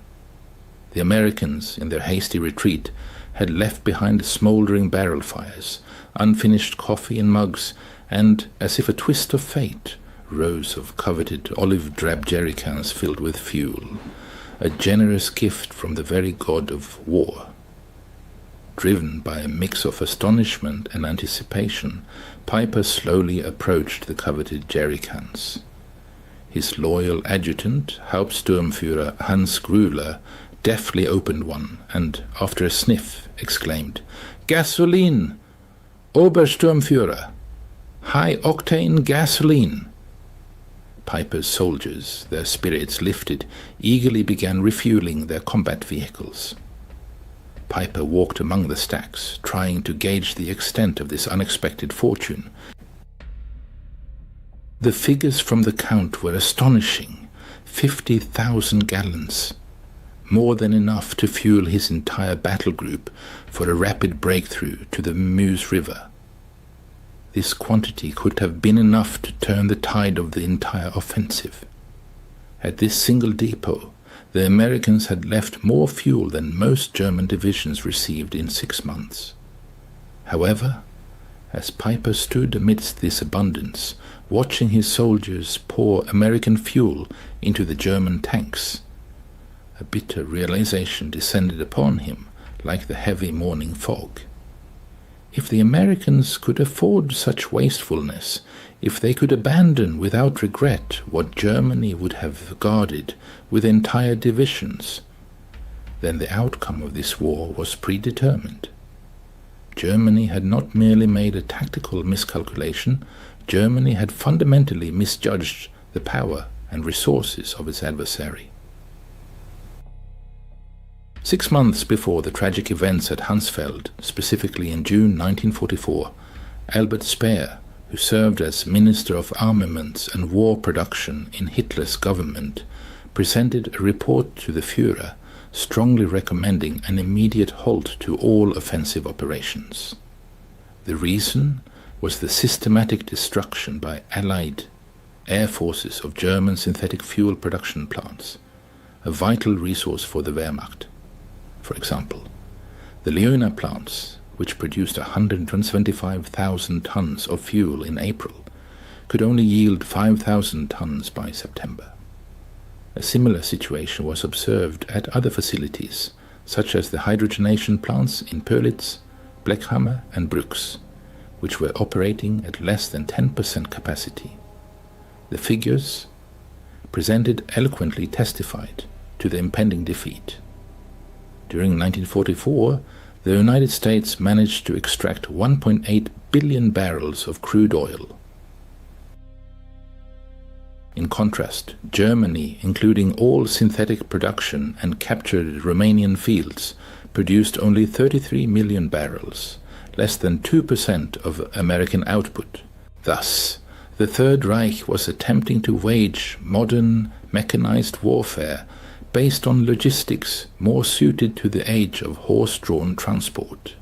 While the American army was literally awash in oil, Major Friedrich Seemann of the Wehrmacht's Logistics Command estimated that 4.5 million gallons of fuel would be needed to reach Antwerp during the Ardennes offensive. Hitler allocated 5 million gallons, but due to transportation issues, only half reached the front lines. Ultimately, the German High Command gambled on capturing enemy supplies, which was more a sign of desperate weakness than strategic strength. While American engineers laid a network of oil pipelines across France under the code name Pluto, which stood for Pipeline Under the Ocean, the American Army also organized the Red Ball Express, a colossal system of truck convoys that daily delivered approximately 12,500 tons of various supplies to the front lines. By the end of 1944, American forces stationed in Europe consumed a colossal 1.2 million gallons of fuel daily, while receiving 1.4 million gallons. They were not only sustaining current operations, but also building strategic reserves in preparation for further battles.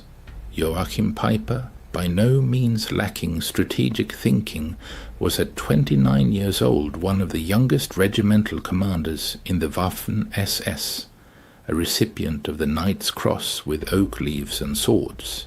He had endured the harsh schooling of the Eastern Front, where he learned that in modern warfare, fuel often held greater value than ammunition itself. His battle group was designated as the Schwerpunkt Vernichtung, the focal point of the entire Ardennes offensive, on which special hopes were placed. 2 days before the offensive began, on December 14th, Peiper attended a final briefing in Tondorf. General Sepp Dietrich, commander of the 6th SS Panzer Army, laid out the situation with stark clarity. You will only have enough fuel to reach the Meuse if you capture American supplies. Peiper's battle group was allocated 31,000 gallons of fuel, providing a combat range of only 50 miles. However, the distance to the Meuse was 65 miles. Thus, the offensive plan itself inherently contained the mathematics of defeat, casting doubt on the success of the entire operation. In the run-up to the December 16th offensive, Commander Peiper demonstrated extreme meticulousness in planning. His instructions were clear and unambiguous. Tanks were to move in single file to minimize fuel consumption. For stops exceeding 5 minutes, engines were to be immediately shut off. The capture of American fuel depots was declared a priority, overshadowing even tactical considerations. The stark contrast with the American approach was striking. On the same day, Captain James Rose, of the U.S. 743rd Tank Battalion, whose positions were located just 20 miles from Piper's Column's starting point, made a diary entry. Received fuel replenishment 7,125 gallons. This is the third delivery this week, and our tanks are overflowing. December 16, 1944, 5:30 a.m. A powerful German artillery barrage, marking the start of Operation Watch on the Rhine, consumed more ammunition in 2 hours than the Wehrmacht had allocated for entire campaigns at the beginning of the war. However, even behind this impressive barrage lay serious problems. Piper's Column began its advance at 7:00 a.m., already behind schedule. The roads, which German maps had marked as high-speed thoroughfares, turned out to be narrow country lanes, often unpaved. After the German breakthrough, armored columns surged deep into the Ardennes forests, but soon encountered difficulties. Equipment designed for the vast Russian steppes proved ill-suited for the narrow, winding roads of the Ardennes. Resulting traffic jams hampered the advance, forcing the columns to move at a snail's pace. Piper's first objective was Lanzerath, where his forces unexpectedly met resistance from a small American reconnaissance platoon. 18 American soldiers held up a powerful German armored column for nearly 10 hours, an unpleasant surprise for the attackers. During this delay, Piper's tanks idled, consuming precious fuel. When Piper's column finally broke through and reached Hansfeld at dawn on December 17th, it had covered only 20 miles, consuming 40% of its fuel in the process. At this rate of advance, fuel would run out long before reaching the Meuse River. Interestingly, the American supply depot at Hansfeld was not a strategically important facility. It served as a forward supply point for the 99th Infantry Division and was classified as a Class 3B depot, a temporary refueling station. However, to the Germans' surprise, the amount of fuel found there exceeded a month's supply for an entire German panzer division. Hauptsturmführer Hans Grüler later recalled, "We stumbled upon entire pyramids of jerry cans, each containing 5 gallons of gasoline. They were stacked up to 10 feet high and stretched for perhaps 650 feet, and most surprisingly, the Americans hadn't even attempted to destroy them. The captured fuel turned out to be high-quality aviation gasoline, skillfully blended with automotive fuel with an octane rating of 80 or higher." Notably, German equipment, particularly the finicky Maybach engines installed in Tiger tanks, was designed for fuel with an octane rating of 74. Paradoxically, the American gasoline proved too good for German machines, causing engine malfunctions. During the refueling process, Piper's soldiers made several significant discoveries. Sergeant Wilhelm Hoffmann, thanks to his English language skills acquired in his father's pre-war business, found invoices in the depot office. These documents detailed the long and complex journey of the fuel from Texas to New York, across the Atlantic to Liverpool, then across the English Channel to Normandy, and finally by truck for 400 miles to Hansfeld. Astonishingly, this journey of over 6,000 miles took only 6 weeks. I immediately reported what I saw to Obersturmbannführer Piper, Hoffmann recalled in a 1976 interview. He carefully examined the documents, then crumpled them and tossed them aside. Piper didn't say a word, but his face revealed everything. We both realized what this meant. Soon after, Private Ernst Kara came across a fresh issue of the Stars and Stripes newspaper from December 15th, dated just 2 days prior. The headline announced the opening of a new fuel pipeline connecting Cherbourg and Verdun, capable of pumping up to 300,000 gallons of fuel daily. This single pipeline alone could provide many times more fuel than Piper's battle group needed for the entire operation. To grasp the overwhelming significance of Piper's discovery, one must look at the fuel crisis that gripped Germany by the end of 1944. Starting in May, massive Allied bombing raids led to a catastrophic 90% drop in synthetic fuel production. The Luftwaffe, facing a severe shortage of aviation gasoline, was forced to ground its aircraft. Pilot training was drastically cut. Instead of the previous 250 flight hours, new recruits received only 60. The Kriegsmarine's surface fleet virtually ceased to exist. Submarines, in an attempt to conserve precious diesel fuel, were equipped with snorkels, allowing them to operate longer on battery power. On the home front, German citizens had not seen personal automobiles since 1942. Gasoline had become such a valuable resource that even the theft of a few liters on the black market became a subject of Gestapo investigations. Farmers were forced to return to using horse-drawn plows. At the very same time, the United States, with its untold reserves of black gold, accounted for 67% of global oil production. The East Texas oil field alone produced more oil than all of Nazi-occupied Europe. American oil refineries operated at full capacity, and Standard Oil even experimented with new petroleum products simply because they had an abundance of crude oil. After capturing the impressive 50,000 gallons of fuel at Hansfeld, Piper's armored columns surged forward like predators sensing prey. By midday on December 17th, they reached Bühlingen, where a new prize awaited them.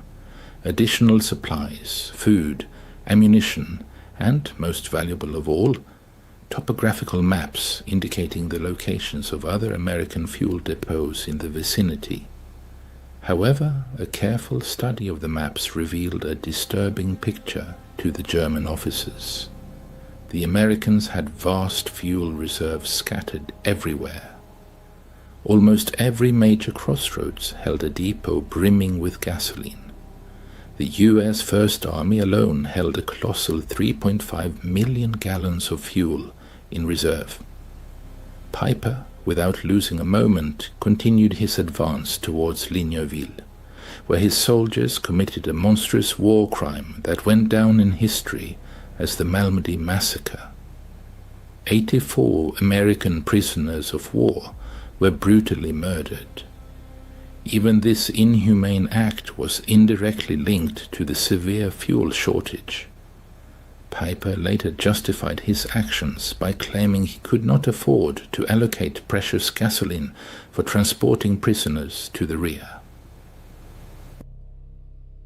By the evening of the same day, Piper's spearhead reached Stavelot, where a large American fuel depot containing over 2 million gallons of fuel was located. This quantity would have been more than enough to sustain further advance to the Meuse and achieve the objective. However, as the first German vehicles appeared on the horizon, American engineers were already hard at work carrying out orders. Captain John Brewster of the 291st Engineer Combat Battalion had been timely warned of the enemy's approach. His mission was crystal clear and simple: at all costs, prevent the fuel from falling into enemy hands. In December 1944, at the height of the German offensive in the Ardennes, American engineers demonstrated resolve, depriving the enemy of valuable resources. The depot at Stavelot, holding 289,000 gallons of gasoline, became the scene of dramatic events. On December 17th, as Piper's vanguard approached the depot, Captain Brewster ordered the destruction of the supplies. Engineers laid gasoline trails between the stacks of jerrycans, and then Technical Sergeant Paul Solis threw a white phosphorus grenade. According to Solis, the explosion was instantaneous and colossal, a wall of fire erupting 100 feet into the air. Soon, the entire depot became a blazing inferno. Piper's arriving tanks saw a column of black smoke rising 1,000 feet. The fire raged for 3 days, destroying enough fuel to power Piper's entire division to Antwerp and back. Untersturmführer Weber recalled how a stunned Commander Piper, standing on his tank's turret, silently watched the flames, then uttered, "They can afford to burn 2 million gallons just to deny them to us. What are we doing here?" Throughout the Ardennes region, American engineers carried out similar operations to destroy fuel depots. At Trois Ponts, 1.1 million gallons were destroyed, and at Spa, 2.5 million gallons. In total, during the first week of the offensive, the Americans deliberately destroyed over 8 million gallons of fuel, an amount exceeding what Germany had allocated for the entire operation. These actions, though painful in terms of resource loss, played a crucial role in thwarting the German offensive plans. The Allied forces' incredible ability to consume millions of gallons of fuel daily was due to an unprecedented supply system that surpassed all German command's understanding. The legendary Red Ball Express became a symbol of this logistical might, delivering a colossal 412,000 tons of supplies, using a fleet of 6,000 trucks operating 24/7. Notably, each truck consumed about 40 gallons of fuel daily, and the total fuel expenditure for the Express exceeded the monthly supply for the German Army Group B. By December 1944, the motor transport service employed 230 companies operating on clearly defined routes, daily delivering approximately 20,000 tons of various goods, including 3,000 tons of fuel. Colonel James Snyder, the First Army's Chief of Logistics, highlighted the system's efficiency in his December 18th records. Yesterday's fuel receipts totaled 147,000 gallons, 1,923,000 gallons were issued, resulting in a net increase of 224,000 gallons in reserves. But an even more impressive element of the system was the pipeline network. Operation Pluto enabled pipelines to be laid directly across the English Channel, ensuring the transfer of up to 1 million gallons of fuel daily from Britain. This network continued to expand inland. The Cherbourg-Paris line supplied 800,000 gallons daily, and the Saint-Lô line 650,000 gallons. Ultimately, by December 1944, Allied forces in northwest Europe consumed 7.5 million gallons of fuel per day, while receiving 8.2 million gallons. This allowed them not only to sustain ongoing operations, but also to build up reserves in anticipation of new offensives. As Piper's battle group advanced deeper into Belgian territory on December 18th, the critical nature of the German army's fuel shortage became increasingly evident. At Schoppen, German forces captured another fuel depot, but these supplies proved insufficient. Approximately 5,000 gallons of gasoline were consumed in just 3 hours of intense fighting. Heavy Tiger tanks consumed a colossal 2.5 gallons of fuel per mile in combat, while Panther tanks used 1.5 gallons per mile. In the challenging terrain of the Ardennes, with its difficult roads and rugged landscape, fuel consumption increased by another 40%. Hauptscharführer Otto Dingler, responsible for maintenance in the 1st SS Panzer Regiment, noted with concern in his records, By midday on December 18th, we had consumed 67,000 gallons of fuel since the start of the offensive. We managed to capture about 55,000 gallons, which is clearly insufficient to cover our needs. We are facing a severe deficit. Thanks to enemy radio intercepts conducted as part of Operation Ultra, American command was aware of the critical fuel situation within German forces, particularly Piper's battle group. General Courtney Hodges issued a decisive order to all units. The enemy is in dire need of fuel.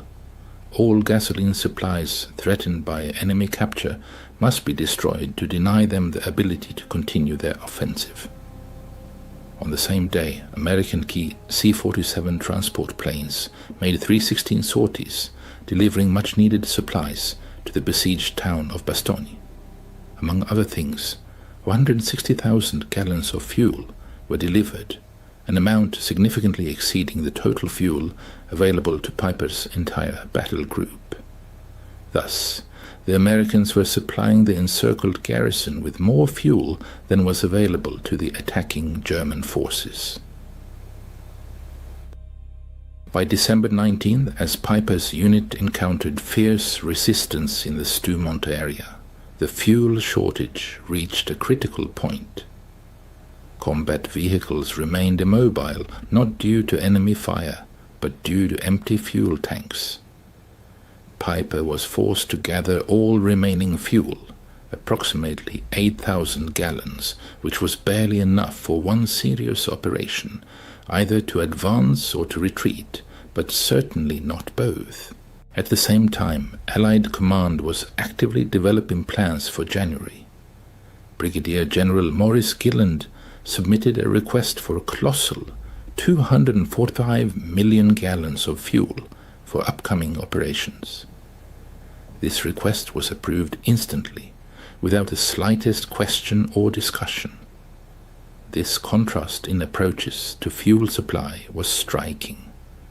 American military equipment was highly standardized, which significantly boosted efficiency.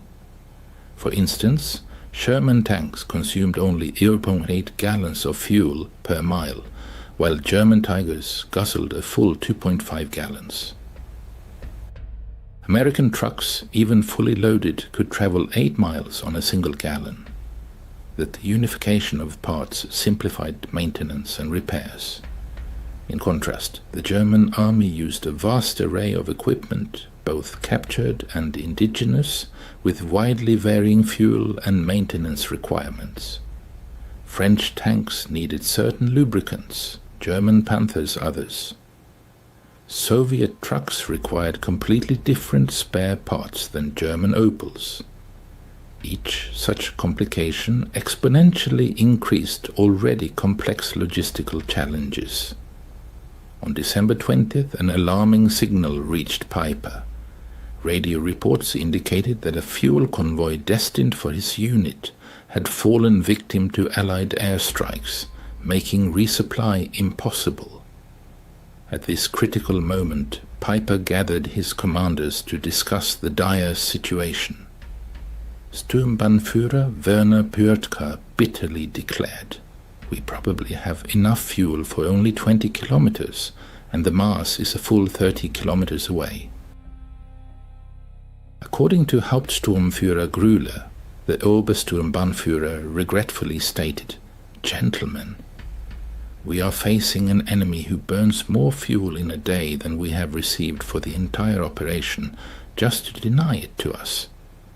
What we captured in Hansfeld seemed like a miracle to us, but for them it's a negligible trifle. Under such conditions, we cannot win." This bitter realization permeated the ranks of the German command.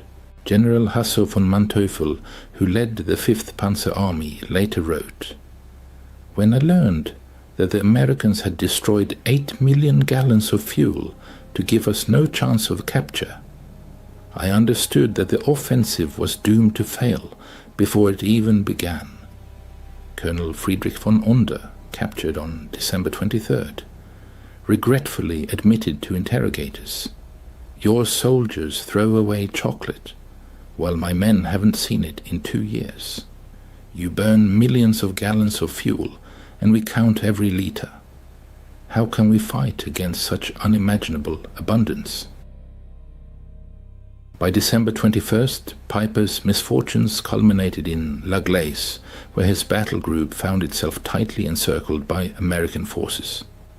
The tanks, once a formidable power, stood motionless like stone statues, devoid of the vital force of fuel. Around them the ring tightened, formed by units of the 31st Infantry Division, battle-hardened paratroopers from the 82nd Airborne Division, and the steel fists of the 3rd Armored Division. The American Armada, like an insatiable beast, consumed colossal volumes of fuel, 340,000 gallons on December 21st alone. Meanwhile, Piper desperately tried to conserve every drop, possessing a paltry 1,000 gallons. Private First Class Richard McKinney, like a chronicler of those days, wrote home, ironically remarking on the situation, "We have the Germans surrounded. Their tanks are dying of thirst. Our captain jokes that we are burning more fuel, heating our coffee than they have left for their vehicles." This episode vividly epitomized industrial warfare at its zenith. The redeployment of General Patton's Third Army northward, requiring 350,000 gallons of fuel solely for the move, seemed an inconceivable task for the exhausted German war machine. However, American logistics, like a finely tuned clockwork, met this unimaginable challenge in just 3 days. On December 23rd, the skies opened and a flood of sunlight poured onto the earth. Allied aircraft, like a flock of predatory birds, took to the air, performing about 2,000 sorties. Each aircraft, like an insatiable demon, devoured fuel at a monstrous rate, forcing the Luftwaffe to watch enviously from the ground, grounded for weeks. P-47 fighters, like fiery chariots, burned 300 gallons an hour, and B-26 bombers, like winged leviathans, consumed 200 gallons an hour. One day of these massive air operations consumed more fuel than all that Germany could allocate to its offensive, underscoring the chasm between the industrial capabilities of the two opposing sides. On the night of December 23rd, 24, realizing the hopelessness of the situation, Piper abandoned his equipment and made a desperate attempt to escape. Of the impressive armada of 119 tanks and assault guns that had begun the offensive with such optimism, only 39 vehicles remained functional by then, and even they were unable to move. In a desperate effort to prevent the equipment from falling into enemy hands, the crews destroyed them using their last ammunition. Obergefreiter Heinz Goltz left a vivid account of those tragic events. "We collected the last drops of fuel from all vehicles, probably gathering about 200 gallons. The Obersturmbannführer personally rendered his command tank unusable. Millions of Reichsmarks invested in this equipment turned to ashes due to empty fuel tanks." Of the 5,000 soldiers who went into battle as part of Piper's battle group, only about 770 returned. Despite this, they managed to advance 60 miles into enemy territory, capture several depots, and open the eyes of the German command to the scale of Allied logistical support. News of these discoveries made by Piper's group spread like wildfire through German headquarters. By December 26th, Field Marshal Walter Model received detailed reports on captured American supplies. Model's chief of staff recorded his reaction to the news. The Field Marshal reread the figures twice. 50,000 gallons in Hansfeld, 2 million burned in Stavelot, 8 million destroyed to prevent capture. After that, he said, "It seems we are fighting the wrong war. Hitler, informed of this on December 28th, categorically refused to accept reality. Albert Speer recalled, Hitler stubbornly insisted that all these figures were nothing more than propaganda. Even when shown photographs of burning Stavelot, he claimed they were just Hollywood special effects. However, ordinary soldiers perfectly understood the seriousness of the situation. Corporal Wilhelm Hoffmann wrote to his wife, "The Americans destroy more fuel daily than we receive monthly. They drive tanks like we march on foot. This war is lost." The fuel crisis that manifested during that period was merely a symptom of a deeper and all-encompassing reality. By 1944, the United States of America had reached the peak of its industrial might, accounting for 50% of all global production. Production lines operated at an incredible pace. New aircraft rolled off assembly lines every 5 minutes. Ships were launched daily, and tanks were produced every 7 minutes. Oil extraction statistics were astounding. The US extracted 1.8 billion barrels, while the Soviet Union extracted 110 million barrels. Germany, including synthetic production, 33 million barrels, and Japan only another 2. 6 million barrels. The Axis powers combined produced less than 2% of the oil extracted in America. After 1942, every major German offensive was constrained by fuel shortages, while American operations were supported by an abundance that German strategists could not even imagine. Lieutenant Colonel Chester Hansen recorded an eloquent episode that occurred on December 27th. A logistics officer reported that due to unfavorable weather conditions, fuel deliveries had dropped to 500,000 gallons per day. Concern arose, but soon someone noted that this amount exceeded the total volume of fuel allocated by Germany for the entire offensive. German prisoners of war captured in the Ardennes were not so much amazed by American firepower as by its extravagance.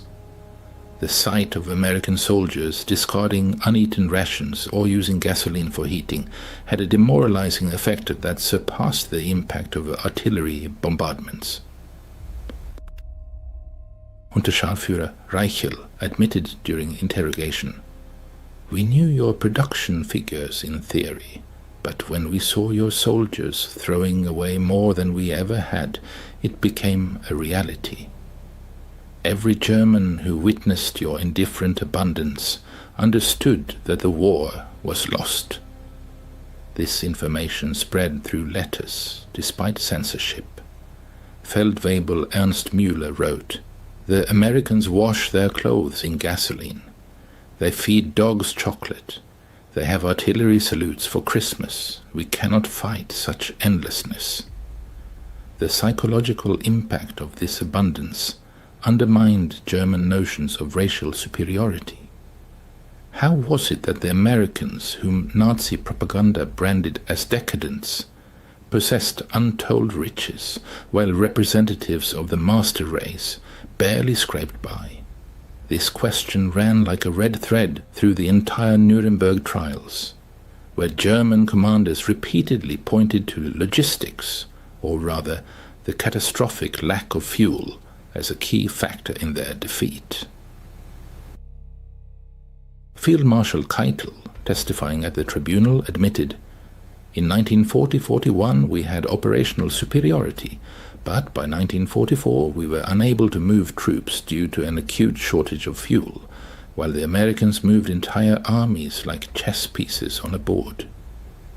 Piper, convicted of atrocities at Malmedy, frankly stated, "Every decision we made after December 17 was made under the pressure of the fuel crisis. We could neither maneuver nor pursue the enemy, nor retreat in an organized manner. The Americans, on the contrary, enjoyed complete freedom of movement, while we counted every liter." General Guderian bitterly stated, When Piper captured 50,000 gallons of fuel, it was of immense significance to him, but for the Americans it meant absolutely nothing. At that moment the war was lost. This story, like an epitaph, marks the twilight of the era of industrial warfare. Victory was forged not so much by the courage of soldiers on the battlefield as by the statistics of industrial production. The romantic aura of war dissipated in the Ardennes, buried under piles of empty fuel tanks. According to Dr. Richard Overy's calculations, by 1944, the ratio of industrial production between the Allies and the Axis powers in key categories exceeded 5,1. For petroleum products, this gap reached a staggering 50,1. Neither superior training nor brilliant tactics could overcome such a colossal advantage. America produced 324,150 aircraft during the war, while Germany produced only 199,907. American factories produced 88,410 tanks, German factories 46,857. But the most eloquent figure is the volume of oil processed. In 1944 alone, America processed 1.8 billion barrels, while Germany, with great difficulty, could extract only 33 million. December 24th, 1944, marked a turning point. As the remnants of Piper's group, abandoning 39 tanks, 70 half-tracks and 177 other vehicles, fought their way on foot through American defensive lines, the true scale of the disaster became evident. The capture of 50,000 gallons of fuel seemed like incredible luck, but it soon became clear that it was a drop in the ocean for an enemy who could afford to burn millions of gallons. Unterführer, analyzing the event of those days in 1975, recalled, "On the morning in Hansfeld, upon discovering the American fuel reserves, we rejoiced as if we had won the lottery. However, by evening, learning of the burning Stavelot, the realization of inevitable defeat set in. The Americans possessed such abundance that they could destroy what we were willing to die for. Our 50,000 gallons were insignificant, less than what one American armored division consumed in 2 days. It wasn't even 3 hours of work for the legendary Red Ball Express, just a margin of error in Allied daily consumption." Major General J. Lawton Collins later noted, "The Germans' desperate attempts to seize fuel exposed their fatal miscalculation. They naively believed that we valued fuel as highly as they did, considering it an indispensable resource. They were unaware that we had so much of it that we could afford to burn millions of gallons without jeopardizing our tactical advantage. Operation Wacht am Rhein collapsed, facing the relentless mathematics of industrial warfare. The offensive consumed about 2.8 million gallons of fuel, representing 40% of the total allocation, not counting captured reserves. At the same time, the American army expended 267 million gallons, almost 100 times more. The Wehrmacht lost about 100,000 soldiers, 800 tanks, and 1,000 aircraft. But the most devastating blow was the loss of illusions. Every German soldier who witnessed American abundance firsthand realized that Germany was not just fighting a war, but participating in an act of self-destruction. The tragic fate of Joachim Piper, a commander who had endured the crucible of war, ended in 1976 in France at the hands of unknown assailants. But long before that, in 1967, in a conversation with historian Henry Lyman, he acknowledged the fateful role of the discovered fuel depot. According to him, had it not been for this discovery, the German forces would have had a chance to retreat with honor. But the suddenly revealed disparity in resources, where American reserves seemed like a bottomless ocean and German ones like meager drops, ultimately buried any hopes for victory. This episode vividly illustrates an immutable law of industrial warfare, where logistics play a decisive role, overshadowing tactical stratagems. The might of production crushes even the bravest courage, and an abundance of resources becomes an insurmountable factor before which devotion to ideals pales. Despite the fact that a German soldier in 1944 might have surpassed his opponent in training and experience, this was not decisive. The American war machine, fueled by colossal industrial power, surpassed Germany in its ability to produce and replace losses. This truth was reflected in every fuel can found in Hansfeld, in every gallon burned in Stavelot, in every kilometer of pipeline stretching across France. In the era of industrial warfare, victory is forged not so much by the genius of commanders as by the power of factories and oil refineries. In December 1944, at the height of World War II, Colonel Trevor Dupuy conducted astonishing calculations, demonstrating the colossal difference in supplies between the Allied armies and the Wehrmacht.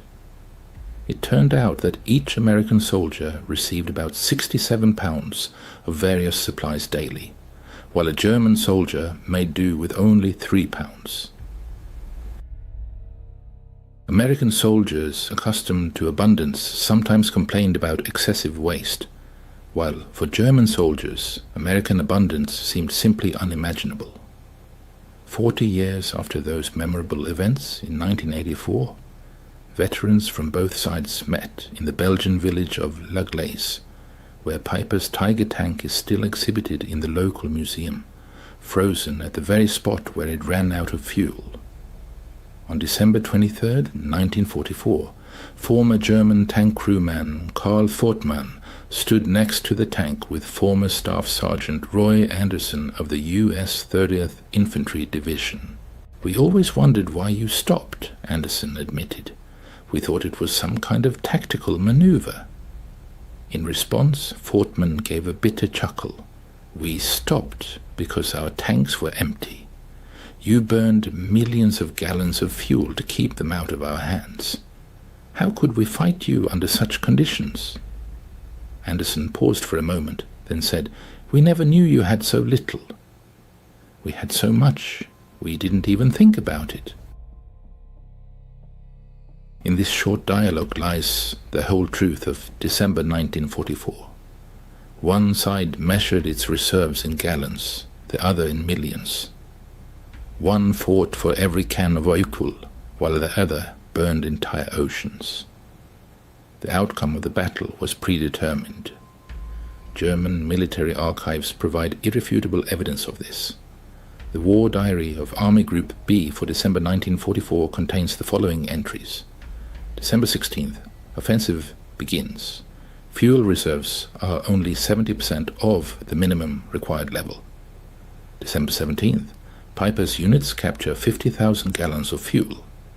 December 18th, several fuel depots destroyed by enemy attacks, over 5 million gallons lost. December 19th, units critically dependent on fuel supplies lose mobility. December 24th, Piper is forced to abandon his equipment due to complete exhaustion of fuel reserves. At the same time, the American First Army reported December 16th, reserve supplies total 3.7 million gallons. December 17th, 2.2 million gallons destroyed. December 18th, 1. 8 million gallons received. December 24th, reserve supplies total 4.1 million gallons. The Americans treated millions of gallons of fuel with astonishing indifference, while the Germans guarded every single canister. In addition to its significant volume, American fuel demonstrated undeniable technological superiority. U.S. refineries made breakthroughs in catalytic cracking, allowing them to produce high-octane fuel more efficiently than German hydrogenation technology. In particular, American 100-octane aviation fuel provided aircraft with a tangible performance advantage compared to German machines, which used 87-octane synthetic fuel. American engineers also developed unique additives that Germany could not replicate, such as tetraethyl lead, ethylene dibromide, and detergent additives. German engines, designed to run on lower quality fuel, often malfunctioned when using captured American gasoline. The fuel shortage profoundly affected every soldier's experience. Corporal Hans Müller noted on December 20th, marched 30 kilometers. No fuel for trucks which drive past abandoned American vehicles with engines running for heat. They leave the engines on. We walked in the snow. Medical services were paralyzed. Ambulances could not evacuate the wounded, and hospitals lacked fuel for generators. People died, waiting for transport that never arrived. Senior medic Dr. Wilhelm Kirsting testified, "We had excellent surgeons and supplies captured from the Americans, but no fuel for ambulances. People died who could have been saved if they had been transported just 10 kilometers. The triumphant march of the American military might shattered Nazi propaganda, which portrayed US soldiers as weak and fragile warriors. German soldiers were indoctrinated with the myth of American weakness. Yet the reality proved entirely different. The US Army demonstrated a capacity for destruction that surpassed Germany's own capabilities." As recorded in Goebbels' diary entry of December 28th, the morale of German troops began a steady decline. Soldiers, contrary to official propaganda, reported American superiority, undermining the carefully constructed Nazi narrative. Despite censorship, the truth permeated the ranks of the Wehrmacht, and the myth of German invincibility crumbled under the pressure of American logistics and military might. The failure of the German offensive in the Ardennes became a turning point, stripping Germany of any hope for victory and forcing it into a desperate defense. General Jodl, speaking at the Nuremberg trials, admitted, "After the Ardennes, we realized that everything was lost. We had played our last card and found that the enemy held all the aces." Recognizing Germany's dire situation, the Allies concentrated their efforts on destroying the German fuel industry. By February 1945, Germany's fuel production had virtually ceased, leading to the paralysis of the Luftwaffe and a drastic reduction in the Wehrmacht's combat effectiveness. Deprived of the ability to maneuver, the German army transformed into a static force, doomed to gradual annihilation by the mobile Allied units. The spring of 1945 was marked by surreal scenes. German units surrendered not because of battlefield defeats, but due to a simple lack of fuel. Entire panzer divisions, unable to move, stood helplessly while Allied forces drove past them. Major General Fritz Bohlein recalled, "We had 42 combat-ready tanks, manned by experienced crews and supplied with ammunition. However, we only had about 80 gallons of fuel, which wouldn't have been enough to even reach the next town.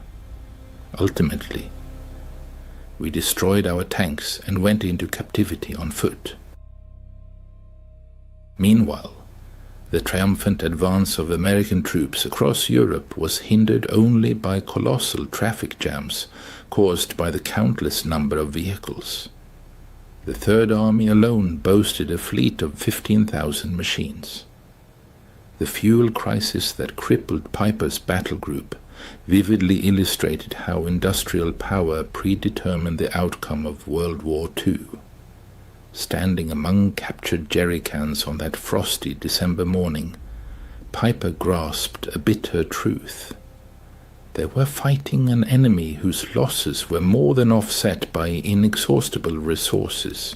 The stark figures spoke volumes.